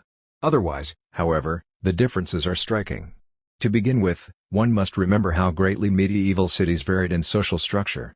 Take one basic element, the situation of the knightly aristocracy. In antiquity it was everywhere and always the nucleus of urban development, but the medieval examples differed. The early development of Genoa resembled that of an ancient city, but in Florence the citizen body forced the landed aristocracy to move into the city, the incassamento, and there were even moments in Florentine history when people were ennobled as a kind of punishment. Then there were many cities which by direct or indirect means obliged aristocrats to join the guilds, whereas other cities such as Freiburg im Breisgau excluded aristocrats entirely. Finally, there were many cities, among them the majority of the large ones, in which a knightly class of patricians arose out of the bourgeoisie. Thus there were obviously many differences among medieval cities, and yet one can make this generalization: the Mediterranean coastal cities, in which commercial interests and commercial wealth were dominant, were the closest in type to the great cities of antiquity, while the secondary agricultural cities were most similar to the small cities of antiquity, but the industrial cities of the Middle Ages were very different in type from the ancient polis. These distinctions are necessarily approximate, as is always the case when dealing with large economic complexes. Nevertheless, they lend support to the thesis of Lastig, that the distinctively original developments in the institutions of business capital occurred mainly in industrial cities such as Florence, and disprove the objections of Goldschmidt. It is clear, for example, that it was in these industrial cities that a new kind of labor structure developed, based on the social power of the guilds and the guild organization of production. This was the first time free labor was organized on a large scale, for in antiquity the first steps towards this had been taken, but nothing reached completion. A slave market existed in the Carolingian Empire and was regulated. In the hinterland of East Europe the slave trade continued just as it did in Mediterranean port cities such as Genoa, but on the other hand it disappeared in the industrial cities of the interior. This does not mean that serfdom, for example, was from the first unknown in these cities. On the contrary, the craftsmen and merchants who moved to a newly organized city were to a great extent serfs themselves, men whose masters allowed them to move to the city in order to profit from their tributes and from what they left behind, just as in antiquity slave owners profited from slaves living outside, courtiers. Only gradually, sometimes only after centuries, did these serfs in medieval cities gain full personal freedom. Like the slaves in antiquity who paid their masters a share, appa ora, of their earnings, these serfs pursued their various trades alongside their fellow craftsmen. There was, however, one basic difference. The mass of free and unfree workers in medieval cities formed functional associations which transcended existing class contrasts in their memberships and which were the seed from which sprang autonomous communities with clearly defined liberties. So it came about that those who actually paid taxes from the proceeds of their work or their land constituted the medieval city, whereas in antiquity it was the rich alone. At least such was the situation in that type we call the industrial inland city, and in particular in all those cities where the guilds gained dominant influence. Inland city does not mean a city in an area without any external trade. Cities never develop in such areas. Rather, it means a city in which production and consumption center around local markets. Similarly, industrial city obviously does not mean a city which satisfies its needs for agricultural products entirely and only by the sale of its manufacturing products, but rather the type of city in which a concentration of free industry forms the basis of economic activity and differentiates the city from the surrounding countryside. Cities which had economies based on income from slaves and from estates in their hinterland, such as Moscow until this century, form one extreme type. An opposite extreme is represented by cities, such as Genoa, which had economies based on profits from maritime trade, overseas investments, and colonial plantations. Medieval cities of these extreme types were more similar to the ancient polis than cities of the intermediate type, the medieval industrial city as described above. Of course, it is true that the types were not always distinct. Industrial cities and commercial cities often blended into one another, as was true of Venice, Flemish cities, and many towns on the Rhine and in North Germany. It is also true that in antiquity industry could play an important role in the development of a polis. Nevertheless, the differences between the typical medieval city and the typical ancient polis remain fundamental. Above all, the crucial point is that in antiquity the position of industry, social as well as economic, did not improve as wealth increased, nor did it ever reach the commanding importance which industry enjoyed in the medieval industrial cities. Furthermore, the specific characteristic of modern capitalist development, industrial capitalism, is based on legal institutions which were created in the medieval industrial cities, institutions which did not exist in the ancient polis. Indeed, the course of development in antiquity was the reverse of that of the Middle Ages. The craftsmen of the early period of the ancient polis declined in status as time passed and as capital investment in slaves accumulated. In the Middle Ages, on the other hand, there was at first a mass of free and unfree people of low status, as despised as their counterparts in antiquity were despised by merchants, and likewise excluded from offices. These people were the artisans, and as time passed they increased in economic and political importance. Of course, it is true that in antiquity there existed corporate groups of craftsmen. The books of Liebenham and Zebarth have demonstrated that. There is this difference, however, whereas, just as in the Middle Ages, the artisans who produced goods needed for military supply formed corporate groups for electoral and military functions in the archaic polis, the organizations of craftsmen in the classical period of the ancient world had no importance whatever. It was only when the relative importance of commercial slavery declined that artisans' groups gained social importance. But even these lacked the legal rights typical of medieval guilds. Only after the complete decline of capitalism in antiquity did the artisans' groups start to acquire such legal rights, a development which L. M. Hartman has rightly emphasized. Hence two basic contrasts: 1. In the ancient polis the most characteristic feature of the medieval city was lacking, namely the guilds, along with their struggles against the urban patricians and their foundation of specifically guild cities. 2. Likewise, the medieval city lacked anything similar to the most characteristic feature of the free cities of antiquity, namely the struggle of the peasants against the patricians and the formation of what has been described above as the hoplite polis, which meant, in essence, that political domination passed to the peasants eligible for military service. The typical medieval city began by excluding all peasants from sharing in citizens' rights, and later when the city began to extend its protection to them as outside citizens, Osberger, this was opposed by nobles and princes. The lands which were acquired by the wealthy citizens of medieval towns did not mean that these towns were thereby extended.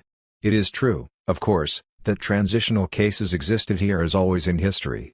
It is evident even from the sketch given above that the hoplite polis did not exist in pure form either in the Athens of Cleisthenes and Ephialtes or in Rome after the Hortensian Law, 287 BC.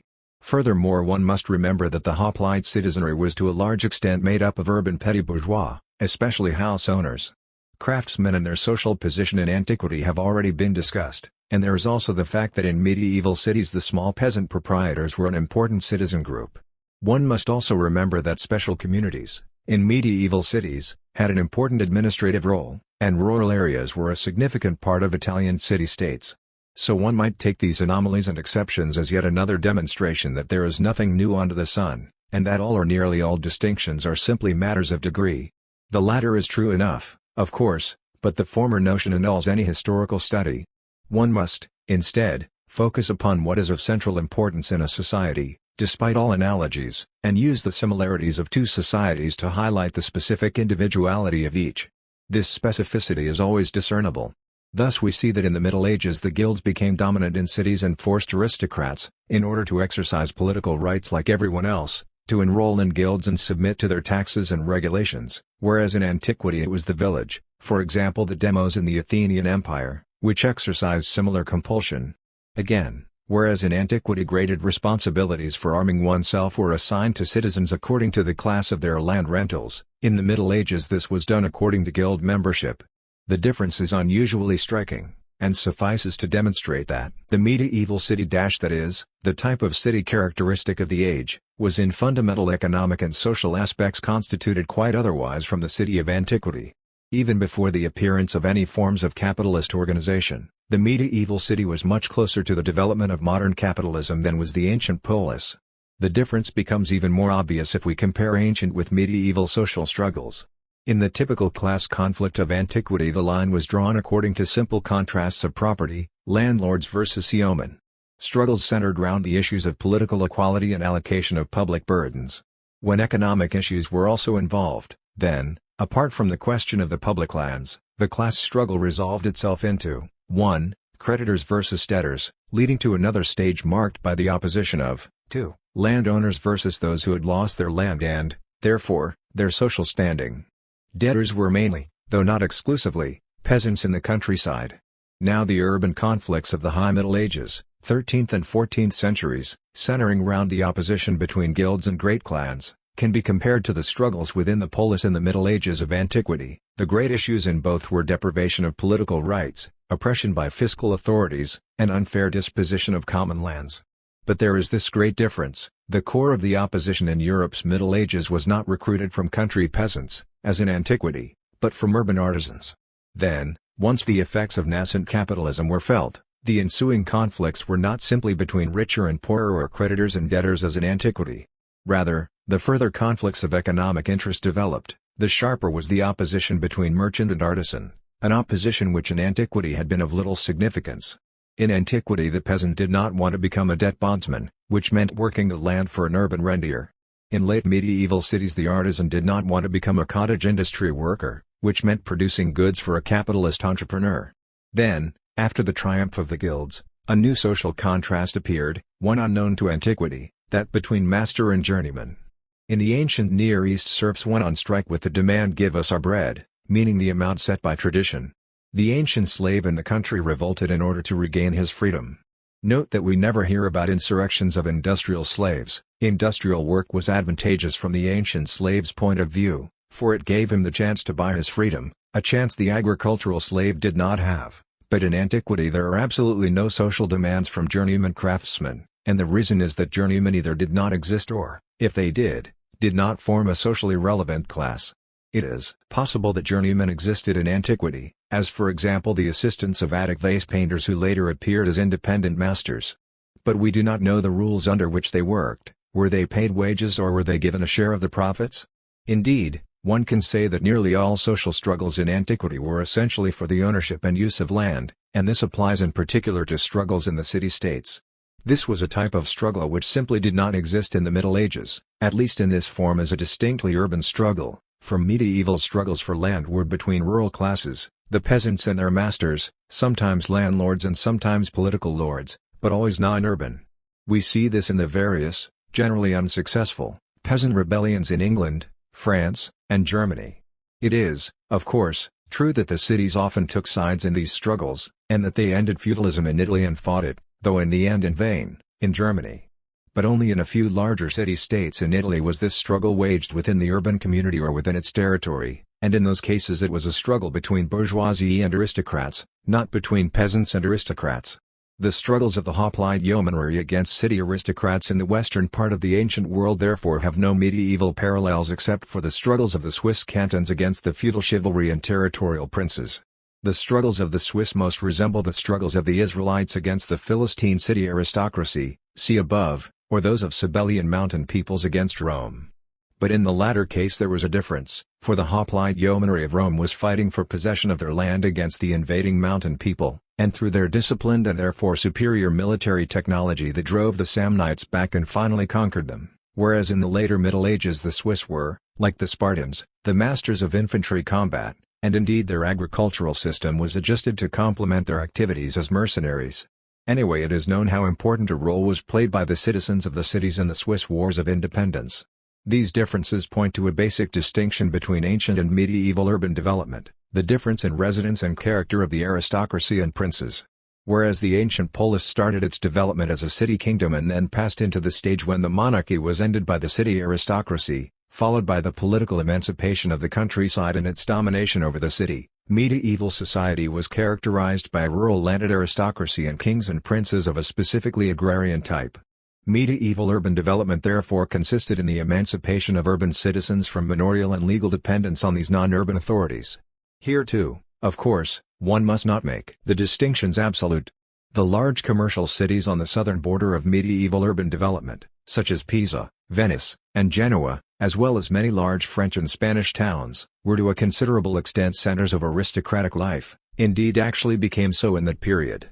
Similarly, some cities in Italy were so aristocratic that in 18th century Tuscany a città was distinguished from a borgo or castello partly by virtue of being an episcopal seat, but partly too according to the rank of aristocrats among its residents.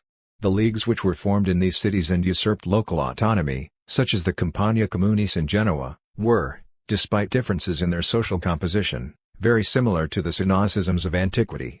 At least one can make the comparison, for in these Italian cities of the early Middle Ages the aristocracy was present too, and indeed held a dominant position.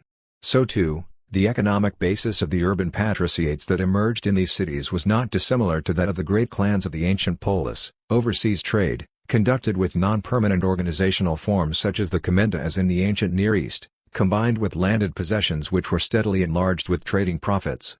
In general, the patriciates of medieval cities shared this similarity in economic structure with the patriciates of the polis of early antiquity. On the other hand, there was a great difference between the free polis of antiquity and most medieval towns, especially North European and continental industrial cities, in their relation to properly feudal authorities, both in their origins as well as in their later stages of development.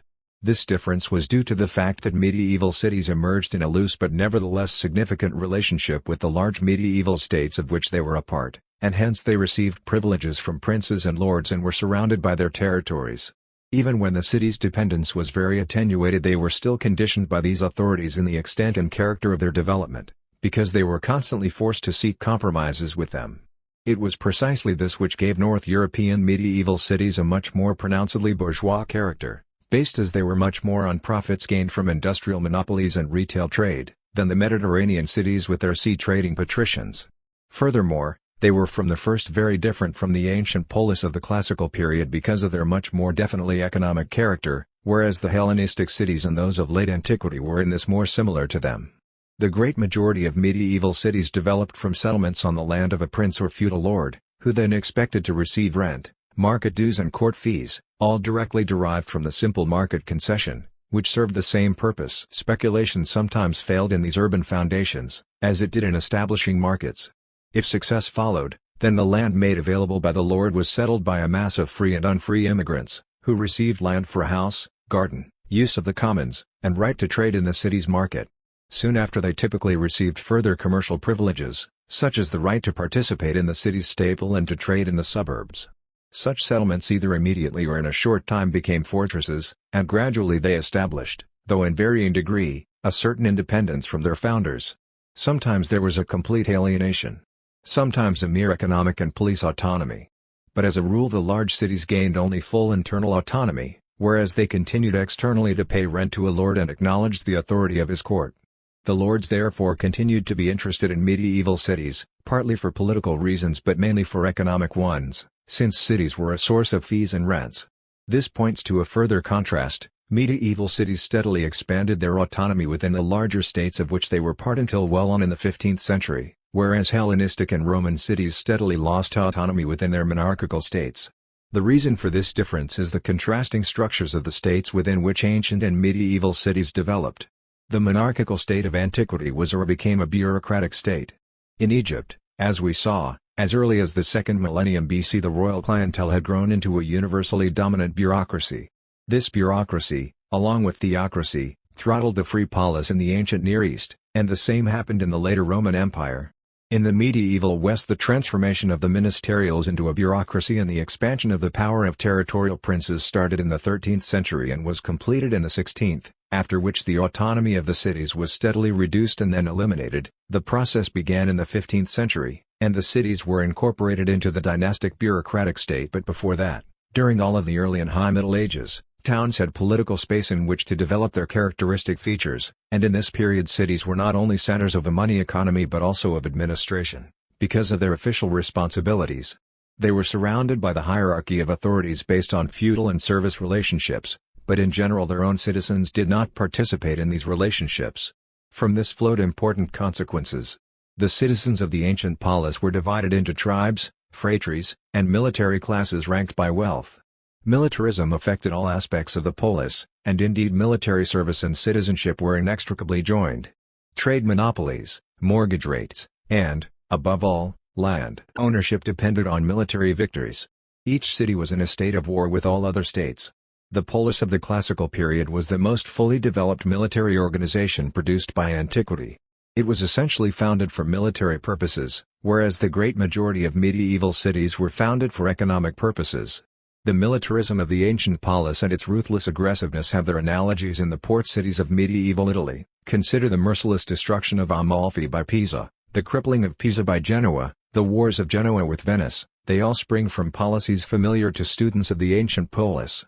There are also analogies in inland cities, the destruction of Fiesole, the subjection of Arezzo, and the crippling of Siena by Florence, also the policies of the Hansa League. All are similar.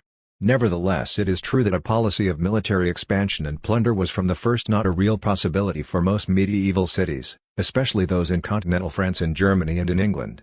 The medieval city was not, as was the polis of early antiquity, the most developed military organization of its time. Thus during the period of feudal wars the continental cities were merely able to maintain their independence and assert their merchants' right to safe conduct, and they could do this only through city leagues. In the time of the condottieri and mercenary armies they gained an advantage because of the power of money, yet this was only true, even in Italy, in those areas where capitalism was sufficiently developed to supply the necessary funds. Thus even the Revolutionary War of the Dutch cities was waged entirely with mercenaries in so far as land operations, except for the defense of walls, were concerned. The expansion of Florence was similar. The inland city of the Middle Ages was, despite all its emphasis on the military duties of citizens, from the first of bourgeois character and was more and more shaped by the peaceful pursuit of profit in the market. The medieval burgher was from the first much more motivated by material interests than his ancient counterpart could have been or wanted to be. The most striking difference is that the medieval bourgeoisie was generally not interested in conquering lands for colonization, the most basic reason being that there were no recruits ready to go out to such colonies. There never existed in medieval cities that great mass of peasants who had lost their land to creditors or who sought new lands for their children, the group which shaped the policies of the ancient polis. Hence the medieval cities did not strive to expand, even though medieval patricians, like ancient patricians, preferred to invest their money in country estates. Even the medieval expansion of the peasants in the east and in the virgin forests was of a distinctive character. In antiquity land was conquered and then settled, but this was impossible in the Middle Ages because the peasants were part of a feudal system, and their expansion was managed by the manorial lords and the territorial princes. For the average medieval city to have aimed at establishing colonies similar to the Athenian cleruches would have as much a military as an economic impossibility, whereas it was the normal thing for the ancient polis. For the citizens of a medieval town, apart from the few large cities which exploited overseas trade and colonies, the major aim of policy was and remained peaceful expansion of the local and interlocal markets for the sale of their products. It is of course true that in the latter half of the Middle Ages capitalism did find great opportunities for profit, as Zombert rightly emphasizes, in such activities as farming state taxes and domains, as in Genoa and Florence, and, above all, in supplying the financial needs of kings. Nevertheless, these developments, and all the figures connected with them, the Occhiageli, Bardi, Peruzzi, Medici, Fuga, and the like, were no different from the activity of the financiers of antiquity, a type well known from Hammurabi to Crassus. It is not here, nor in the manner in which the first great accumulations of money were collected, that we can find the answer to the basic problem: what is the origin of the later medieval and modern economic system, in a word, of modern capitalism? Instead, we must examine the development of the market. How did consumer demand develop in medieval times for the industries later organized on capitalist lines? We must also consider the organization of production. How did the endeavor to exploit capital lead to the creation of organizations of free labor such as never existed in antiquity? These problems cannot be solved here, but a few further remarks can be made regarding the differences between medieval and ancient developments insofar as agrarian conditions are involved. There was a slow but steady improvement in the economic position of the medieval peasantry, and it ended only when the internal colonization in the forests and eastern lands came to an end. But this medieval colonization meant the gradual expansion of the market for the cities, just as in turn the development of cities meant increased consumption of agricultural products. All of this, like the bourgeois development of medieval cities as opposed to ancient, see above, grew out of the living conditions which the feudal system of society afforded the continental peasantry, a system, be it noted, which was established outside the cities. A comparison of these features of medieval society with their counterparts in antiquity is appropriate at this point. We have already discussed the great importance of feudal elements throughout the whole of antiquity, for example, the dominant position held in Egypt by the patron-client relationship. Such relationships were sanctioned by religion, and considering the extraordinary power of religion in antiquity, when even artificial and rational organizations such as newly created tribes quickly assumed a religious character, we should not underestimate even for the later periods of antiquity the enduring strength of feudal relations of dependence. Furthermore, the origins of feudalism in antiquity and the Middle Ages were similar. In both periods feudalism developed from the personal retinues of tribal chiefs, for example the Frankish Trustis. These then reappear in expanded form as royal retinues, and in ancient as well as medieval times their members were often regarded as foreign or, at least, as standing outside the regular law of the land and subject only to the royal ban. In both periods steps are taken to establish a royal storehouse system and to supply the army with it and also prevent price increases. In both periods, too, the royal retinue was the institution from which a knightly aristocracy developed. Other institutions played a role too, and this became so powerful and indispensable as to make kings dependent, sometime even reducing them to elective status and so dominating the state completely. But just as the medieval king was not an urban ruler, so the medieval aristocracy was not an urban aristocracy, nor did it become so in the Middle Ages, at least in continental areas, the situation being somewhat different in Mediterranean lands. The same contrast between antiquity and Middle Ages applies to manorial institutions. In antiquity manners remained the economic basis of an urban rentier class down into the period of the Roman Empire. The basic reason for this was as follows: what we mean by antiquity really refers to the civilization of the coastal areas. As soon as one goes inland to Thessaly, for example, one finds a type of manorial regime much closer to that of the Middle Ages. We hear little of conditions in the hinterland until Hellenistic and especially Roman imperial times. In the Middle Ages, on the other hand, there is a great change. Throughout the great area linked by a continuous historical tradition stretching from Pharaonic to modern times, there was a great shift in the center of gravity from the coastal to the inland areas. Most of the manors were not suburban but rural institutions, and they supported an agrarian ruling class, princes, free vassals, and their knightly ministerials. Furthermore, the manors supported the medieval ruling class only in part with payments in kind, the large manors not even mainly with such payments. Indeed, kings, princes, and great vassals all wanted to use manor payments to gain profits from commerce. Thus the establishment of markets and cities was due to the desire of princes and barons to increase their income from fees and rents. Even so, aristocrats and manorial lords were not, as in antiquity, citizens of cities as such. On the contrary, they tried to keep their feudal estates from being incorporated in the free communities of the cities, and they also sought to associate themselves with the cities as external citizens, Ausbürger. In short, rural and urban interest groups sought to keep themselves separate. They did not, of course, succeed in doing this completely, but even so they remained apart to a degree never possible in the ancient polis, which was the military training ground and encampment of a social order. It is also true that the internal social structure of the feudal classes in the Middle Ages differed from that of antiquity. The vassals of the princes of the ancient Near East, and the helots, slaves, clients, cotters and coloni of Mediterranean manorial lords existed in the time of ancient chivalry, and they were people of low status, as discussed above. In wartime feudal lords rode to battle in chariots and fought in single combat, and members of these classes attended them as servants and light infantrymen. In the period of hoplite armies the heavy-armed hoplite needed only one or two attendants, helots or slaves, as bearers and servants. Henceforth cavalry was less important in antiquity. Indeed the stirrup did not exist in the classical period, and in general cavalry techniques remained quite elementary until Parthian times. In contrast to this, the feudal army of the Middle Ages was from the first primarily a cavalry army, and it remained so throughout its existence, with steadily improved armor, equipment, and discipline. Consequently, the small peasant allotments, chloroi, given to the hereditary warriors, macamoi, of the ancient Near East or, perhaps, to clients in Rome, and above all the low social position such as was held by vassals in the ancient patron-client relationship, these were not feasible in the Middle Ages even for the ministerials, the lowest group of feudal vassals, if they were to be able to go into battle fully armed as cavalrymen. It was always necessary that they could maintain a knightly style. Everything pertaining to the peasant way of life was necessarily beneath their dignity. For the vassals of feudal times were essentially a rentier class. I simplify here what is in fact a very complicated matter. Now this is the key to the way in which the continental peasantry developed during the early Middle Ages. The very lowest group of vassals was superior in status to the peasantry, and was a rentier class with interests of a non-economic character, while at the same time the peasantry was an increasingly unwarlike class. True, this peasantry won territorial conquests as great as any won by an ancient hoplite army, but, just like the medieval city, the peasantry did this mainly in a peaceful fashion and, above all, under the command of feudal rentiers. The virgin forests were cleared and the eastern lands were colonized by the peasants, but these achievements were shaped by the landowning interests of the ruling class. This great internal colonization of the Middle Ages was conditioned by three factors: 1. Few slaves were available.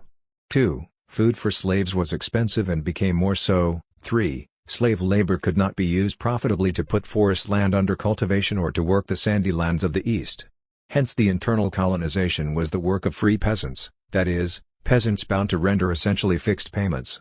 The individualistic squatters' rights to virgin land in Germanic tribal law had exactly the opposite effect to that of Roman occupatio on conquered territories, which helped create the great plantations, or that of the reclamation of new lands by canals, necessarily under bureaucratic direction, in the early periods of the ancient Near Eastern states.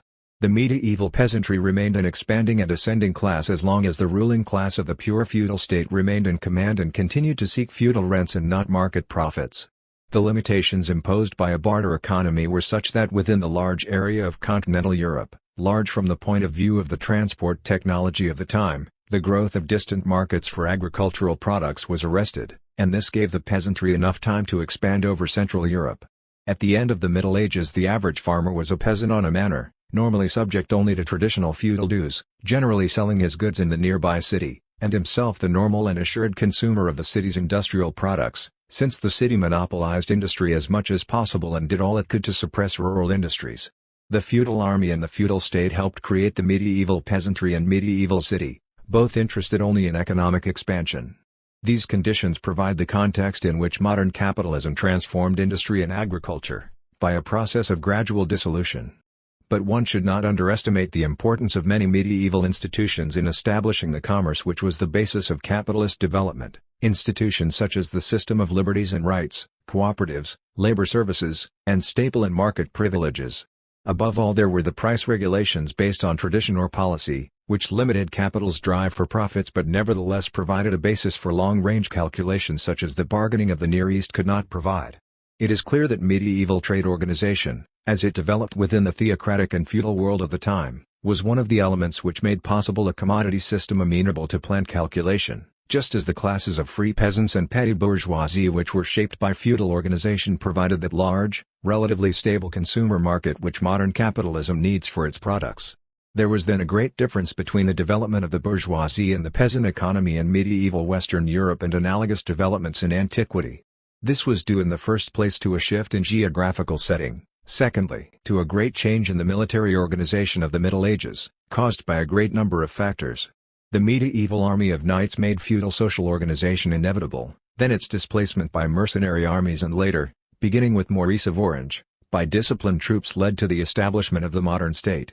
Antiquity experienced two great revolutions in military technology: 1. The introduction of the horse from the east, either from Persia or Turkestan, which led to the creation of the citadel, as in the Middle Ages, the Near Eastern conquest state, and the Mediterranean knightly society. 2. The use of iron for thrusting weapons. Iron had of course been known since prehistoric times, but iron weapons became of decisive importance only in post-Homeric times, and the training of disciplined infantrymen to fight at close quarters in hoplite armor, which led to the establishment of armies recruited from large peasants and petty bourgeois and, therefore, the ancient citizen polis.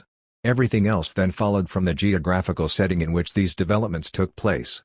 The ancient polis remained warlike and expansionist, pursuing trade monopolies and tribute-paying subjects, but also seeking to win land for the sons of its hoplites or opportunities for its bourgeoisie to increase their rents. The only factor that held a polis back from these ends was the presence of a stronger political power. Economic organization and techniques, on the other hand, made relatively little progress in the period between the Ramessids and Assurbanipal, the only exception being the invention of coinage. How many, or how few, technological advances were made in the ages of antiquity known to history will only be known when scholars use the extant evidence to write a history of industry in Egypt and Mesopotamia, with special attention to the development of technology in Egypt. So much originated in the ancient Near East. From Babylonia came the forms of trade which remained dominant until the end of Europe's Middle Ages. From Egypt came the estate worked by serfs. From Egypt too came the use of unfree domestic labor, the liturgy system, and the bureaucratic state. From Egypt and the Hebrews came the monastery and other forms of ecclesiastical organization. It is, therefore, entirely possible that the ancient Near East was also the area in which originated the great majority of the technological innovations which were made in industrial production down to the end of the Middle Ages. In the field of agricultural technology, a number of ancient innovations deserve notice because they increase the productivity of labor. These include better tools for threshing, plowing, and harvesting, but the last two advances were made, significantly, only after the end of the classical period and in the northern hinterland. As to industrial technology, apart from military machines and related devices for hoisting, mainly used on public works, whatever progress we can see served mainly to improve the specialized labor of individual workers rather than to facilitate the joint labor of groups of workers. The same is true of the economic organization of industry. Both aspects, given the nature of the internal structure of ancient industry and profit interests of slave owners, need cause no surprise. Modern capitalism emerged on the basis prepared by the medieval organization of commerce and industry, using its material and legal forms. Capitalism developed partly outside this organization, partly within it, and partly in opposition to it, in particular the guilds, but still a necessary connection was there.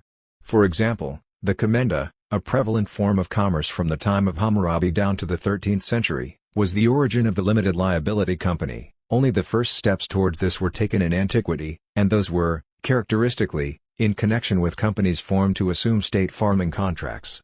Again, in antiquity the only enterprises based on joint liability were simple artisans groups resembling the Russian artel, but in later medieval law this has developed into sophisticated forms of trading and manufacturing companies.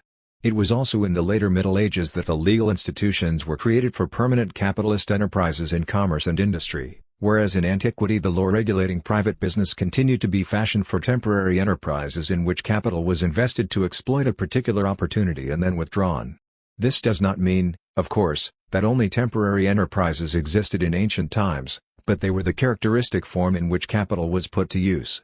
As soon as capitalism became established in industrial production in the Middle Ages, it started the process of merging the small workshops of artisans. First it organized sales and then purchase of raw materials. Next it inexorably moved towards the production process itself, gradually developing a more rationalized technology and establishing increasingly larger productive units which were increasingly more separated from the family. These large units were more and more created to further the concentration of workers and the division of labor. Nothing similar is known to us from antiquity, at least as regards purely private industry. Let it be noted here that this difference is what one would expect. The achievements of ancient capitalism were in other fields. Of course, this does not mean that there was no division of labor in antiquity, for without it a significant part of ancient industry simply could not have existed. Merging small enterprises was also something new. It was pointed out above that simply bringing together several dozen slaves, or, for that matter, several thousand, and using them for the same type of production did not signify the establishment of a factory in the economic sense, just as today the man who buys the stock of several breweries has not thereby established a new brewery. Another example, some attic vases have a mark put there by the potter, stating that he has made this vase, and XY, his competitor, cannot make its equal. I leave it to the reader's judgment, the less trained in economics the better, to deduce for himself the fundamental difference between this statement and comparable messages on modern objects, and yet both belong to the genre of advertising. Bringing together many slaves was simply a particular disposition of property, the organization and technology of production were not affected, and the slaves remain what they had been before, small-scale artisans who were used by a wealthy man as a source of rent or by an importer as processors of his raw materials. An example of the latter type was Demosthenes, and this kind of slave production was the closest approach in antiquity to large-scale capitalist production. We discussed above how impermanent were such enterprises, how small was the importance of fixed capital, and how completely the existence of such enterprises depended on the owner's personal situation. Here another point deserves notice. When we come upon examples in antiquity of men such as Timarchus, cf. Aeschines, against Timarchus, delivered 345 BC, who owned slaves trained in a great variety of different crafts, that is no more the result of chance than is the case of a modern investor who owns stocks in different firms with different earning potential. We all know that to spread one's investments is the cautious thing to do, and the same was true in antiquity with respect to investments in slaves. The only exceptions were the use of slaves for stable enterprises such as gold and silver mines, for example Nicias, or the use of slaves to capitalize one's own stock of merchandise, for example Demosthenes. Otherwise it was the counsel of caution to buy slaves with varied skills, a form of insurance against loss. One can compare with this the practice we discussed of a man owning a share of many different rented houses. From this follows an important conclusion: ancient capitalism was used to produce rents, and when this capitalism affected industry it did not act to create large enterprises specializing in the manufacture of a particular product. This was because the sale of industrial products, especially the sale of these products abroad, had much too much the character of intermittent trade which was spurred by special chances for profit but was also subject to innumerable political changes and, above all, to shifts in the price of grain. The latter factor in particular was rarely as significant after the later Middle Ages. Furthermore, the masses in antiquity had so little disposable income left after having purchased the necessities of life, that they provided little demand for industrial products, while supply for the consumer demands of the masses is always characteristic of modern capitalism. So small was consumer demand in antiquity that no socially powerful enterprises, large home industries and certainly no factories, could come into existence. The foregoing discussion concerns differences between ancient and medieval conditions which are unquestionably real. True, these differences have necessarily been emphasized here for purposes of argument. It is also undeniable that occasionally in antiquity there were approaches towards rationalized, large-scale production. Indeed, these instances deserve close study. Nevertheless, it is clear that what was typical of antiquity was a development quite the opposite of what is characteristic of modern capitalism. It is a basic fact that profitable valorization of capital in antiquity was blocked by the existence of slave labor. In the Middle Ages the situation was otherwise, a major cause being the change in the geographical setting of capitalist development. Climate meant that consumption differed. One need merely contrast what an Egyptian field worker needs with the minimum physiological necessities of someone in Northern Europe's climate who does only sedentary work. Northern Europe's climate also keeps people indoors a good part of the year, whereas in the ancient world the population lived out of doors and frequented public places, cf. Greek Agrarian, much as modern Spaniards and Italians frequent cafes. These climatic contrasts explain differences in temperament. There is no need to rely on any of the current racial theories, which are anyway unsupported by science, and should be excluded from serious discussion. These contrasts also explain new features of medieval society, the many centers of commerce in the hinterland, and in these centers the constant expansion of consumption and production. These new phenomena interacted with the technological traditions inherited from antiquity and the renewed impulse to put capital to profitable use. Another difference was that the use of slave labor was not practicable in the Middle Ages. This was due to several factors. 1. Feeding, clothing, and housing slaves was more costly in Northern Europe. 2. Medieval military structure meant that the cities, where industry was centered, could not embark on wars to gain slaves, as the ancient polis did. 3. The struggles between the aristocrats of the hinterland were concluded with the transfer of peasants, with their tributes, from one lord to another and with the extension of one lord's territorial suzerainty at the expense of another, but not with the appropriation of slaves, as was done by the plundering expeditions sent over the seas by the coastal societies of antiquity. Thus as cultivation of inland areas became more intense slavery declined, at least relatively, while the development of free labor benefited from the factors just discussed. Ulterior analysis cannot be given here. There was a further basic difference. In antiquity the wars of the polis down to the end of the Roman Republic generally meant that the losing state's property system would be annihilated and its territory would be subjected to massive confiscations and colonization, the polis in this respect acting like the German tribes of the Völkerwanderung. In the Middle Ages, on the other hand, despite knightly love of battle, And even more so in early modern times, an international community existed which can be called pacified in comparison with antiquity. This is not to say that there was a quantitative decline in warlike activity, there was, rather, an increasing pacification of the elements engaged in private business and industry, in particular the cities and the bourgeoisie. It is of course true that modern capitalism gained its largest profits from military contracts in medieval and modern times. But there was still something new. The capitalist organization of industrial production was based on the pacification mentioned above, and so despite all the vicissitudes of war and politics it maintained the continuity of economic development, a development in which the large feudal states and, even more, the international church had their share. In antiquity, on the contrary, everything about a polis from its foundation onwards was motivated by political and military considerations. The development of every polis depended on military events, and so ancient capitalism was shaped by political forces. It was, one might say, only indirectly economic in character, for the critical factors were the political fortunes of the polis and the opportunities it provided for profit through contracts for tax farming and wars for human and, especially in Rome, territorial booty. When the Mediterranean world was unified and pacified in the Hellenistic period and then under the Roman Empire, the ancient city became the center of exclusively economic interests. As a result, the trade associations of merchants and artisans, previously present only in elementary form, now began to develop and flourish. They were used by the Roman Empire for its own purposes, and we can follow their further development down to the beginnings of the medieval guilds. But the death knell of ancient capitalism had sounded long before. The new peace and the monarchical state, the shift of society's center from the coasts to the hinterland, all these changes throttled ancient capitalism instead of causing it to flourish, as one might a priori expect. It was the Roman Empire which established this peace and brought about the rise of the hinterland. Peace was provisionally established under Tiberius, definitively under Hadrian. This meant the end of wars for human and territorial booty. At the same time large inland areas were added to the empire, Gaul, the lands along the Rhine and Danube, Illyria, and, as an addition to the old province of Macedonia, the entire interior of the Balkan Peninsula. Peace also meant the gradual disappearance of slave imports. Now slaves were used up at such a rate by the plantations, see the principles Varro suggests, and the mines, that the speculative rearing of slaves and peaceful slave trade were not adequate to meet the demand. At first slave prices increased rapidly, because the market's supply was insufficient, but then in the later Roman Empire slave prices were very low, because by then economic organization had altered and demand declined sharply. At one time I overestimated the importance of this change, now I would say that it should not be underestimated. The disappearance of slave barracks, the establishment of family life among the slaves, and also the decline of capitalist, large-scale agricultural enterprises, these are all historical realities, and they were connected with the changes discussed above, hence the sources stress the shortage of workers.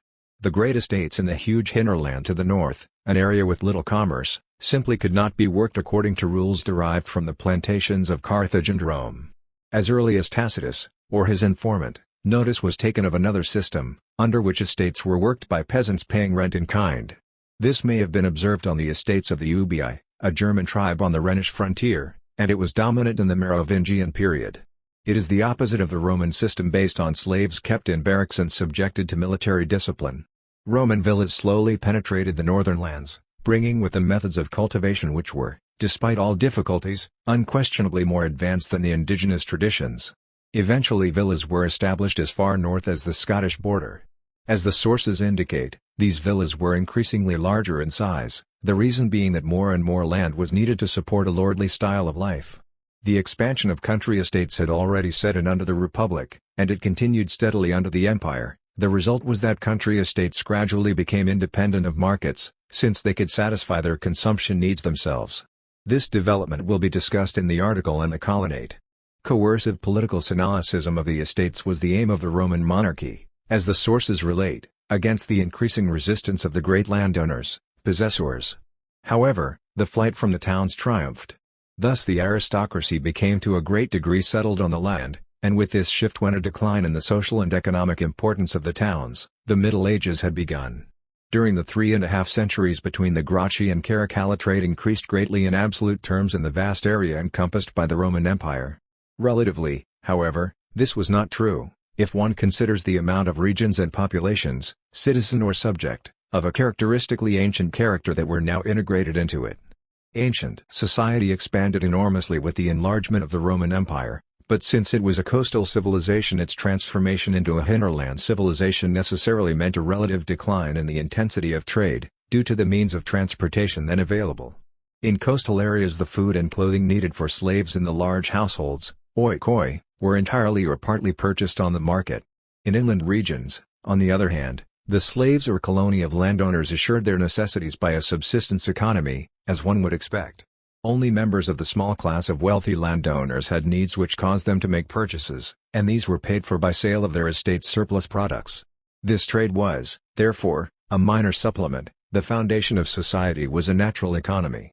This was reinforced by urban developments, for in the major cities the masses were not supplied by private trade but rather by state procurements, annona.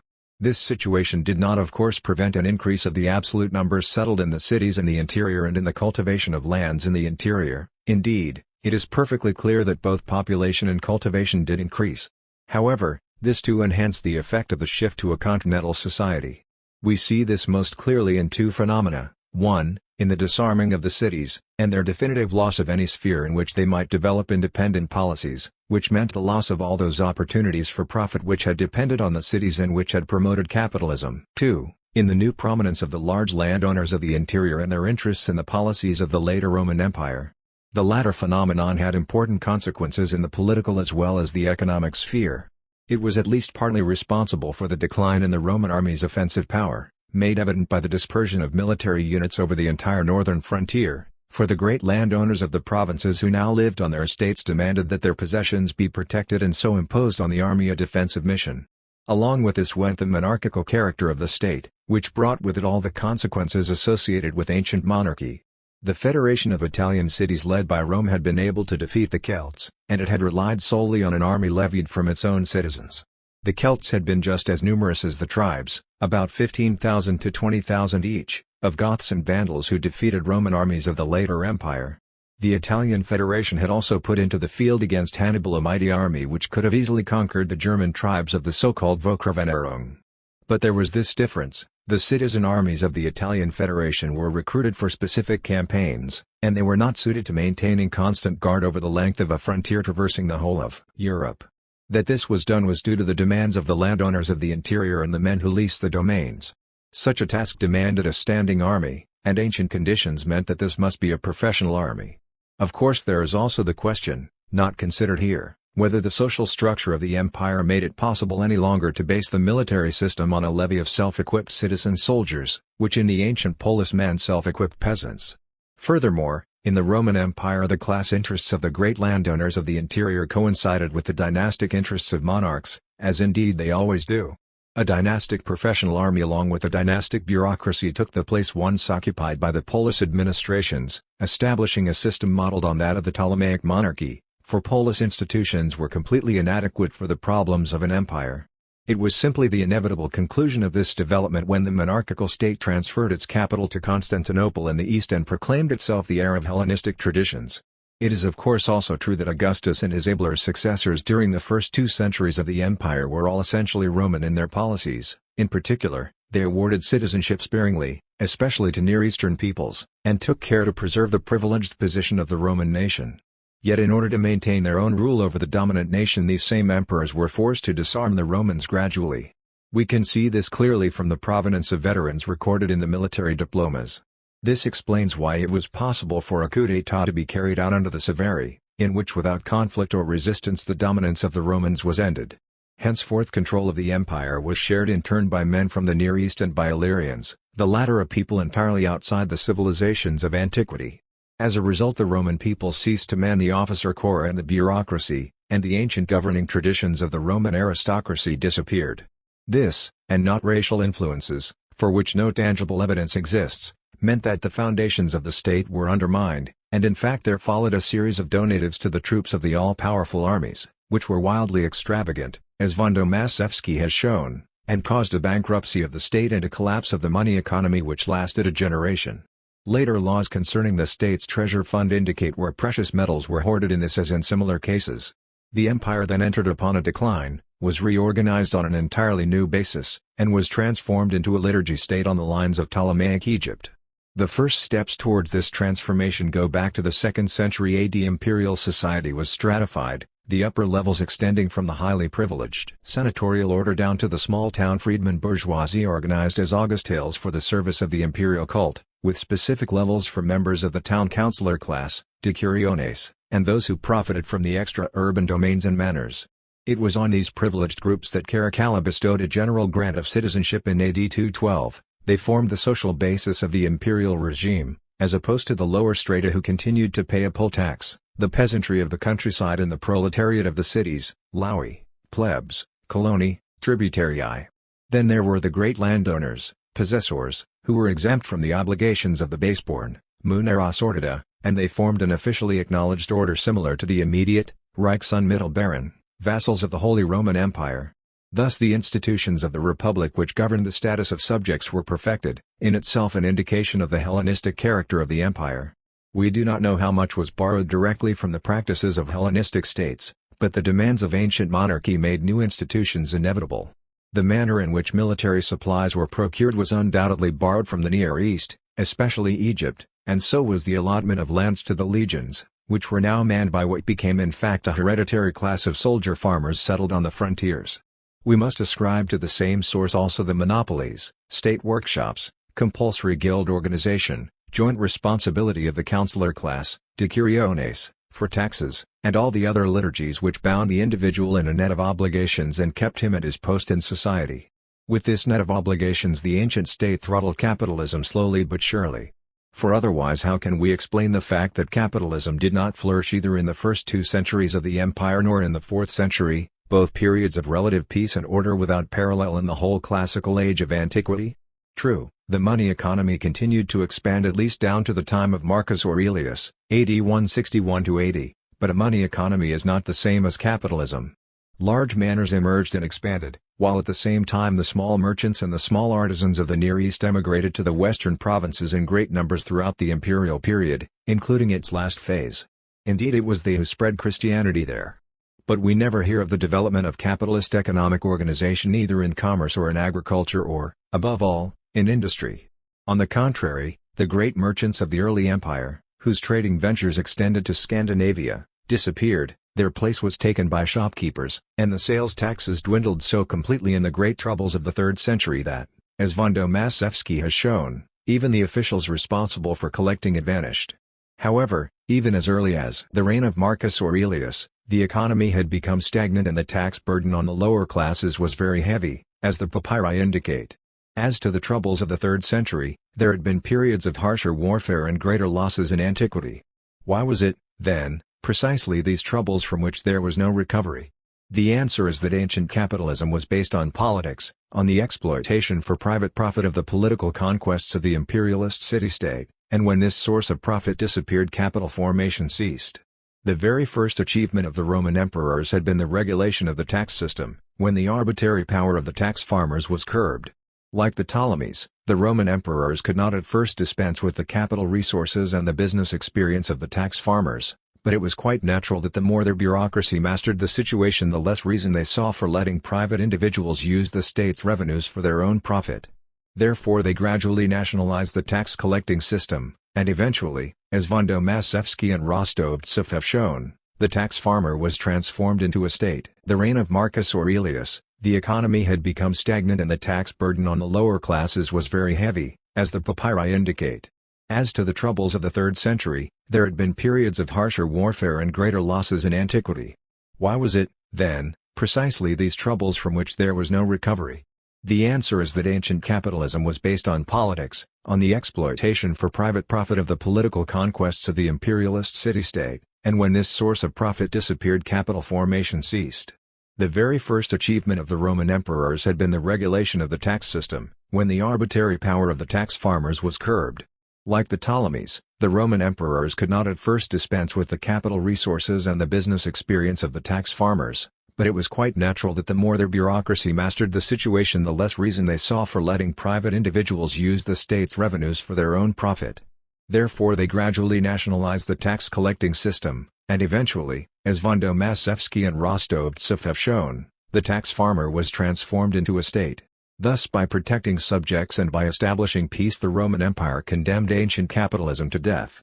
The supply of slaves dwindled, and gone were all those opportunities for profit which the wars of polis with polis had created, gone too were the trade monopolies held by individual city-states, and above all, gone were the profits from plundering the public domains and the subject peoples. These changes together meant that ancient capitalism lost the sources from which it had drawn nourishment. In the liturgy state created by Diocletian, capitalism found no anchorage for itself, no chance for profit. Bureaucracy destroyed economic as well as political initiative, for the opportunities for gain were gone. Whereas capitalism always strives to transform the wealth of the possessing classes into investment capital, the tendency under the empire was to exclude capital and to conserve wealth, as in the Ptolemaic state. In earlier days the possessing classes had served the state with spear and shield, now they served with their property, to guarantee state revenues and procurements. Thus, whereas in the mercantilist state of early modern times an alliance was established between monarch and capital, under the Roman Empire the state employed its wealthier subjects to perform liturgies. Mercantilism involved a shift from a direct to an indirect relation between state and capital, and this shift could not occur before industrial capitalism had developed and examples of private capitalistic wealth were provided by the Netherlands and England. Bureaucracy stifled private enterprise in antiquity. There is nothing unusual in this, nothing peculiar to antiquity. Every bureaucracy tends to intervene in economic matters with the same result. This applies to the bureaucracy of modern Germany too. Whereas in antiquity the policies of the polis necessarily set the pace for capitalism, today capitalism itself sets the pace for bureaucratization of the economy. To have a true image of the later Roman Empire in modern terms, one must imagine a society in which the state owns or controls and regulates the iron, coal, and mining industries, all foundries, all production of liquor, sugar, tobacco, matches, and all the mass consumption products now produced by cartels. In addition the state would have enormous domains, would run workshops to produce military supplies as well as goods for bureaucrats, would own all ships and railways, and would conclude state treaties to regulate wool imports. One must imagine the whole complex managed according to the rules of bureaucratic organization, and along with it a system of guilds and a plethora of documents, academic or otherwise, needed for every activity. If we imagine all this, under a militaristic and dynastic regime, then we have summed up the state of things under the later Roman Empire, the only difference being that the technological basis was not then so far advanced. Today the average German bourgeois is as little like his medieval ancestor as was Athenian of the lower Roman Empire like the man who fought at Marathon. The German bourgeois now strives above all for order, usually even if he is a social democrat. Thus in all probability someday the bureaucratization of German society will encompass capitalism too, just as it did in antiquity. We too will then enjoy the benefits of bureaucratic order instead of the anarchy of free enterprise, and this order will be essentially the same as that which characterized the Roman Empire and, even more, the new empire in Egypt and the Ptolemaic state. Furthermore, let no one think that the conscription of citizens will provide a countervailing force, for these citizens serve in a bureaucratic army which the state equips, uniforms, feeds, drills, commands, and houses in barracks. Conscription in modern dynastic states is a form of labor service. It has no inner relationship with the militia service rendered by citizens to their cities in a time now long past. This is not the place, however, to pursue such reflections. I shall only add that the long and continuous history of Mediterranean European civilization does not show either closed cycles or linear progress. Sometimes phenomena of ancient civilization have disappeared entirely and then come to light again in an entirely new context. In other respects, however, the cities of late antiquity, especially of the Hellenistic Near East, were the precursors of medieval industrial organization, just as the manors of late antiquity were precursors of the estates of medieval. At this point I want to note that the editors and publishers, of the Handwörterbuch der Staatswissenschaften, have been extraordinarily generous to me, but that I have nevertheless felt obliged to rewrite the version of this essay published in the previous edition of Handbuch, the reason being that recent research has made it quite out of date. Because of the Handwörterbuch's production schedule I have not had sufficient time to review the enormous mass of evidence, and indeed I only saw a number of important primary sources while correcting the second proofs, some sources I never succeeded in procuring. However, it is only natural that anyone who is not engaged in constant study of the sources, especially the inscriptions, must inevitably make mistakes. And so it is natural that the final decision on the problems discussed must be left to the historians, philologists, and archaeologists. My aim has been to use my own particular knowledge and experience to develop heuristics, to suggest the questions which need to be answered. The gravest error to which most historians, though not all, still fall prey is to assume that the complexity and flux of historical phenomena rule out the use of definite and precise concepts. Now it is obviously true that if, for example, we speak of craftsmen, there exists a wide variety of possible uses of this term, an infinite series of gradations, ranging from the artisan working on a small scale who intermittently or regularly employs a slave to work alongside him, to the man who has learned the craft but devotes himself mainly to supervising his slaves, to the man who occasionally or often or always leaves the supervision to a slave, to the businessman who knows little or nothing of the craft but instead manages the plant, to the merchant who as his slaves process only a part of his raw material, to the businessman or private individual who occasionally invests his money in one or several skilled slaves, finally to the princely household in which slaves produce goods for the market or for the household's own use or for both. Nevertheless, this unordered variety of facts does not prove that we must make use of imprecise terms, but rather the contrary. We must create precise concepts and use them properly, concepts which I prefer to call ideal types, cf. Archive for Socialwissenschaft, Volume 19.1. Such types should not be used as rigid schemata to which historical truth is made to conform, but as tools with which to determine the economic character of a phenomenon, by asking to what degree does that phenomenon resemble this or another ideal type. Of course, a brief essay such as the present one cannot entirely avoid having a somewhat summary, schematic character. 2. Mesopotamia. The documentary source material and translation are still to be found most conveniently in the older collections of Oppert and Menant, Documents juridiques de la Syrie, see also the Kehlenschriftliche Bibliothek, and Meissner's Urkunden und Texten and Beiträge zum Altbabylonischen Privatrecht. Of the many German editions of Hammurabi's Code, see that of Kohler and Peiser, with a juristic commentary. For the Sumerian laws, see Haupt, Die Sumerischen Familiengesetze. Further primary material will be found in Moldenk, Babylonian Contract Tablets, Hilpersch's Report on Excavations by the University of Pennsylvania, The Building Inscriptions of Sennacherib, edited by Meissner and Rost, Babylonische Verträge des Berliner Museums by Peiser, with an excursus by Kohler on preemptive purchase. The social divisions of the Babylonians are discussed by Oppert in the journal Asiatique, Ser. 7, Volume 15, pages 543 ff., but this is out of date now. Very important for the early period is Thoreau-Dungeon's edition of the Sumerian and Akkadian Royal Inscriptions, Volume 1 of the Vorderasiatische Bibliothek. One must also consult the valuable studies in C. Bezold Zeitschrift für Assyriologie, which also contains reviews and a continuous bibliography. See also Delitzsch's Beiträge zur Assyriologie und Semitische Sprechenschaft, and, more valuable, Travaux relatives à la philologie et archéologie égyptienne et assyriologique, edited by Maspero. Useful work is also published occasionally in Journal Asiatique, Proceedings of Biblical Archaeology, and Zeitschrift, der Deutschen Morgenländischen Gesellschaft.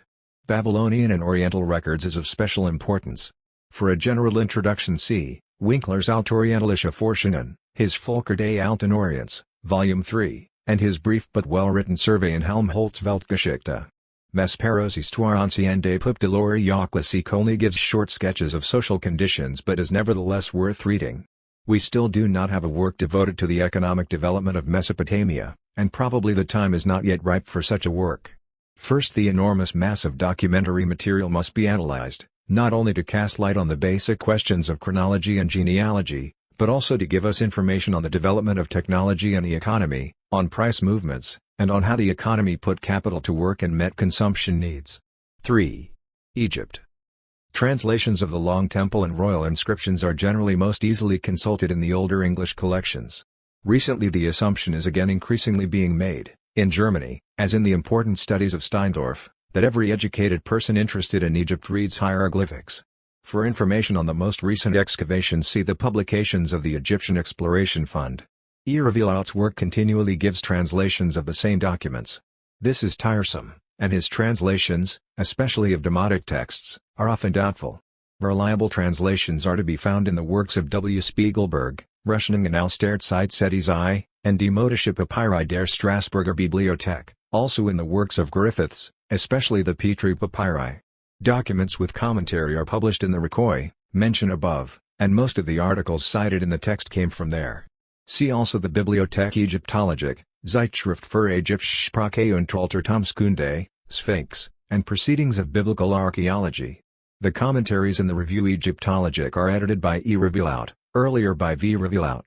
They are often written nearly entirely by the former, and they suffer from the same faults as Irrevélautes books, Courtois Egyptien, readable, and Précédemment Egyptien, a monstrous compilation, in which a few good ideas, already used, are mixed with useless analogies. The documents published in the Corpus Papyrorum Egypti by Révélaute et Eisenlohr have been characterized by Spiegelberg as best regarded as first attempts. For an introduction there is still much of value in Bruges, Egyptology, though much is also out of date. More popular in character are works of Ebers, among them Egyptische Studien. Comprehensive, but generally out of date, information is given by Gardner Wilkinson, Manners and Customs of the Ancient Egyptians. The best work, though lacking clear economic concepts, is Erman, Egypten und Ägyptisches Leben im Altertum. Steindorf, Die Blutesheit des Pharaohreichs, attractive work of popularization. A short sketch of Egypt's social history is given by THIRD-WORLDISM Zeitschrift für Sozialwissenschaft, Volume 4, 1901. For land distribution under the Ramese side see the important study by Erman, Zur Erklärung des Pap. Harris, Spa 1903. For Maspero the remarks in Section 2 apply. Useful material is to be found in Wiedemann's works, especially his commentary on Book 2 of Herodotus. For a general historical survey there is the important work of Seta, Untersuchung zur Geschichte und Altertumskunde Ägyptens, unavailable to me for this work. See also the works of E. Meyer, Geschichte des Alten Ägyptens and Volume 1. Of his Geschichte des Altertums, also the works of Petrie, including History of Egypt and Coptos. For Bachorus we now have the Paris dissertation of A. Morat, de Bachori Reggae, 1903. As long as 20 years ago Edward Meyer said that we needed a new history of Egyptian industry to replace the outdated work of Gardner Wilkinson. Since excavated objects and illustrations allow us to trace the very early states of technology, what is essential here is an exact description of the development of tools, raw materials, and products, a description that, for example, would show the effect of the introduction of iron. Probably the help of technologists would be necessary for this. One could then construct a synthesis to show how these developments influence the division of labor within the sphere of large households and within the sphere of industry run with free labor, and how the two spheres influenced each other. One would also want to determine the precise economic meaning of industrial work in each case. The careful investigations of terminology which are cited in the text are of course part of the preliminary work necessary for a program such as that just sketched, and indeed for any real attempt to describe agrarian history. 4. Israel. The basic works are J. Wellhausen's Prolegomena and Israelitische und Jüdische Geschichte, but they furnish little material for social history. For that one must consult E. Meyer, Die Entstehung des Judentums for post-exilic times. For the pre-exilic period see the works, often somewhat daring, of Winkler, especially his History of Israel and the Altorientalische Forschungen, unfortunately inaccessible to me while writing this work. See also Jeremias, Das Alte Testament im Licht des Alten Orients and the somewhat uneven literature on the Bible-Babel problem, which has been usefully summarized by C. Bezold. For legal and agrarian history see, among older works, Nauik, Jüdische Archäologie, Buhl, Die sozialen Verhältnisse der Israeliten. More recent, and very valuable, A. Merckx, Die Bücher Moses und Josua, published in Religionsgeschichtliche Volksbibliothek. Despite the use of Volksbibliothek these works are by no means popular. A useful sketch of Hebrew history is given by Goethe, Geschichte des Volkes Israel, in Grundriss der Theologie, Volumes 2 and 3, with good bibliography. A great mass of primary source material is published in all the journals dealing with the Old Testament and the Semitic languages, including those cited above. See also the modern commentaries on the Old Testament and the many good articles in the Jewish Encyclopedia and the Real Encyclopädie für Protestantische Theologie und Kirche, with useful bibliographies. A modern and scholarly translation of the Talmud has been published by Goldschmidt. For studies on Hebrew law see the journals devoted to Jewish studies. 5. Greek and Roman Antiquity. The Real Encyclopedia edited by Pauly and Wissowa, now as far as the letter E, inclusive, covers classical antiquity, and most of its articles are excellent. As to periodicals, there is the Geresbarite mentioned above, and then a great number of historical and archaeological journals, among them the two main German ones being Hermes and Philologus. The latter publishes a monographic series, neither publish reviews or give attention to bibliography. Also deserving note are, Neue Bücher für das klassische Altertum, the Mitteilungen of the German and Austrian Archaeological Institutes in Athens and Rome, and the Mélanges d'Archéologie of the French School in Rome. For Greek and Hellenistic studies see the Journal of Hellenic Studies, Bulletin de Correspondance Hellenique, important for information on new source material, and reviewed Etudes Grec. Social history is given attention mainly in the first two. The Romanistic section of the Zeitschrift für Rechtsgeschichte has recently begun publishing articles on Greek law. The work on Greco-Italic legal history by B. W. Leist was an attempted comparative study, but like the author's other works, Altericius Jugendium, Altericius Jucivile, it suffered from an exaggerated emphasis on tribal influences. For the current views of scholarship, see the fundamental works of Metis, which are thoroughly based upon comparative method and papyrological sources. J. Bloch has been criticized by many, sometimes with justice, but he deserves credit for laying the foundations of knowledge about the demography of antiquity, cf. Die Bevölkerung der griechischen römischen Welt in many articles. He has also published studies on ancient economy, and these are more open to criticism, see, for example, Conrad's Jahrbuch für Nationalekonomik, Ser. 3, Volume 18, p. 626. J. Burkhart's posthumously published lecture series, Griechische Kulturgeschichte, ignores all modern scholarship and the non-literary sources. Therefore its views, though they reveal the thought of a cultivated mind, should be used with great caution. In any event, it gives little attention to specifically economic matters. On the importance of this work, in opposition to von Willemowitz, see the essay of C. Newman in Historische Zeitschrift and K.'s preface to his Hellenismus. Blumner's well-known and valuable work Gewerbe und Kunst needs revision, partly supplied in several valuable articles by him in Pauli Wissowa, such as those on Ackerbau and Eisen, but even more important is the fact that it has nothing about economic theory. It is unfortunate that for many matters we must still rely on the Book of Buchsenschutz, Besitz unter Verb im griechischen Altertum, an accurate work but completely devoid of economic categories. In the text I have discussed the work of Frankit published as Volume 7 and 8 of the Bibliothèque de la Faculté Philosophie et Lettres de Liège. This is an important study, the only thing it lacks is attention to the ways in which capital was invested. Frankit fails to ask constantly what were the relationships between market, origin, and type of raw materials, and what were the chances for profit which arose from these conditions and the structure of the economy. Of course the existence of these relationships is itself unsure.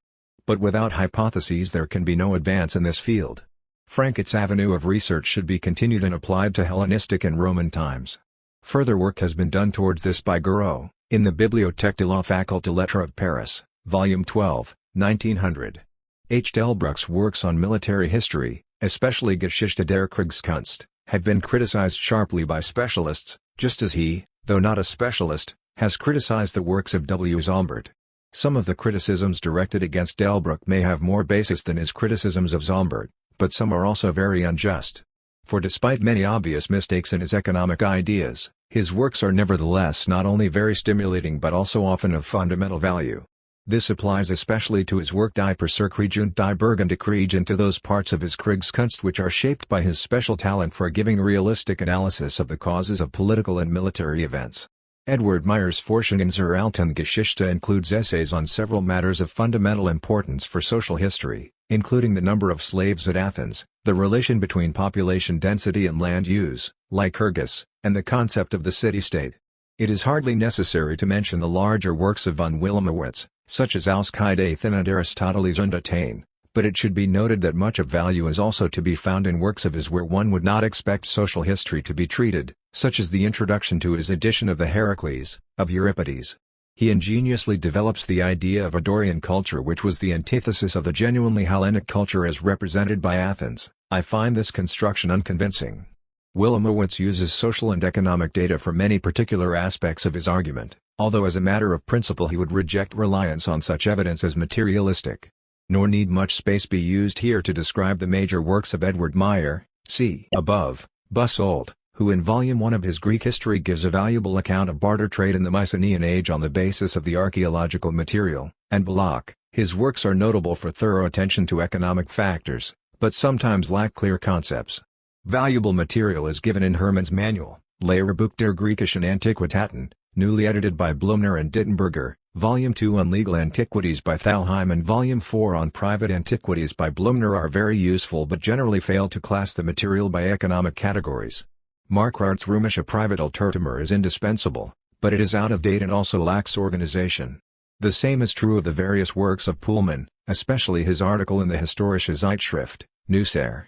Volume 44, pages 193 ff, 385 ff, also Neue Butcher für das klassische Altertum, Volume 1, pages 205 ff., and his well-known Geschichte des antiken Sozialismus und Kommunismus.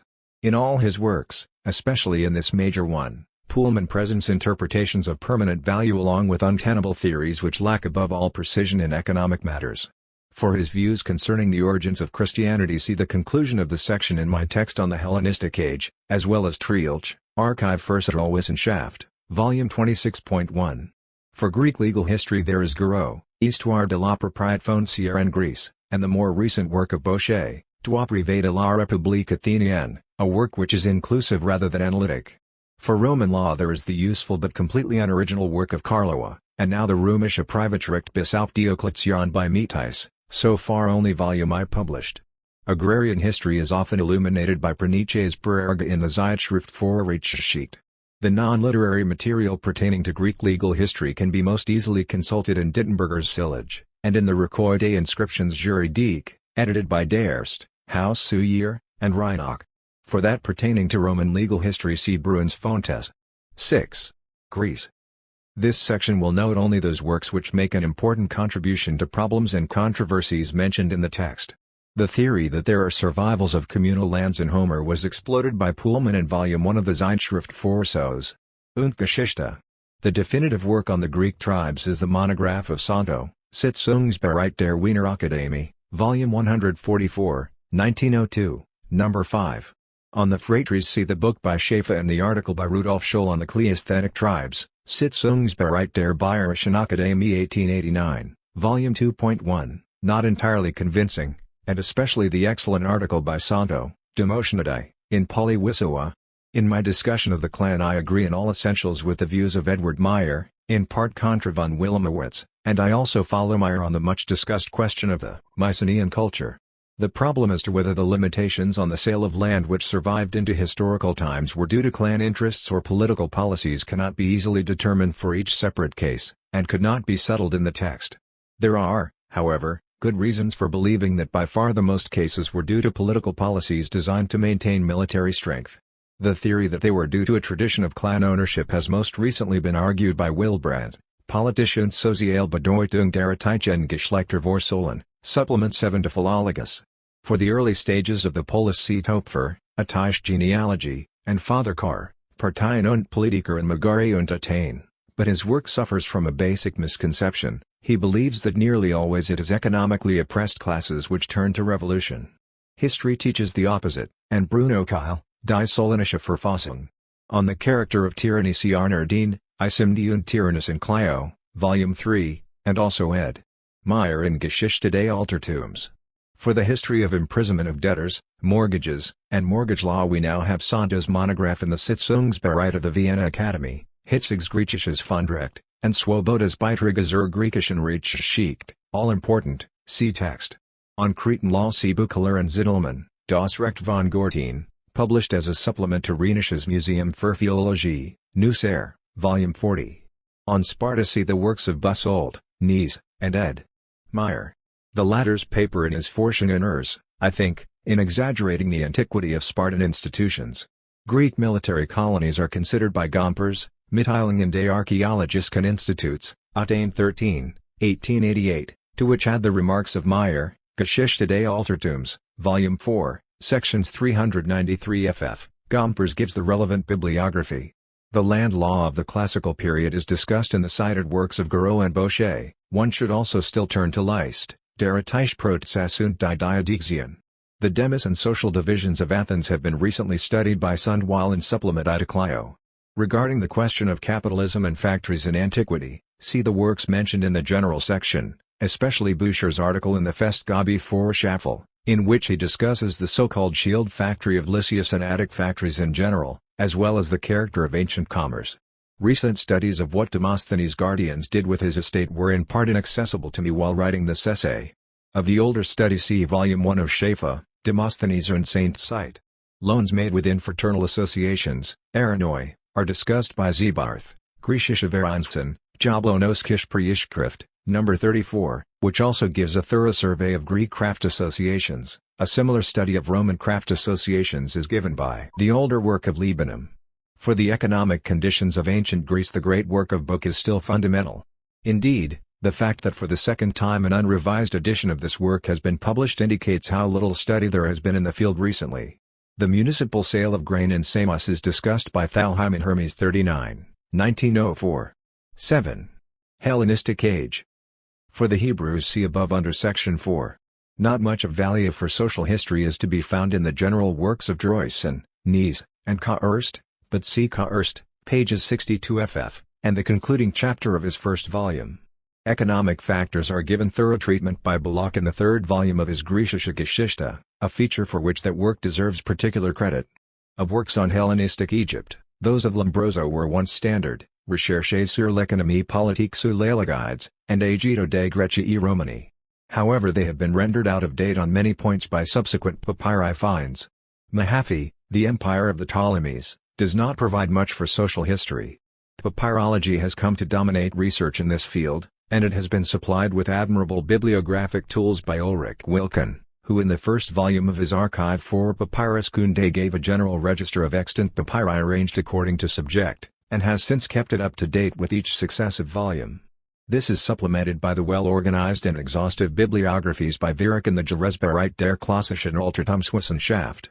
The bibliography on papyri and the related field of ostraca is increasing very rapidly.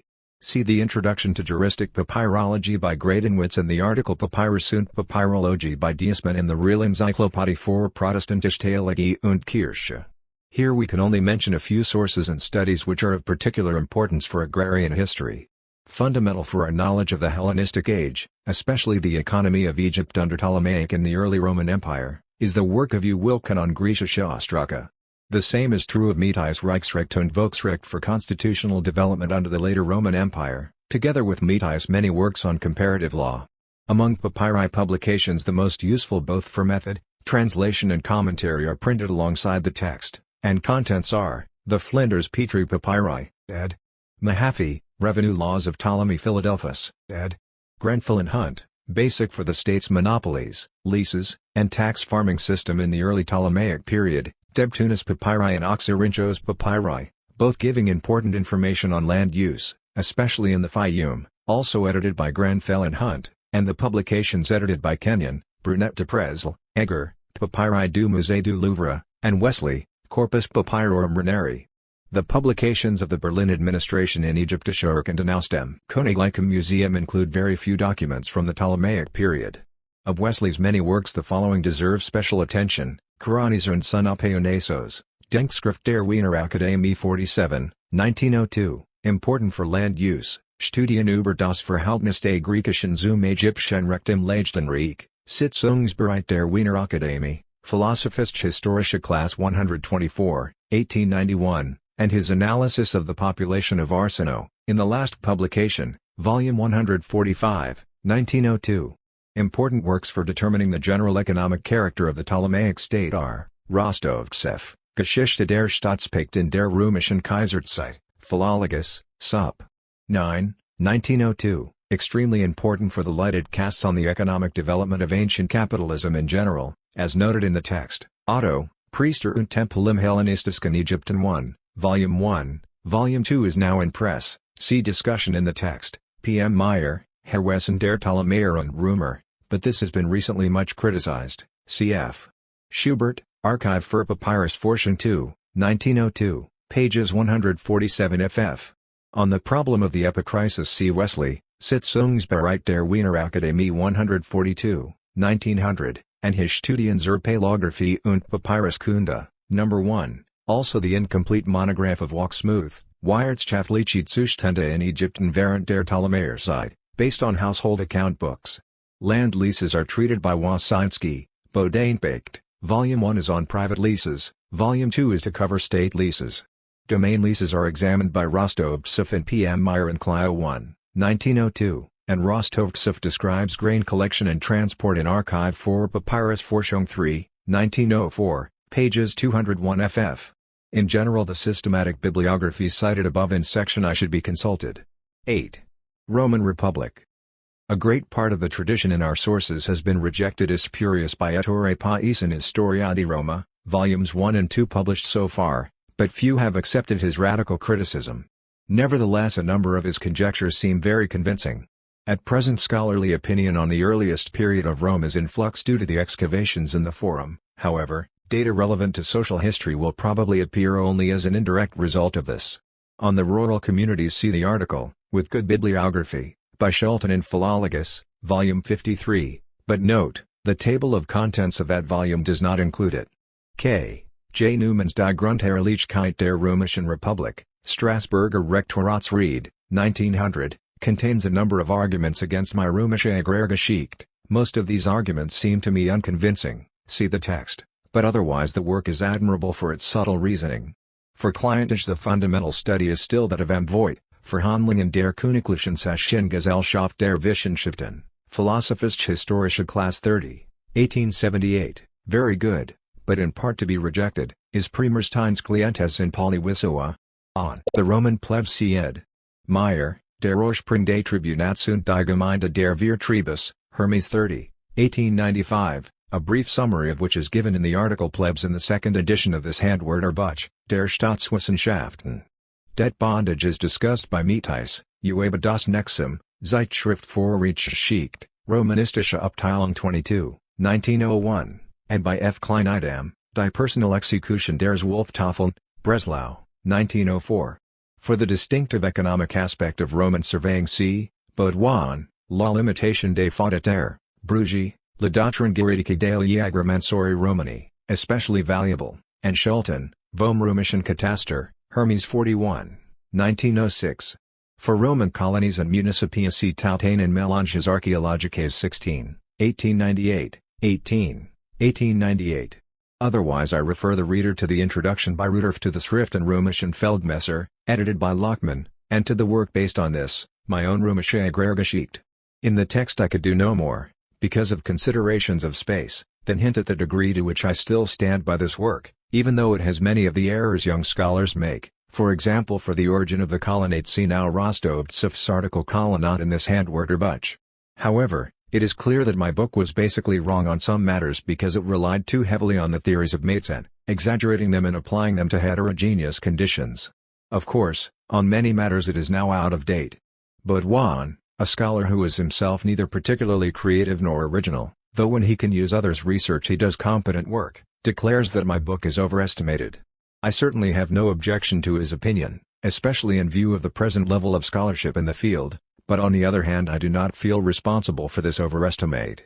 Mommsen's criticisms of my book, published in Hermes 27, seem to me only partly valid. On the Hecatorygos C. B. Kyle, Hermes 38, 1903. G. Ferrero's well-written and original work begins with the period of conquests. He says much on the Republican period which is very provocative, but some of his views arouse distrust because they seem to be inspired by modern conceptions, much as are many sections of Mommsen's Römische Geschichte. Soltau has defended the authenticity of the Sexto-Licinian agrarian laws in Hermes 30, pages 624 ff, against Nice in Hermes 23 and Pais in Historia di Roma, volume 2, pages 141 ff. A penetrating analysis of the religious and legal aspects of the problems of agrarian history is presented by Maschke, Zur Theorie und Geschichte der Römischen Agrargesetze, 1906. He too concludes that the extant sources retroject events. On hereditary leases, see Metis in the Abhandlungen der Königlichen Gesellschaft der Wissenschaften, Philosophische Historische Class 20, 1903, and Rostovtsev's article Colonnade in this Handwörter Buch. For the organization of estate production, see the account in my Römische Agrargeschichte, to be supplemented now with the excellent work of Gummerus, Der Römische Gutsbetrieb als Wirtschaftlicher Organismus nach Cato, Varro und Columella, Clios Up. 1, No. 5. The Gracchan period is analyzed in Edward Meyer's paper in the Festschrift zum 200 Jahr. Jubiläum der Universität Halle, 1894, also by Kornemann and Clio, Sup. 1, and by Maschke in the work just cited. The interpretation of the agrarian law of 111 BC must still start with Mommsen's commentary in the Corpus Inscriptionum Latinarum. For further study, see General Histories of Rome and Liebenum's bibliographic reviews in the Gesetzbuch der Geschichtswissenschaft. 9. Roman Empire. The fall of the Roman Empire was not due to external factors such as the numerical superiority of its enemies or the incapacity of its leaders. Indeed, in its last century the empire was served by great statesmen, Heroic figures like Stilicho who combined Germanic courage with sophisticated diplomacy. Yet whereas illiterate Merovingians, Carolingians, and Saxons could mobilize great forces and resist the onslaughts of Saracens and Huns, such feats were impossible even for Stilicho. The empire had ceased to be what it once was, and the barbarian invasion simply concluded a development which had begun long before. First, however, one basic point must be stressed: the civilization of antiquity did not decline because the empire fell, for the Roman Empire as a political structure existed for centuries after ancient civilization had passed its prime. In fact, this civilization had been in eclipse for a long time. By the early 3rd century Roman literature was played out, and Roman jurisprudence deteriorated together with its schools. Greek and Latin poetry were moribund, historiography faded away, and even inscriptions started to fall silent. Latin itself soon gave way to dialects. When, after 1.5 centuries of decline, the Western Empire finally disappeared, barbarism had already conquered the empire from within. Nor were the barbarian invasions followed by the establishment of new institutions to replace those of the empire. Thus the Merovingian state, at least in Gaul, was for some time essentially a continuation of Roman provincial organization. Hence the question we must answer is this: what caused the decline of civilization in the ancient world? Many replies have been advanced, some quite mistaken, others making bad use of good ideas. For example, it is argued that despotism stunted the minds of ancient men in their political life. Yet it is clear that the despotism of Frederick the Great was a force for healthy growth. Others have claimed that the alleged luxury and actual immorality of the upper classes called down upon them the condemnation of history. But luxury and amorality are only symptoms, not causes, and the decline of ancient civilization was due to forces far more significant than the vices of individuals. Still another explanation focuses on the emancipated Roman woman, the dissolution of marriage ties among the ruling classes, which allegedly weakened the foundations of ancient society. The fables of a biased reactionary, Tacitus, about the German woman, in reality a wretched slave of a fighting peasant, are still repeated by reactionaries of our own day. The truth is that the idealized German woman did as little to assure the triumph of the Germans as did the well-known Prussian schoolmaster the victory of Königgrätz. In fact, as we shall see, the decline of ancient civilization was connected with the re-establishment of family ties among the lower classes of society. From an ancient witness comes another explanation, Pliny the Elder's statement, "The large estates ruined Italy." "There you are," says a contemporary commentator, "it was the Roman junkers who destroyed the empire." Perhaps so, says an opponent, but only because the estates themselves were ruined by imports of foreign grain. Had agriculture been protected by high tariffs, the empire would exist to this day. Yet we shall see that the fall of ancient civilization marked the start of the rehabilitation of the peasant class. Nor are Darwinian theories absent, for recently it has been argued that the process of natural selection was adversely affected by recruitment for the army, which condemned the strongest to celibacy, with the result that the Roman race degenerated in late antiquity. Yet we shall see that in fact the army was increasingly recruited from soldiers' sons, and that this development proceeded apace with the decline of the empire. But let this suffice to show what answers others give. First I shall make some preliminary remarks on method, and then I shall give my own. A storyteller can always count on heightened interest if his listeners believe that the story applies to their own lives too. Then he can end with a moral exhortation. My story, however, is not of that sort. There is little or nothing which ancient history can teach us about our own social problems. A proletarian of today and a slave of antiquity would have as little in common as do a European and a Chinese. Our problems and those of antiquity are entirely different. Therefore the story I tell has only historical interest. Yet it is one of the most absorbing man knows, for it describes the internal disintegration of an ancient civilization. Our first task must be to define clearly the characteristics of the social structure of antiquity. We shall see that these characteristics determine the cycle of development of ancient civilization.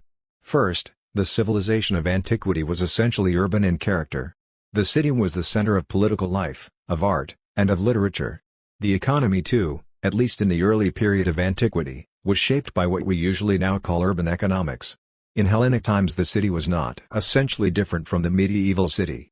Whatever differences existed were due to contrasts in climate and race between the Mediterranean region and Central Europe, just as today there are differences between English and Italian workers and between German and Italian artisans. Economically the ancient city was based on the exchange of its industrial products for the agricultural products of its rural hinterland, an exchange centered in the city's own market. The trade involved was directly affected between producer and consumer, and essentially covered all needs. No imports from outside were needed, and so Aristotle's ideal of urban self-sufficiency, autarkia, was in fact realized by most Greek cities. Now it is also true that upon the foundation of this local trade and international trade developed in very early times, which covered a large territory and included many items. Much of ancient history centers around those cities whose ships were engaged in international trade, but because we hear of these cities we easily forget how insignificant this trade was in quantity. The civilization of ancient Europe was a coastal civilization, and its history was above all a history of the coastal cities. However, alongside the highly developed commercial economy of these towns there existed, exactly opposite in character, the natural economy of the primitive peasants of the interior, living in tribal communities or under the domination of feudal patriarchs. A truly regular and stable international trade was maintained only via sea routes or on the large rivers. There was no trade with the interior in antiquity, not even such as could be compared with that of the Middle Ages. The much-praised Roman roads were not used for anything resembling modern trade, nor was the Roman postal system. Hence the enormous difference between the rent derived from lands in the interior and that from lands on water routes. To be near a Roman road was considered a misfortune rather than an advantage, for it brought billeting and vermin. In short, Roman roads served the army, not commerce. The natural economy therefore remained largely unaffected, and so commerce could not develop very far. Such trade as existed was mainly in a small number of expensive articles, precious metals, amber, fine textiles, some ironware and pottery, and the like. These were generally luxury items which, because of their high price, could be traded profitably despite the high cost of transport. Such trade cannot be compared in any way with modern commerce. It would be as if today only champagne, silk, and the like were traded, whereas all statistics indicate that the bulk of commerce is now in mass consumer goods. It is of course true that certain cities such as Athens and Rome became dependent upon imports for their grain supplies. However, such instances were always historically abnormal, and the collection of these supplies was entrusted to public authority. The ancient city neither could nor would leave them to unregulated private trade. Therefore it was not the masses and their everyday needs with which international trade was concerned, but rather a small stratum of the wealthy classes. Expansion of trade in antiquity was only possible if there was an increasing differentiation in wealth. Furthermore, and here we encounter a third characteristic feature of ancient civilization, this differentiation took a particular form and direction. The civilization of antiquity was based upon slavery. From the first, free labor in the cities coexisted with unfree labor in the country. There was free division of labor producing goods for exchange on the urban market, and there was also unfree labor organized to produce goods on and for rural estates, as in the Middle Ages. Again, in ancient as in medieval society, a natural antagonism sprang up between these two forms of organized human labor. In general, economic progress is achieved by increased division of labor. When free labor prevails, progress at first demands expansion of the market, extensively by drawing new geographical areas into the exchange economy, and intensively by drawing more persons into it. Hence the townsmen of antiquity sought to break up manors and incorporate their serfs into the free market. When unfree labor prevails, economic progress is achieved by a steady accumulation of workers, for the more slaves or serfs are assembled the more specialization of unfree occupations is possible. Now whereas in the Middle Ages the victory was won by free labor and free exchange of goods, in antiquity the outcome of the struggle was just the opposite. Why was this?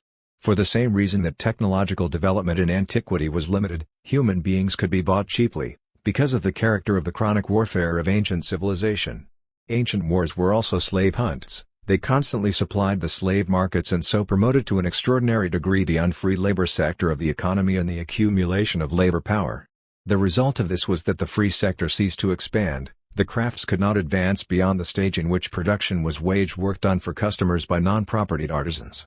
No competition could arise between free entrepreneurs and free wage laborers in production for the market, which would have set a premium on labor-saving inventions such as those induced by competition in modern times. In antiquity, on the contrary, it was the economic importance of unfree labor in autarkic households which increased steadily. Only slave owners could develop production based on a division of labor, and only they could improve their standard of living. More and more it was slave enterprises which could produce for the market after meeting their own needs. This determined the deviation of economic development in antiquity from that of the Middle Ages. In medieval society, free division of labor developed its market intensively within the local economic territory of the city on the basis of production for both the individual orders of customers and the local market. Then as trade with non-local markets increased there was a division of production between local centers. First the putting out system was used, then manufactures, creating new forms of production designed to supply external markets and employing free labor. The development of the modern economy was then inextricably connected with the tendency for the masses to satisfy their needs more and more through interlocal and then international trade. In antiquity, on the contrary, the development of international trade was connected with the consolidation of unfree labor in large slave households. Therefore the exchange economy was a sort of superstructure. Beneath it was a constantly expanding infrastructure of natural economy in which needs were met without exchange, the economy of the slave establishments which perpetually absorbed human material and satisfied their consumption needs mainly out of their own production rather than from the market. The more the consumption of the upper class of slave owners increased, the more trade expanded extensively, but the greater the extensive expansion of trade, the more it lost in intensity. Thus trade in antiquity more and more became a thin net spread over a large natural economy, and as time passed the meshes of this net became finer and its threads became more tenuous. In the Middle Ages there was a transition from production for individual local orders to production for an interlocal market. This transition was made possible by the slow ascent of capitalist free enterprise and the principle of competition, and their penetration into the center of local economic structures. In antiquity, on the contrary, international trade increased the growth of oikoi, autarkic establishments based on unfree labor, and these oikoi decreased the basis of the local exchange economies. This development occurred in most pronounced form under Roman rule. After the victory of the plebs, in 287 BC, Rome was a conquering peasant state, or, rather, a conquering state of town-organized yeomen. Every war meant the annexation of more land for settlement. The Roman army was recruited from the younger sons of Roman yeomen. Having no hope of an inheritance, they fought to win land for themselves and so gain the status of a full citizen. This was the secret of Rome's conquering power. However, the situation changed once Roman expansion was extended to overseas territories, for the peasants had no wish to settle there. Now the driving force was the aristocracy's quest for plunder from overseas provinces. Wars served as slave hunts and were followed by confiscation of lands. The lands were formed into domains, and leased for exploitation to wealthy contractors. Then the peasantry of Italy was decimated by the Second Punic War. The consequences of its downfall may be called Hannibal's belated revenge. The Gracchan movement to restore small peasant agriculture was followed by a reaction which marked the decisive triumph of slave labor on the land. Henceforth the slave owners alone benefited from a rising standard of living, contributed to increased consumer demand and developed production for the market. This does not mean that free labor disappeared entirely, but rather that slave labor enterprises were now the sole dynamic element in the economy. Roman writers on agriculture take it for granted that the organization of work will be based on slave labor. Finally, the importance of slave labor in ancient civilization was enormously increased when the empire incorporated vast continental areas into the Roman world, Spain, Gaul, Illyria, and the lands along the Danube. The demographic center of the empire shifted inland, and an attempt was made to move ancient civilization to a different arena, to transform it from a coastal into a continental civilization. Ancient society now spread its economic system over an enormous area, one so large that even centuries would not have sufficed for the task of assimilating it to the commercial system and the money economy which had developed on the shores of the Mediterranean. For even on those shores, as we noted before, interlocal commerce was no more than a thin net, and when it was stretched out over inland areas it became still thinner. Indeed, the development of civilization in these hinterland regions on the basis of free labor and the development of intensive commerce was simply not possible. If these areas were to be gradually incorporated into Mediterranean civilization, it would have to be done through the establishment of a landed aristocracy, based on the ownership of slaves and of autarkic estates worked by unfree labor. In inland areas transport was much more expensive than on the coasts, and so inland commerce was at first exclusively concerned with supplying luxuries for a small group, the wealthy slave owners. Similarly, the possibility of producing goods for sale on the market was available only to a small number of large slave enterprises. Thus the slave owner became the dominant figure in the economy of antiquity, and a slave labor system became the indispensable foundation of Roman society. We must, therefore, direct our attention to the peculiarities of this system. Because of the sources available to us, we know most about the use of slave labor on the large landed estates of the late Republic and the early Empire. In any case, the large estate was the basic form of wealth, for even money used for speculation was derived from it, and usually a large-scale speculator was also a large-scale landowner. This was necessarily so, for land was needed as collateral by anyone wishing to engage in the most lucrative forms of speculation, tax farming, leasing domains, and public works contracts. As a rule, the Roman landowner did not manage his estates personally.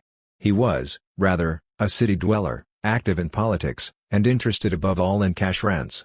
The management of his estates he left to unfree overseers, vilici. The main features of the resulting agricultural system were as follows. Grain production for sale on the market was generally unprofitable. The city of Rome was not a possible market, since a state agency supervised the capital's grain supply, while the price paid for grain could not cover the costs of transportation from inland areas. Furthermore, slave labor was not suited for raising grain, especially because the Roman technique of row cultivation needed very careful labor and therefore depended upon the self-interest of the worker. Because of these factors, cereal culture was generally practiced at least in part by leasing land in small parcels to coloni, descendants of the yeomen who had lost their farms. From the first colony were not independent tenants managing their own affairs, the landlord provided seed and tools, and his overseer supervised cultivation. Furthermore, colony from the outset often had to render labor services, especially at harvest time. Leasing land to colony was considered one of the ways a landlord could manage his estate. As the language shows, the owner cultivated his land by means of tenants, prokurnos. The alternative type of estate management was for the landlord to exploit his land directly for the production of cash crops, mainly high-value products such as olive oil and wine, supplemented by garden vegetables, fodder, poultry, and luxury items for the discriminating palates of the very wealthy, who were the only ones with money for such things. Such products took up the more fertile lands, the remainder being left to colony on which to raise grain. The directly managed estate was essentially a plantation, and its workforce was made up of slaves who were considered part of the owner's extended household, his familia. Slaves and colony worked the great estates side by side under the late Republic and also under the Empire. Let us first turn to the slave population. What was its situation? If we look at the ideal plantation as described by the Roman manuals of agriculture, we find that the slaves, the speaking tools, instrumentum vocale, were housed next to the cattle, semi-speaking tools, instrumentum semivocale, and that the slave quarters included dormitories, an infirmary, valetudinarium, a prison, carcer, and a workshop for the estate's craftsmen, ergastulum. Now anyone who has worn a uniform will instantly see something very familiar here. This was a barracks. In actual fact, a slave's life was generally very much like a soldier's. Slaves ate and slept in common rooms under an overseer's supervision. Their better clothes were stored away in charge of the overseer's wife, Vilica, who functioned as a quartermaster, and every month clothing was inspected at a special roll call. Slaves worked under strict military discipline. They formed squads, decurii, every morning and were then marched off under command of slave drivers, monitors. Nor was any other system possible, for it has never been feasible to use unfree laborers for market production unless they fear the whip. Now one factor in this situation is especially important for the present argument. The slave who lived in a barrack was not only without property, he was also without a family. Only the overseer, Vilicus, lived in his own cell with his own woman, to whom he was bound in slave marriage, contubernium. His position thus resembled that of a married NCO in a barracks today. The overseer, in fact, was supposed to be married, according to the agricultural manuals, in the interests of the landlord. Then, just as always, private property and nuclear family went hand in hand. Slave marriage was accompanied by slave property. The overseer, and according to the manuals only the overseer, could own private property, his peculium, as the word, from pecus, cattle, indicates. This was originally used for the overseer's cattle, which he grazed on the landlord's pasture, just as the estate worker does today in eastern Germany. But the great mass of slaves had no peculium, just as they had no monogamous relationship. Their sex life was a kind of supervised prostitution, with bonuses for the slave girls who reared children, some receiving their freedom if they reared 3. Now this custom in itself suffices to indicate the situation that resulted from the lack of monogamous family life. Man thrives only in families, and so slaves condemned to live in barracks did not reproduce themselves. The barracks demanded constant replenishment, hence new slaves had to be continually purchased. Indeed, this was assumed to be a recurrent expenditure in the agricultural manuals. The ancient plantation consumed slaves the way a modern blast furnace consumes coal. Hence a slave market regularly and amply supplied with human material was the indispensable precondition for a barracks slave system engaged in market production. Slave buyers spent little. Varro recommends the purchase of malefactors and such low-priced material. His reasoning is characteristic: criminals are more ingenious, velociter est animus hominum improborum. This meant that the Roman plantations depended on a slave market which received regular supplies of human material. But what if the market failed to find these supplies? This would inevitably affect the slave barracks, just as today closing the coal mines would affect the blast furnaces. In fact, that is just what happened, which brings us to the turning point in the development of ancient civilization. If we are asked to name the date at which the decline of Roman power and civilization began, then every German immediately thinks of the day when the empire suffered its great defeat in the Teutoburg forest. There is in fact a kernel of truth in that popular idea, even though it is contradicted by the fact that it was later, under Trajan, that the empire achieved the zenith of its power. The battle was not, of course, decisive in itself, for it was the sort of setback every nation expanding into barbarian territory experiences. It was the sequel which was decisive, the resolution by Tiberius to abandon the wars of conquest on the Rhine, a resolution later repeated on the Danube by Hadrian's evacuation of Dacia. These imperial policies meant that the Roman Empire ceased to expand. The entire area of ancient civilization was now pacified internally and, to a large extent, externally, but therewith the regular supply of human material for the slave markets ceased. As early as the reign of Tiberius the consequence seems to have become apparent, an acute shortage of labor. We are told that Tiberius was compelled to order an inspection of estate workshops, because the large landowners were seizing people. Like medieval robber barons, they lay in wait on the roads, it seems, but whereas the barons wanted golden goods, the landowners wanted workers to cultivate their deserted fields. Even more important was the gradually increasing difficulty of maintaining a system of production based upon the slave barracks, for the barracks demanded constant replenishment and this was no longer possible. When the supply of slaves stagnated, the slave barracks were doomed to disappear. At first, to judge by the later agricultural manuals, the increase in slave prices caused an improvement in technique as the slaves were given better training. But after the final offensive wars of the 2nd century, which were in fact little more than slave raids, it became impossible to maintain the great plantations worked by slaves without family and without property. To confirm and comprehend how the change occurred, we can compare conditions on large Roman plantations as described in the manuals with those on landed estates in Carolingian times as described in Charlemagne's instructions to the bailiffs of his domains, Capitulaire de Villis Imperialibus, and in the monastic records of the period. In both periods we find that slaves were used as agricultural laborers, that they were without legal rights, and that in particular they were subject to unlimited exploitation by their masters. There was no change, then, in these respects.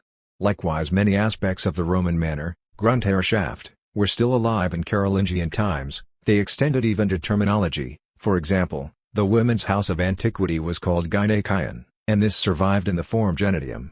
However, one aspect of the Roman manor changed radically. Whereas Roman slaves lived in a collectivist barracks, the slave of Carolingian times had his own cottage, mansus servilis, on the land which he held from his lord in return for labor services. The Carolingian slave was really a small peasant. In particular, he had his own family and his own property. To sum up, then, we can say that the slave was now separated from the oikos. This change occurred under the later empire, because slaves and barracks simply did not reproduce themselves. When slave owners allowed their slaves to have their own families and made them hereditary dependents, they thereby assured themselves young slaves to take their parents' place and work the fields. This was now essential, since workers could not be purchased on the slave market, which indeed disappeared completely in Carolingian times. Furthermore, whereas the plantation owner had to invest capital in maintaining his slaves, this burden was now shifted to the slaves themselves. This transformation was slow but irreversible, and its effects were profound. It constituted a great alteration of the institutions which shaped the lowest classes of society. They once again had a right to family life and private property. I can only note briefly here how closely this transformation was connected with the triumph of Christianity. In the slave barracks of earlier times Christianity would have made little headway, but in the age of St. Augustine the free peasants of Africa were actually fervent supporters of a local heresy. Thus the slave rose in social status to become an unfree serf.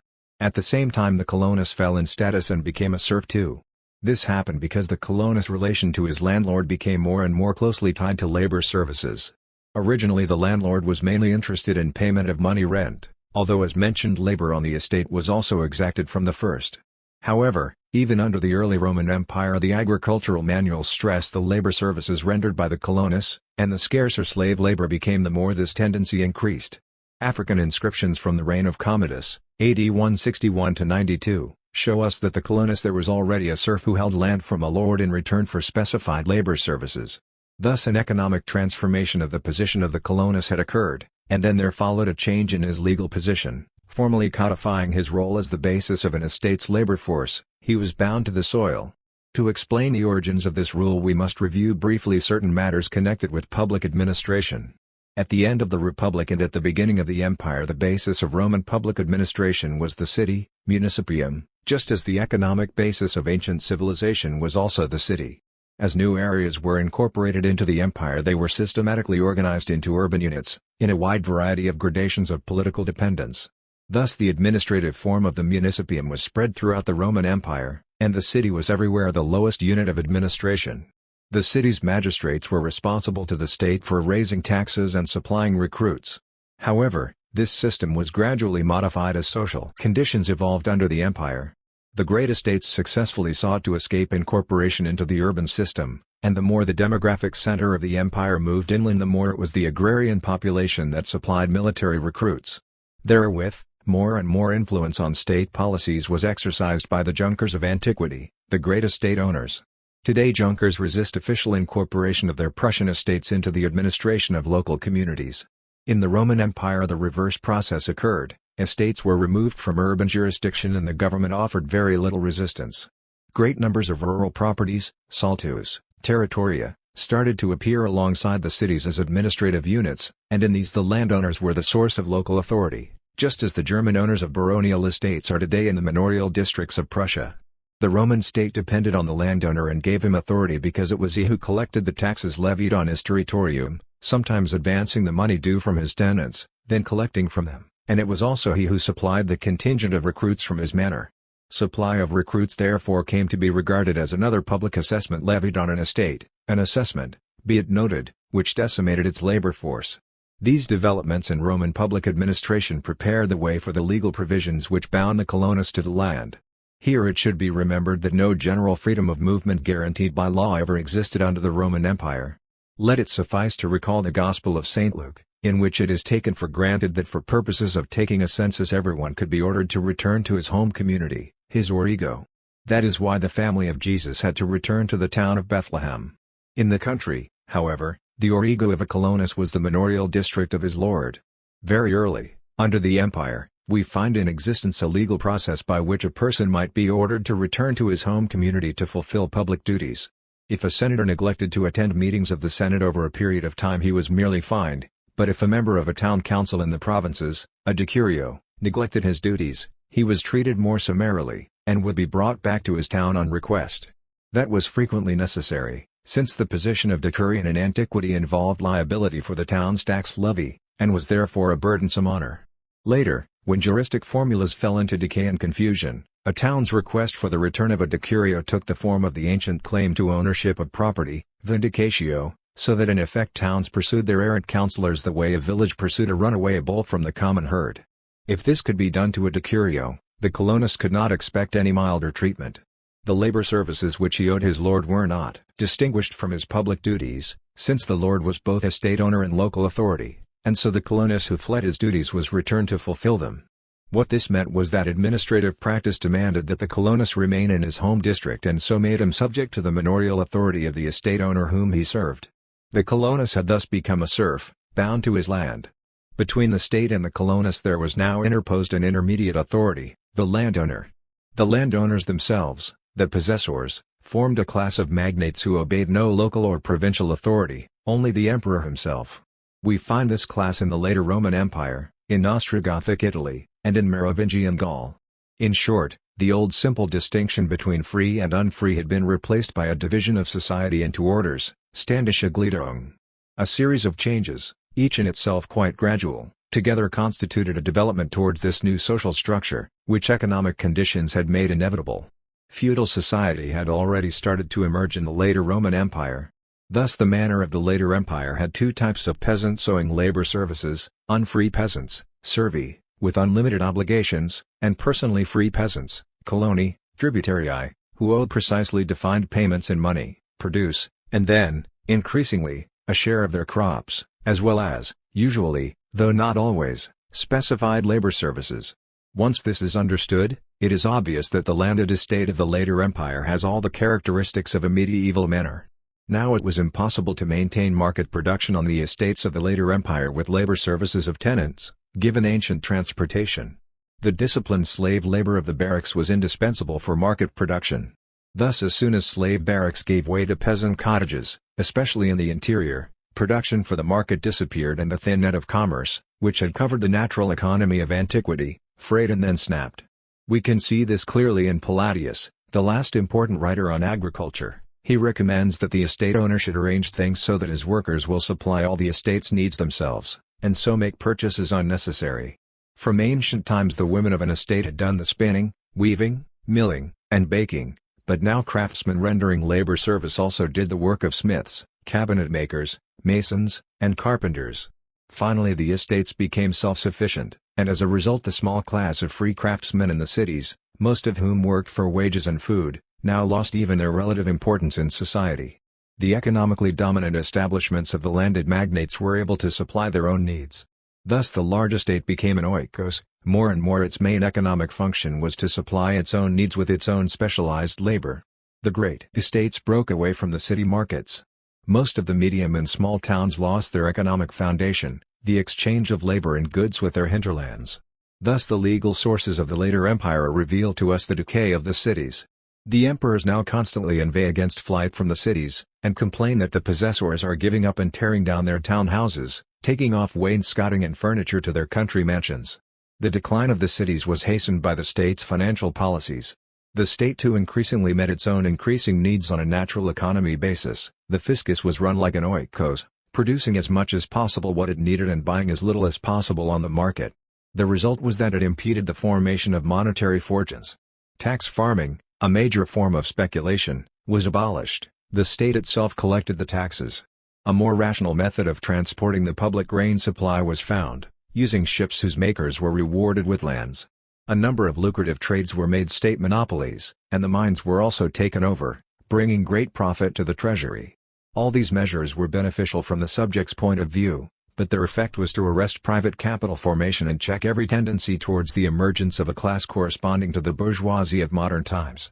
This financial system based on natural economy policies developed steadily as the empire ceased to be an agglomeration of cities exploiting rural regions, with its economic activities centered on the coast and sea trade, and became instead a unified state aiming at the political integration and organization of large continental areas with a subsistence economy. The consequence was an enormous increase in state expenditure, that could not be met from monetary income because the exchange system was far too tenuous. Necessity therefore dictated the growth of the natural economy within the state's own financial system. From the first the provinces had paid tribute to the state mainly in kind, especially grain. This was the grain with which the public storehouses were supplied. Under the empire manufactured products were also collected as tax payments, deliveries were assessed on urban crafts, the craftsmen were often mobilized for this purpose into compulsory guilds. The state now increasingly satisfied its needs for goods in this way, rather than by purchase on the market or public contracts. Meanwhile the poor free craftsmen were forced into a position where they were in practice hereditary guild serfs. What the treasury received from tax payments in kind, it used to cover expenditures in kind. This was the way it sought to maintain the two largest items in its budget, the bureaucracy and the army. Here alone, however, the natural economy revealed its limits. A large continental state cannot be governed permanently without a salaried bureaucracy, something with which the city-states of antiquity had been able to dispense. Under the monarchy established by Diocletian, the officials of the Roman state were paid largely in kind. Their salaries were much like those now paid to day laborers on a Mecklenburg estate, only much larger, a few thousand bushels of grain, so many head of cattle, and proportionate quantities of salt, oil, and the other things needed for sustenance, all drawn from the imperial storehouses. To supplement this there was a rather modest sum paid in cash for pocket money. Nevertheless, in spite of the manifest tendency towards provisioning in kind, the maintenance of a powerful and hierarchical bureaucracy demanded considerable money expenditures. Nor was this the only drain on the government's money supply, for even higher cash outlays were needed for the imperial army. A continental state with hostile neighbors must have a standing army. Rome's ancient army was recruited from citizen landowners who supplied their own equipment, but by the end of the Republic this had given way to an army equipped by the state and recruited from the proletariat, the army on which the Caesars relied. Under the empire the standing army became in theory as well as in fact a professional body. Now in order to maintain a professional army two things are essential, men and money. Thus it was their recruitment needs which led mercantilist rulers in the age of enlightened despotism, such as Frederick II and Maria Theresa, to discourage large-scale agricultural enterprises and to forbid the enclosure of common lands. These policies were not motivated by humanitarian concern for the peasants, nor were the rights of the individual peasant protected, for his landlord could send him away without hindrance if he found another peasant to cultivate his land. The reason is rather to be found in a remark of Frederick William I, that his army would be recruited from surplus peasant lads. But that meant that there had to be a surplus, and so enclosure of peasant lands was prevented, for that would have reduced the peasant population, depopulated the rural areas, and so made recruitment much more difficult. For very similar reasons the Roman emperors intervened to regulate the conditions affecting colony, for example forbidding any increase in the burdens imposed on them. Other policies, however, unknown to Rome, were followed by Europe's mercantilist rulers. In particular, they fostered large-scale manufacturing because it would increase the population and draw money into the country. Frederick the Great issued warrants for the arrest of workers and manufacturers leaving the country just as he did for deserting soldiers. This policy could not be followed by the Roman emperors, for large-scale industry producing for the market with free labor did not exist in the empire, and could not exist. In fact, what happened in the empire was that as commerce and cities declined, and as society relapsed into a natural economy, rural districts were more and more unable to raise the steadily increasing sums of money demanded by the tax system. At the same time there was a shortage of labor, caused by the closure of the slave market, and so army recruitment among the colony became a ruinous burden on the estates, whose owners tried to help their peasants evade the recruitment officers. Men eligible for the draft therefore fled from the decaying cities to the countryside in the safety of serfdom, for the great landowner, possessor, needed workers and would aid them to escape conscription. The later emperors struggled to stem the flight of townsmen to the countryside, just as the later Hohenstaufen struggled to stop serfs fleeing into the city. Recruitment for the army therefore became more and more difficult, with effects that were soon readily apparent. From the reign of Vespasian onwards, Italy was exempted from conscription. From Hadrian on army units ceased to be mixed, each one being recruited as much as possible from the district where it was stationed in order to save money, the earliest sign of the empire's disintegration. Furthermore, if we look at the place of birth given on veterans' discharge documents over the centuries, we discover that a steadily increasing number of soldiers are identified as children of the camps, castrenses. Under the empire this group increased from a few percent of the total to nearly half. In other words, the Roman army increasingly reproduced itself. Just as the slave living in a barracks without a wife was replaced by a peasant living in the home of his own family, so in the army the celibate soldier in the barracks gave way, at least in part, to the married soldier who was really a hereditary and professional mercenary. Similarly, the increased recruitment of barbarians was designed mainly to husband the labor force of the rural areas, especially the large estates. Barbarians were also given lands in return for military duty on the borders, a measure entirely in the tradition of a natural economy and also noteworthy as a distant precursor of the fief. This form of land grant became increasingly common. As a result of these developments, the army which controlled the empire became a host of barbarians with increasingly fewer ties to the native population. When the victorious barbarians from outside the empire crossed its borders, their invasions at first meant little more to the provincials than a change in the troops billeted on them, and actually the Roman system of billeting continued to be used. Indeed, in Gaul the invading barbarians do not seem to have been generally feared as conquerors, for many welcomed them as liberators from the oppression of the imperial administration. That was certainly understandable. For it was not just recruits which the decaying empire had difficulty finding in its own population. As the empire relapsed more and more into a natural economy, cash taxes became a heavier and heavier burden on the population. But money is absolutely essential for maintaining a mercenary army. In consequence, the state's efforts were increasingly concentrated on the problem of mustering ready money, while at the same time it became ever more apparent that the estate owners, who produced only for their own needs, were now economically unable to pay adequate money taxes.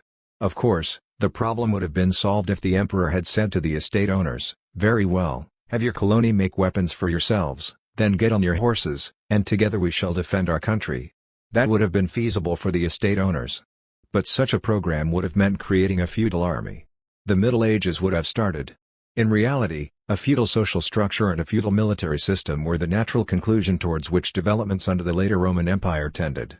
During the period of barbarian invasions this trend was interrupted briefly by the local appearance of Germanic peasant armies fighting for land on which to settle, but then previous tendencies reasserted themselves and by Carolingian times a feudal order had been established.